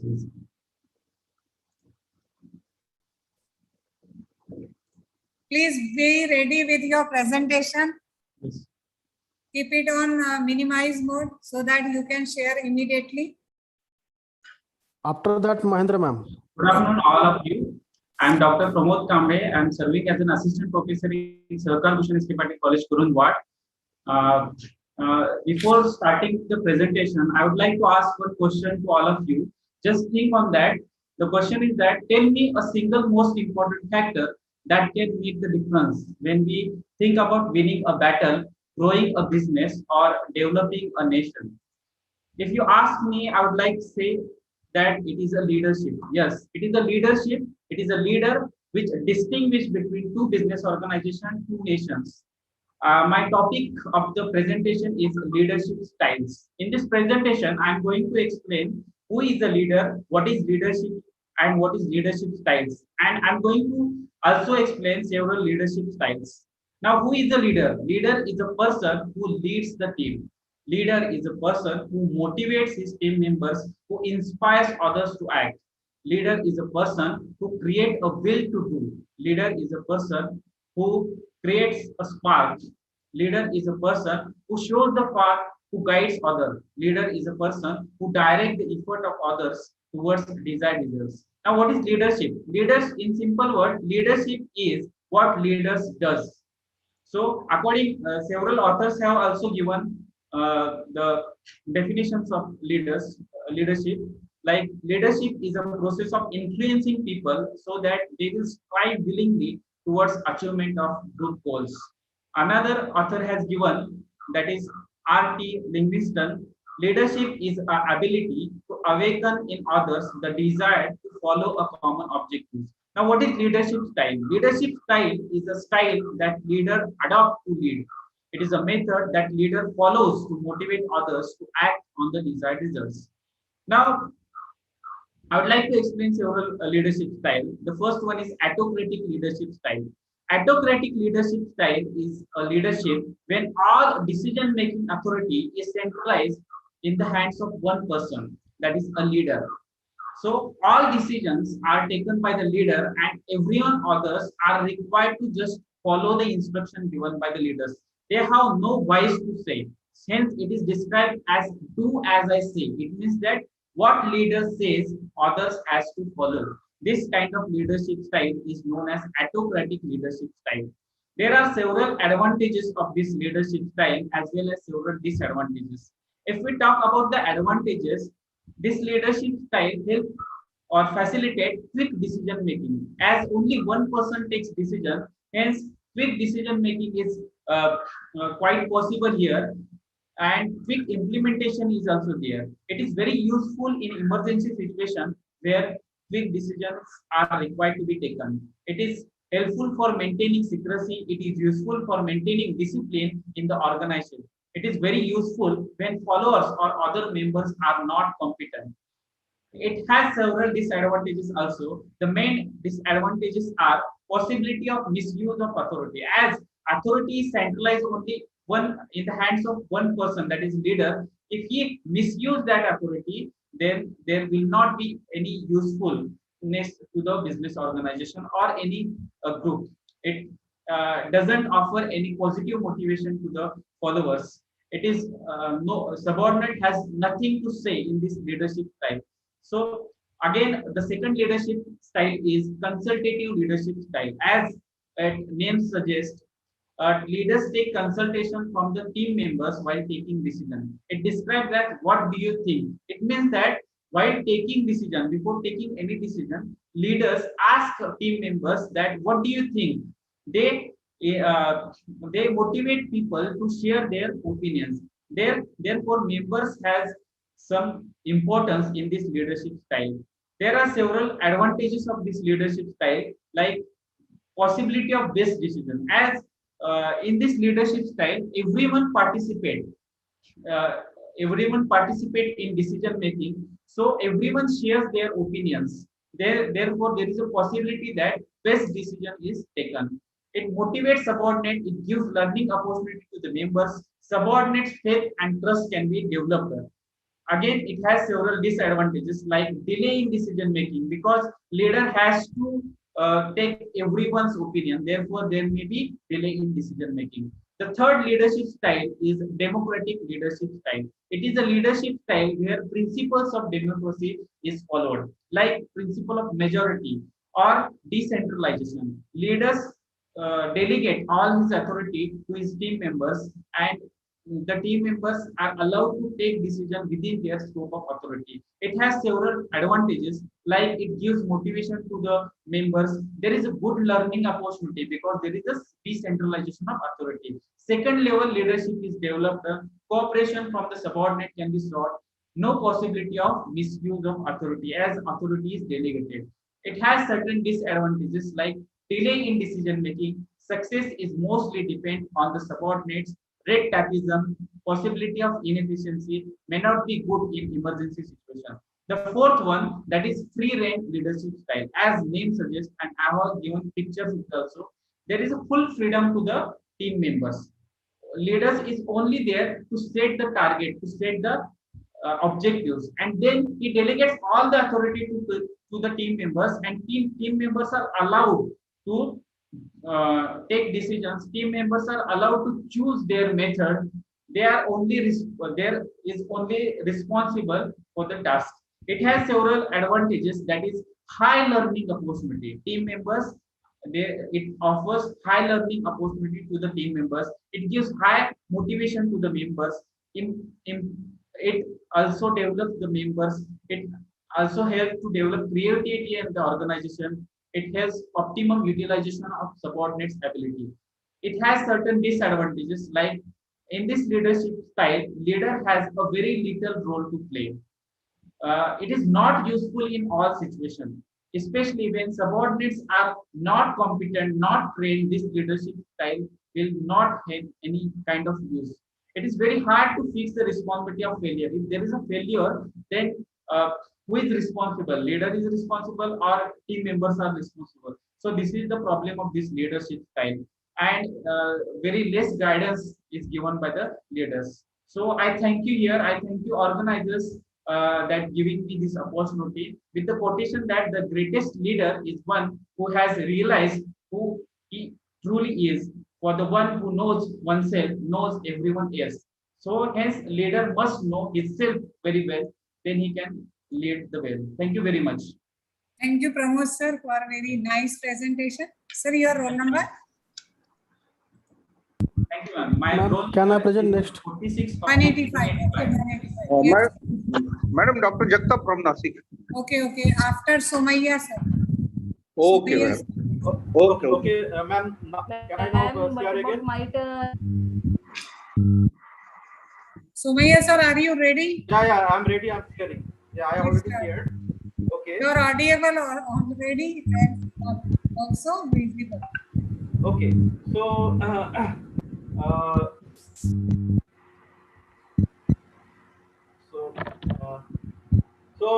I am Dr. Shomo Jana. My roll number is FPP 46063.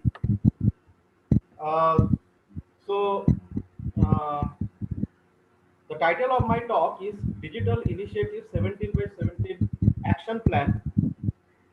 So, what is the digital initiatives in higher education in India? So these are to use the modern digital tools such as internet, ICT, and other tools for transforming the higher education in India into the next level. This a 17-point action plan was adopted at the National Convention of Digital Initiatives held on 9th July 2017 at Vigyan Bhavan, New Delhi. All the vice chancellors of the Indian universities were directed to implement all this 17-point action plan by December 2017. So these two points, 17 and 17, these makes the acronym 17 by 17 action plan. So now, so there are total 17 points which are covered in 6 components. So first one is the SWAYAM. SWAYAM is basically the Indian online platform for massive open online courses, that is MOOCs. Then we have SWAYAM Prabha, the direct to home DTH channels for for broadcasting various educational programs, online classes, etc. Then we have National Digital Library, where students can access all the e-resources and online books. And there is a National Academic Depository where all the academic records, certificates, awards are archived digitally. And then apart from these 4 categories, there are also other points which are not covered. So those are basically other digital initiatives. And the last but not the least, the planning for future. So under the SWAYAM, there are total 5 points. The first one, to approve the courses at SWAYAM on offer from academic council or senate of the universities, so that students can enroll to the courses available on SWAYAM and transfer their parts of the credits. Number 2, publicize the courses available in the SWAYAM by printing posters and circulating messages on social media such as WhatsApp, Facebook, Twitter, so that maximum people can be reached out. Number 3 is prepare new courses for SWAYAM and to encourage the teachers, talented teachers of the universities and institutions seek for proposal for these new courses to national coordinators of SWAYAM and get funding from the funding agency, central agencies. Then 4th point is the retrain teachers for flipped classroom model, where the now physical classroom of students will become a discussion forum, while the students will be directed for their study materials to the Swayam. Then every institution will have a monitoring cell that is called the digital learning monitoring cell that will basically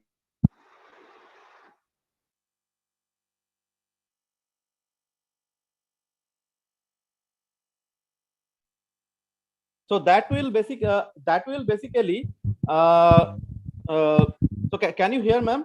Again, I am shut down from my laptop, Yes, sir. so Yes, I'm just sir. continuing my Okay. speech. Please continue. So, Don't share your screen. Hello, can you hear me, ma'am? Yes, sir. Yes, sir. Hello? Yes, sir. Hello? Yes. Hello? Okay, next. Next, who is ready? Dr. Jagta from Nasik, madam. Okay, sir. Can you hear Okay, me, sir. ma'am? Please share your screen.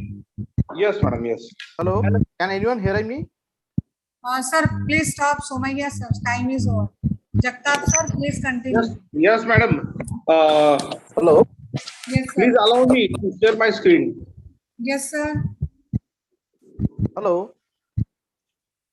Jagtap, sir, please continue. Yes, sir. Your mobile is visible. Please share your screen. Yes, ma'am. Yes, ma'am.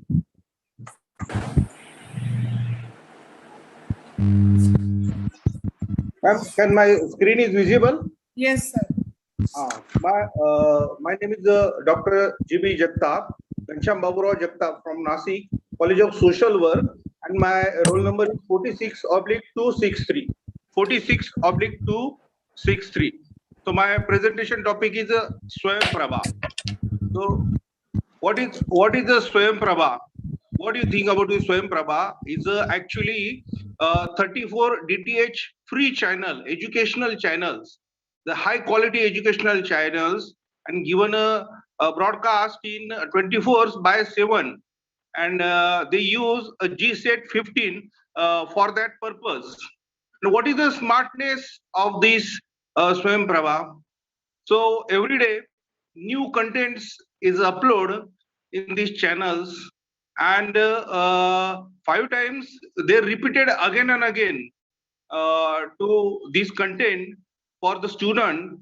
And the very much important is that the time is convenient for student. In these channels, they are centered student convenience, so it is easy to students to get the knowledge. And the content made by UGC, IGNO, and NCRT, such a expertise is used. The DTH channels covers graduate and postgraduate students such as the medical, law, engineering, and agriculture. They use the Swayam platform for the certification, so it is important. And the focus on school education also, this Swayam Prabha focus on the school education also, the 9 to 12 students and the models of teaching and learnings, and also make teaching and learning aids. Then they also focus on competitive exams, the preparation of competitive exam for their further future. Not only that, Swayam Prabha also focus on the citizens. Nowadays, there are many problems in lifestyle and life skills. They are needed.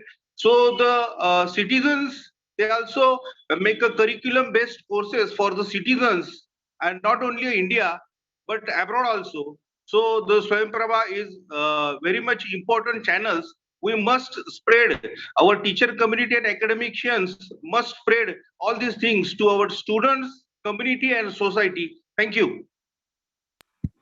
Hello, ma'am. Yes, sir. Thank you. Okay, who is next? Sir, please stop sharing. Thank you, ma'am. Yes, sir. Can I present, ma'am? Please start.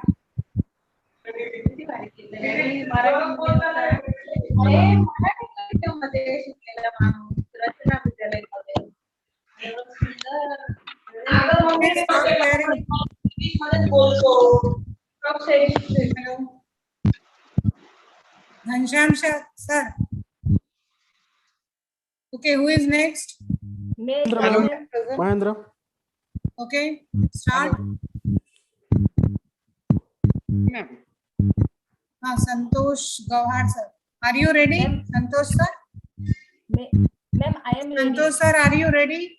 Yes, ma'am. Yes, yes. Okay, start. One.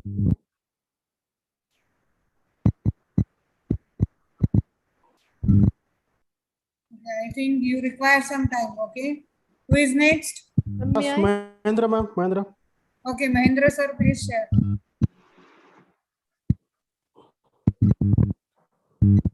Mahendra sir, please continue. Yes, yes, sir. Yes, ma'am. Please.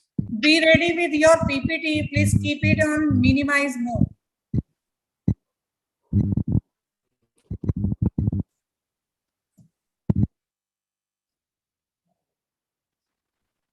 Ma'am, my mobile is visible. Yes, sir. Yes, sir. Your mobile is visible. Please share your PPT.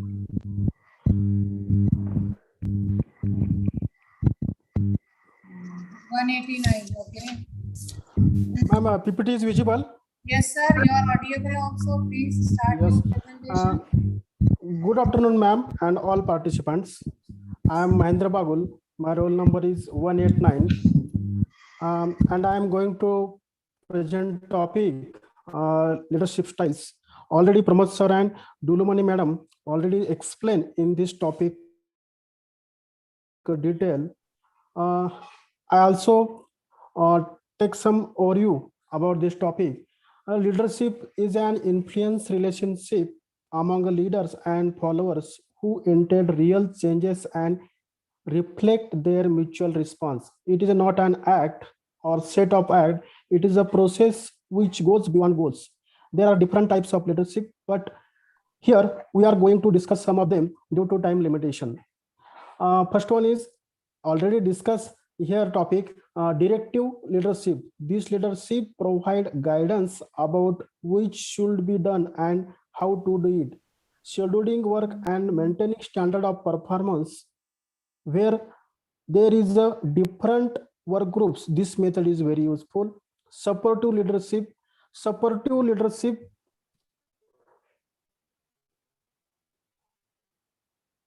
Supportive leadership is a more appropriate for a highly planned task. In this leadership, leaders support their subordinates officially and also personally. In this method, leader always try to complete their needs and it increase employee morality. Next one is autocratic leadership. In this leadership, the ultimate control of taking decisions are taken without consulting others. And autocratic leadership has a high level of authority and power and possesses on employees. This type of leadership is useful where a close level of supervision is required. And next one is participative leadership. This method also known as democratic leaders, they discuss their employees and then take decision. This is very important here about this participative leadership. Next one is authority leadership. In this type of leadership, leader leads in a way that genuine to who they are. They want to themselves and their team to grow. Main characteristics of this method is anyone can be a leader. They focus on people, not on their profit. Last one is achievement-oriented leadership. In this leadership encourages employees to perform at their highest level of setting challenges, goal, emphasizing excellence and demonstrating confidence of employees' abilities. This type of leadership is largely suitable for unstructured tasks where the subordinate need to achievement is high. Concluding remark here, concluding this my topic here. There are different types of leadership styles that exist in work environment and advantages and disadvantages exist in each leadership style. Some companies offer the name leadership style while others follow different leadership style depending upon their task to perform. It is only the culture and goals of an organization that determines which type of leadership suits the firm. It is a very important topic. Already some of them discussed. That's why I'm not going to detail in this topic. For this presentation, give me opportunity. Thank you, ma'am. Once again, thank you. Thank you, sir. What's your roll number? 189. 189. Okay. Who is next, please? Meenakshi ma'am. Thank you, ma'am. Yes. Meenakshi ma'am, please share. Ma'am please उनको बोलिए कि वो share बंद करना बंद करें. Yes. Sir, please stop your sharing. Yes. एक minute. Yes. Okay, ma'am. Start. हाँ जी ma'am.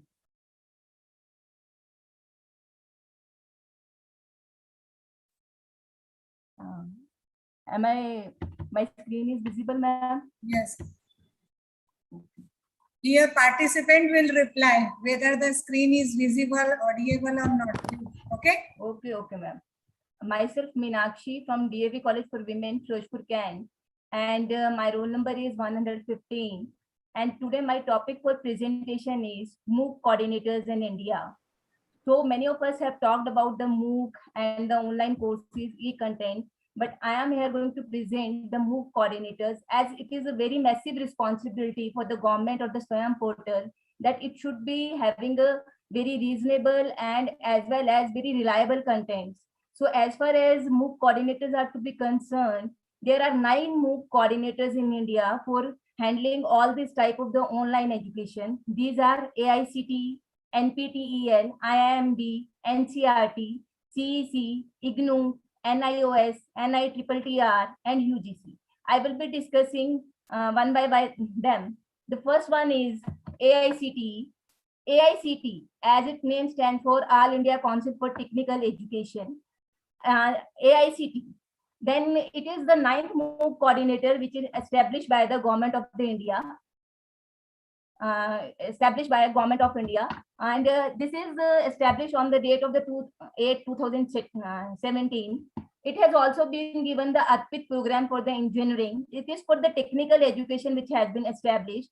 The number of courses which are being run by this institute is 120, and the student enrollment ratio is very high, 5,62,938. Our Honorable Bimal Rai ma'am is also a part of this AICTE. Then the next, which is NPTEL. NPTEL is, as its name indicates, this is National Program on Teaching Enhanced Learning. National Program on Teaching Enhanced Learning. It was established in the year 2003. It is a combination of the 7 IITs. 7 IITs, that is Indian Institute of Technology, Mumbai, Delhi, Kanpur, Kharagpur, Madras, Guwahati, Roorkee, and as well as a collaboration with Indian Institute of Science. It undertakes both type of the education, undergraduate as well as postgraduate education.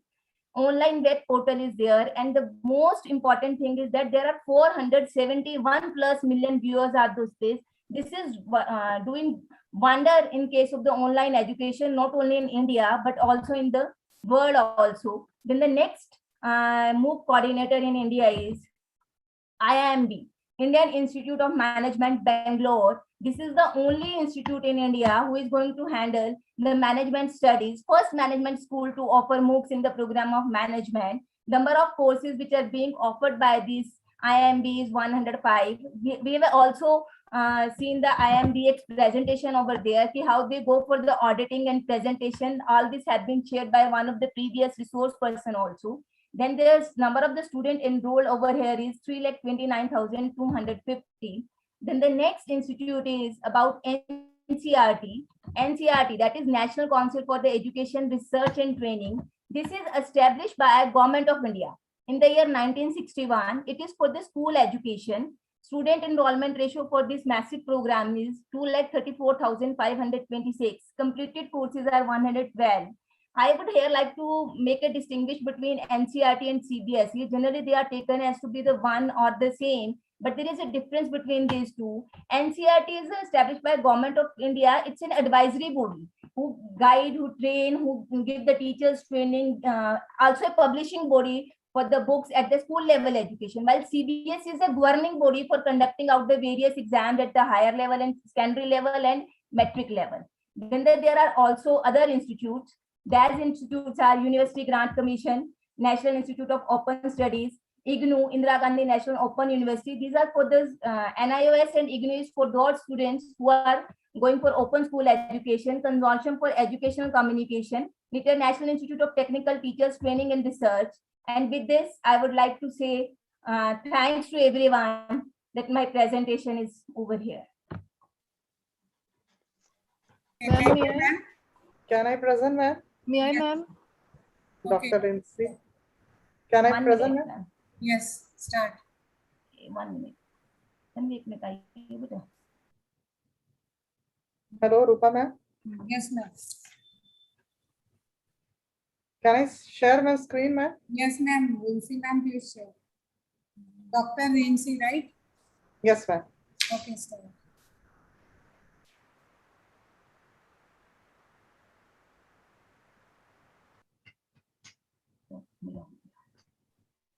Good afternoon, ma'am. Good afternoon, all professors. Myself, Dr. Rinsi P. Abraham, St. Thomas College, Bhilai, Chhattisgarh. I am from Commerce Department. Today, my topic is success story of corporate leader. Success story of Ritesh Agrawal. I think you know about this person. He is the founder of Oyo Rooms. He is the founder and CEO of Oyo Rooms, fastest growing branded network of hotels offline and online.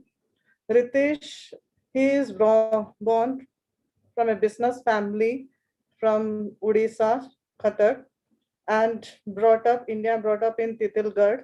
Ritesh Agrawal is a CEO and founder of Oyo Rooms. He attended the Sacred Heart School in Odisha.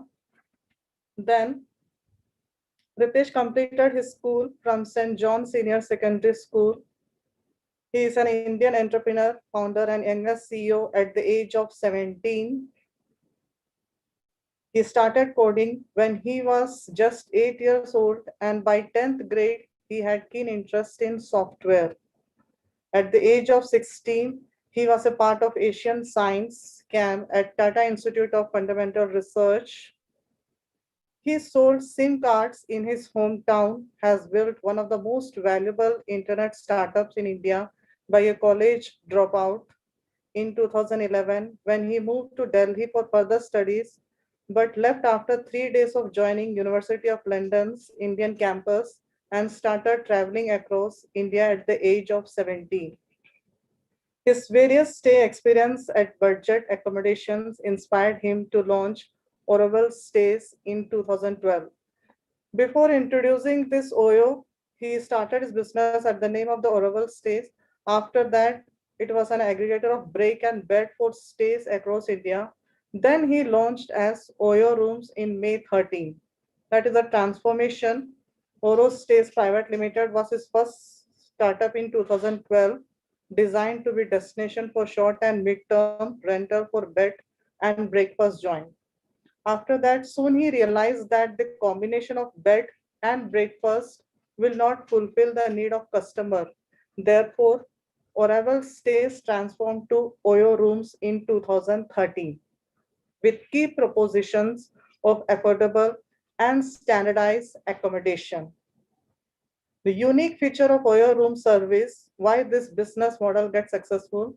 First is quality hotel rooms at low prices. Second one, advance payment to hotel owners. Third, brand selling and standardized services. The name Oyo means on your own. The company has more than 72,000 rooms in 8,000 hotels across 250 towns in India. The current evaluation of Oyo Rooms is over $600 million. The company provides travelers the coolest yet cheapest budget hotels. Oyo Rooms is backed by investors like the Greenox Capital, SoftBank Group, Lightspeed India, and Scopia Capital. Different awards he received. First, Ritesh was the winner of the Thiel Fellowship Program 2013, a 2-year program initiated by Peter Thiel, PayPal founder and early investor in Facebook. Ritesh received a grant of $1 lakh. Top 50 entrepreneurs in 2013 by Tata First. Powered by NEN Awards. named as one of the 8 hottest teenage startup founders in the world in 2018 by Business Insider, Entrepreneurial Excellence Award in 2014, and Business World Young Entrepreneur Award in 2015. Other than this, 7 mantras from Ritesh for business success, that is, build a strong and enthusiastic working environment. That is the first mantra from his side. Hire the best people, think big, make a product that brings change. Remember, you are doing it for customer because customer satisfaction is the main thing under the business.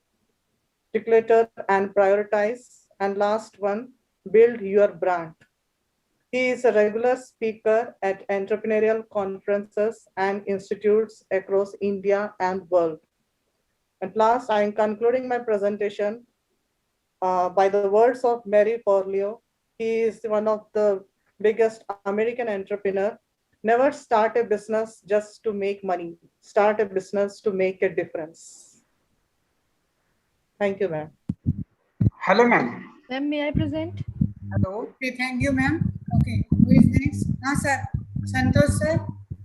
Yes, ma'am. Yes, ma'am. Rupa ma'am, may I present after sir? Yes, ma'am. Thank you. Santosh.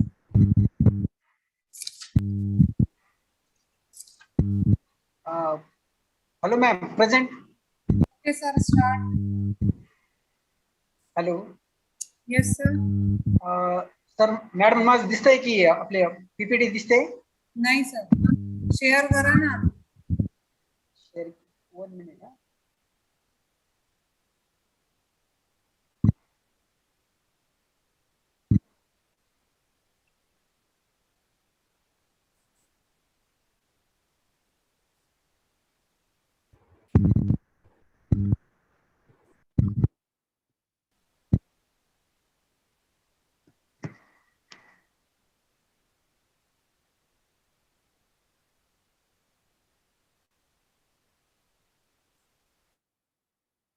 Hello ma'am दिसतंय का? Yes, sir. Please start. दिसते ना? हो, तुम्ही share करत आहात असं दिसत आहे. ओके.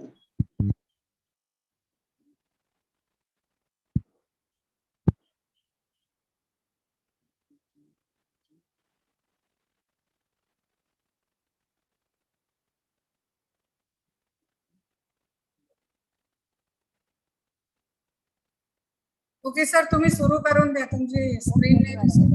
स्टार्ट करतोय madam me. Okay, start without share. Hello, my name is Santosh Bhauragaur, ma'am. My subject, a study of mocks.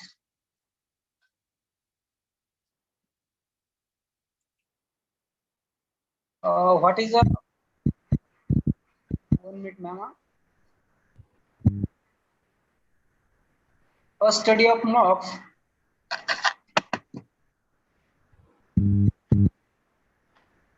Massive open online course is a free web-based distance learning program that designed for the participation of large number of geographical displays. What is a MOOCs? Regarding videos and activities, the discussions is occurring between people that are staying from each other. Anyone can join MOOCs since doesn't have what is MOOCs.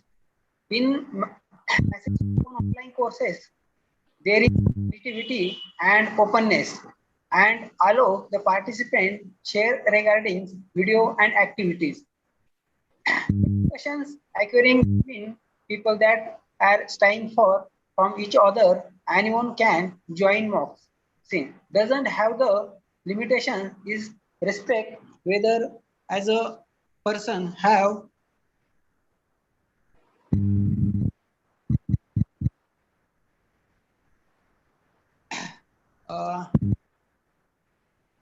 hello ma'am, 1 minute.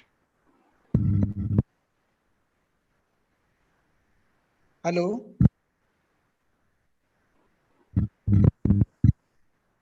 Hello, ma'am. Continue, sir. Continue. 1 minute, sir. 1 minute. Santosh sir. Okay, thank you. Sir, please start. May I, ma'am? Okay, Balvin ma'am. Thank you so much. Thank you.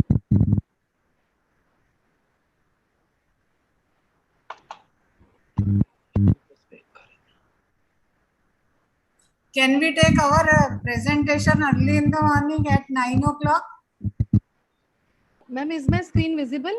No. Participants, please reply. Now. Okay, thank you. Myself, Balveen Kaur from DAV College for Women, Firozpur, Kent. And my topic for presentation is Flipped Classroom, an opportunity for blended learning. Now, what is flipped classroom? Flipped classroom is a teaching strategy that reverses traditional learning environment by delivering instructional content outside the classroom and moves activities like problem solving, brainstorming, projects, and assignments inside the classroom. This intentionally shifts the instruction-centered to learner-centered model in which time in the classroom will be used in future to explore topics in greater depth and create meaningful learning opportunities. This is a form of blending learning in which the students will be more engaged in learning. Students will complete their learning or reading work at home, and the classrooms we will be doing problem solving and brainstorming with them. Flipped learning is not possible without blending learning. Blending learning is the hybrid learning. This is a method of teaching that integrates technology and digital media with traditional instructor-led classroom activities, giving students more flexibility to customize their learning experiences. And after blending learning, I am discussing the four pillars of flipped classroom. These are: first is flexible environment. The teachers need to create flexible learning environment by providing opportunities for students to choose when and where they want to learn. Then creating a learning culture, creating intentional content. The teachers will create the content intentionally to send to the students, and the teachers will become professional educators as they will be the observers. They will provide timely feedback. They will assess the work continuously, and they will help the students to master their content. And here I am talking about Bloom's taxonomy. The flipped classroom concept has been taken from Bloom's taxonomy. Initially, we were doing remembering work and understanding and applying work in the classrooms. But now these three aspects will be given to the students before entering the class. They will do these three works at home, and in the classes we will be doing analyzing part, evaluating part, and creating part, and that will lead to actual value additions. In nowadays we are asking questions like list, describe, explain, calculate, predict, and in future in flipped classrooms we will be asking them questions like break down, categorize, analyze, diagram, defend, grade, invent, create, compose. And in this my last slide, I'm talking about the advantages of flipped learning. Students take responsibility of learning. This promotes student-centered learning and collaboration. Lessons and contents are more accessible. This emphasizes on cooperative learning, gives more time to explore the content, and this can be more efficient. And disadvantages of flipped learning: this creates the digital divide. It depends upon preparation and trust. Teachers have to add more time, more energy, more effort, and screen time of students will increase. And that's all about my presentation. Thank you. Okay, thank you, ma'am. Ma'am, your roll number? Balvin, my roll number is 101. Okay. Ma'am, I am Somojana, so I could not complete my talk. So, okay, sir, time is over. I have tick mark you have given. I consider. Okay. Thank you. Now, who is next? Can I, ma'am? Okay, ma'am. Kusum Baser, ma'am. Okay. Yes, ma'am. 102.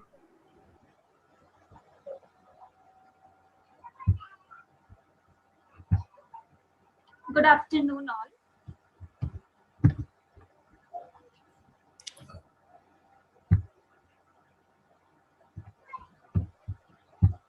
Just remember, you have only 3 to 4 minutes. Yeah, ma'am, sure.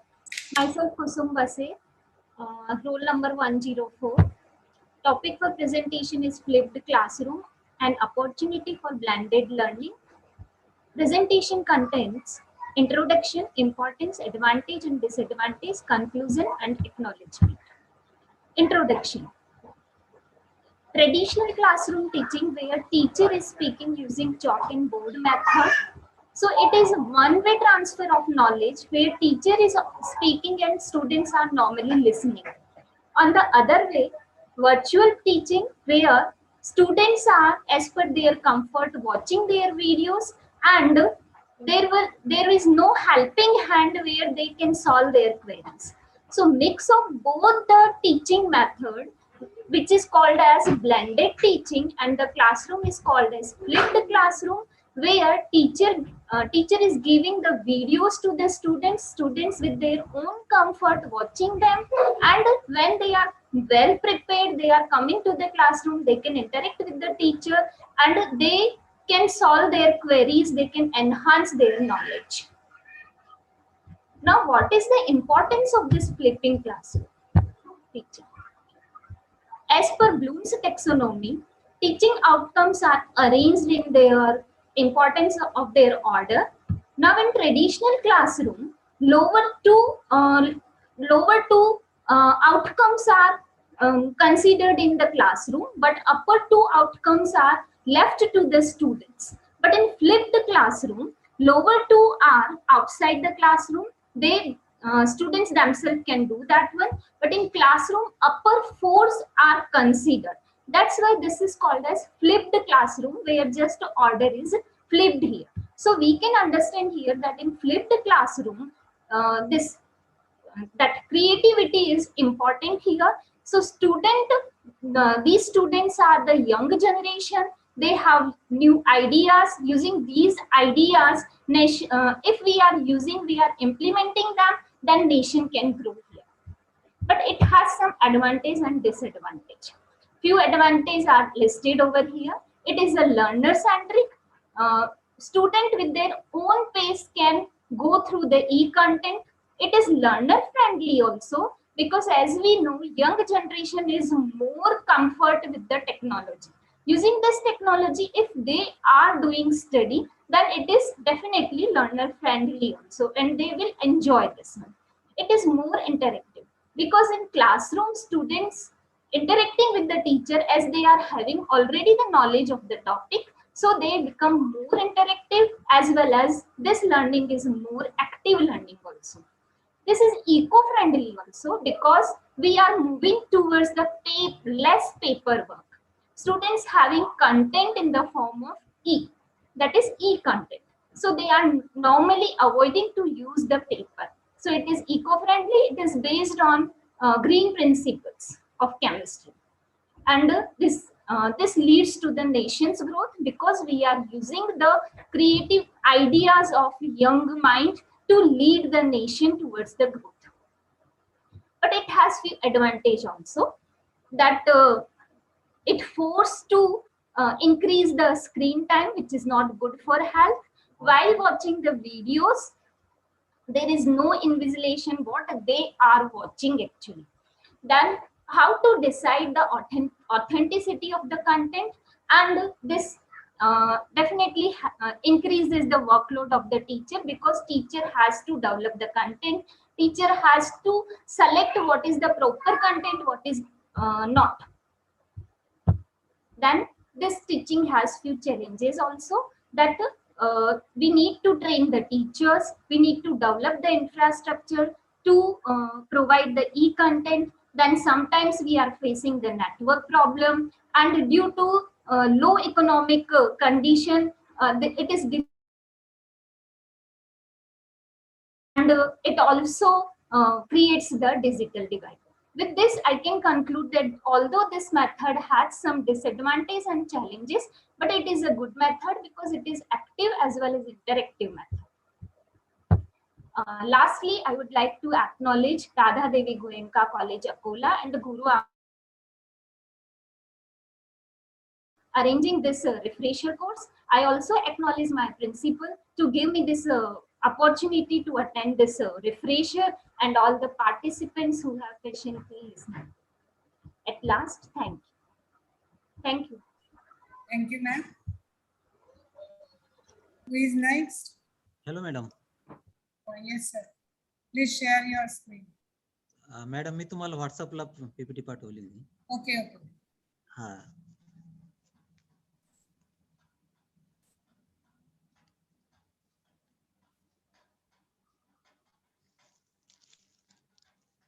Sir I think हे दिसत आहे. तुम्ही PDF पाठवली मला. हो, PDF file पाठवली ma'am. हो, ठीक आहे ना, सुरू करा ना काही हरकत नाही. Okay, thank you, ma'am. Good afternoon, one and all.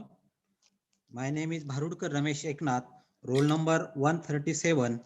Today is my topic, the role of ICT in teaching learning system. Information and communication technology used in education means teaching and learning with ICT. ICT has been called a metal technology and ubiquitous technology. Smartphone, tablets, smart television, laptop, etc. are the products of smart technology that have made human life smarter, easier, and accessible.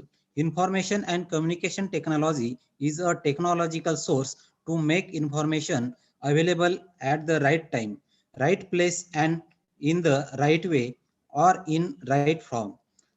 It makes easy way to both teaching and learning according to UNESCO 2020. ICT, the scientific, technological, and engineering discipline and management technique used in handling information. It is application and association with social, economic, and cultural matters. Presentation about the area of teaching, learning, and evaluation system and focus on the use of ICT and it is important role in the process of teaching, learning, and evaluation system.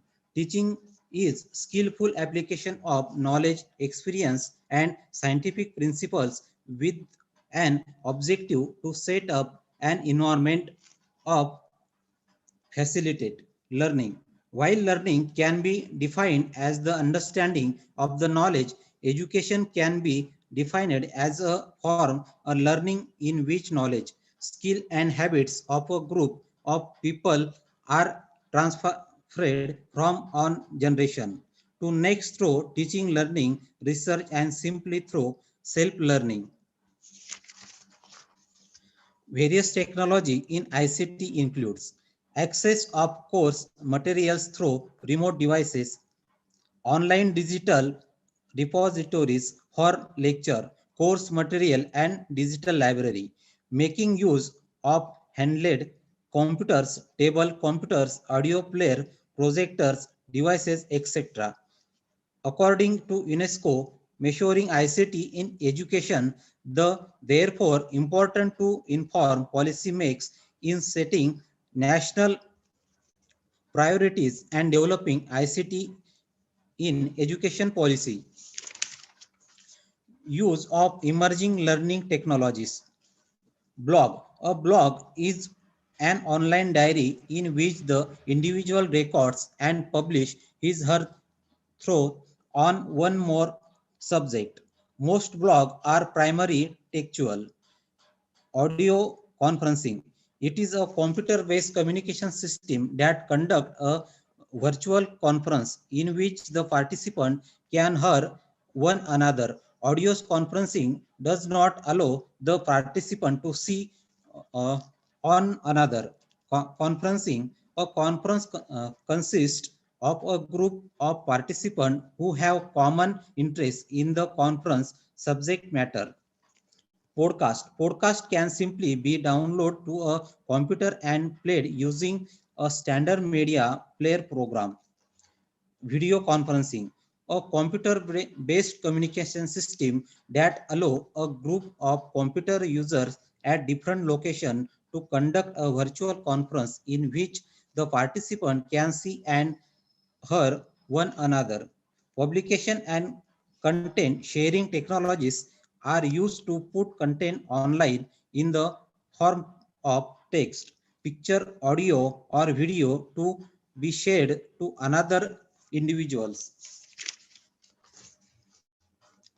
Interpersonal ICT are technologies that allow direct personal communication between individuals as asynchronous private communication. Today, education has become a very interesting it covering almost all aspects of life such as social, cultural, political, economics, etc. Today, education becomes in era of information and communication technologies which serve knowledge and information in very easy way. Teaching, learning and evaluation is the base and center of today education system. The monitoring agency like National Assessment and Accreditation Council, NAC, often emphasizes and signifies the process of teaching, learning and evaluation. Conclusion: before some decades, there were face-to-face learning, teaching learning classroom. Teachers-centric study was there, but present 21st century education become student-centric education. Students learn from many resources and it has need of ICT as well as teachers' knowledge of ICT also required. The use of ICT in teaching, learning and evaluating system is important in teaching, learning experience and providing new set of skill. Reaching more students with massive open online courses, ICT creates very easy way for teaching and learning. With the use of ICT, students are able to understand difficulties which they face and their studies. The provides knowledge as well as information as we have need. ICT has provided many opportunities to use of pedagogies. Thank you, madam. Okay, thank you, sir. I think today we have to stop here. Tomorrow we will continue. Okay, ma'am. Okay? Okay. We will tomorrow meet at 1:30 for a presentation. Ma'am, Okay. one query. Thank you, ma'am. Yes, ma'am.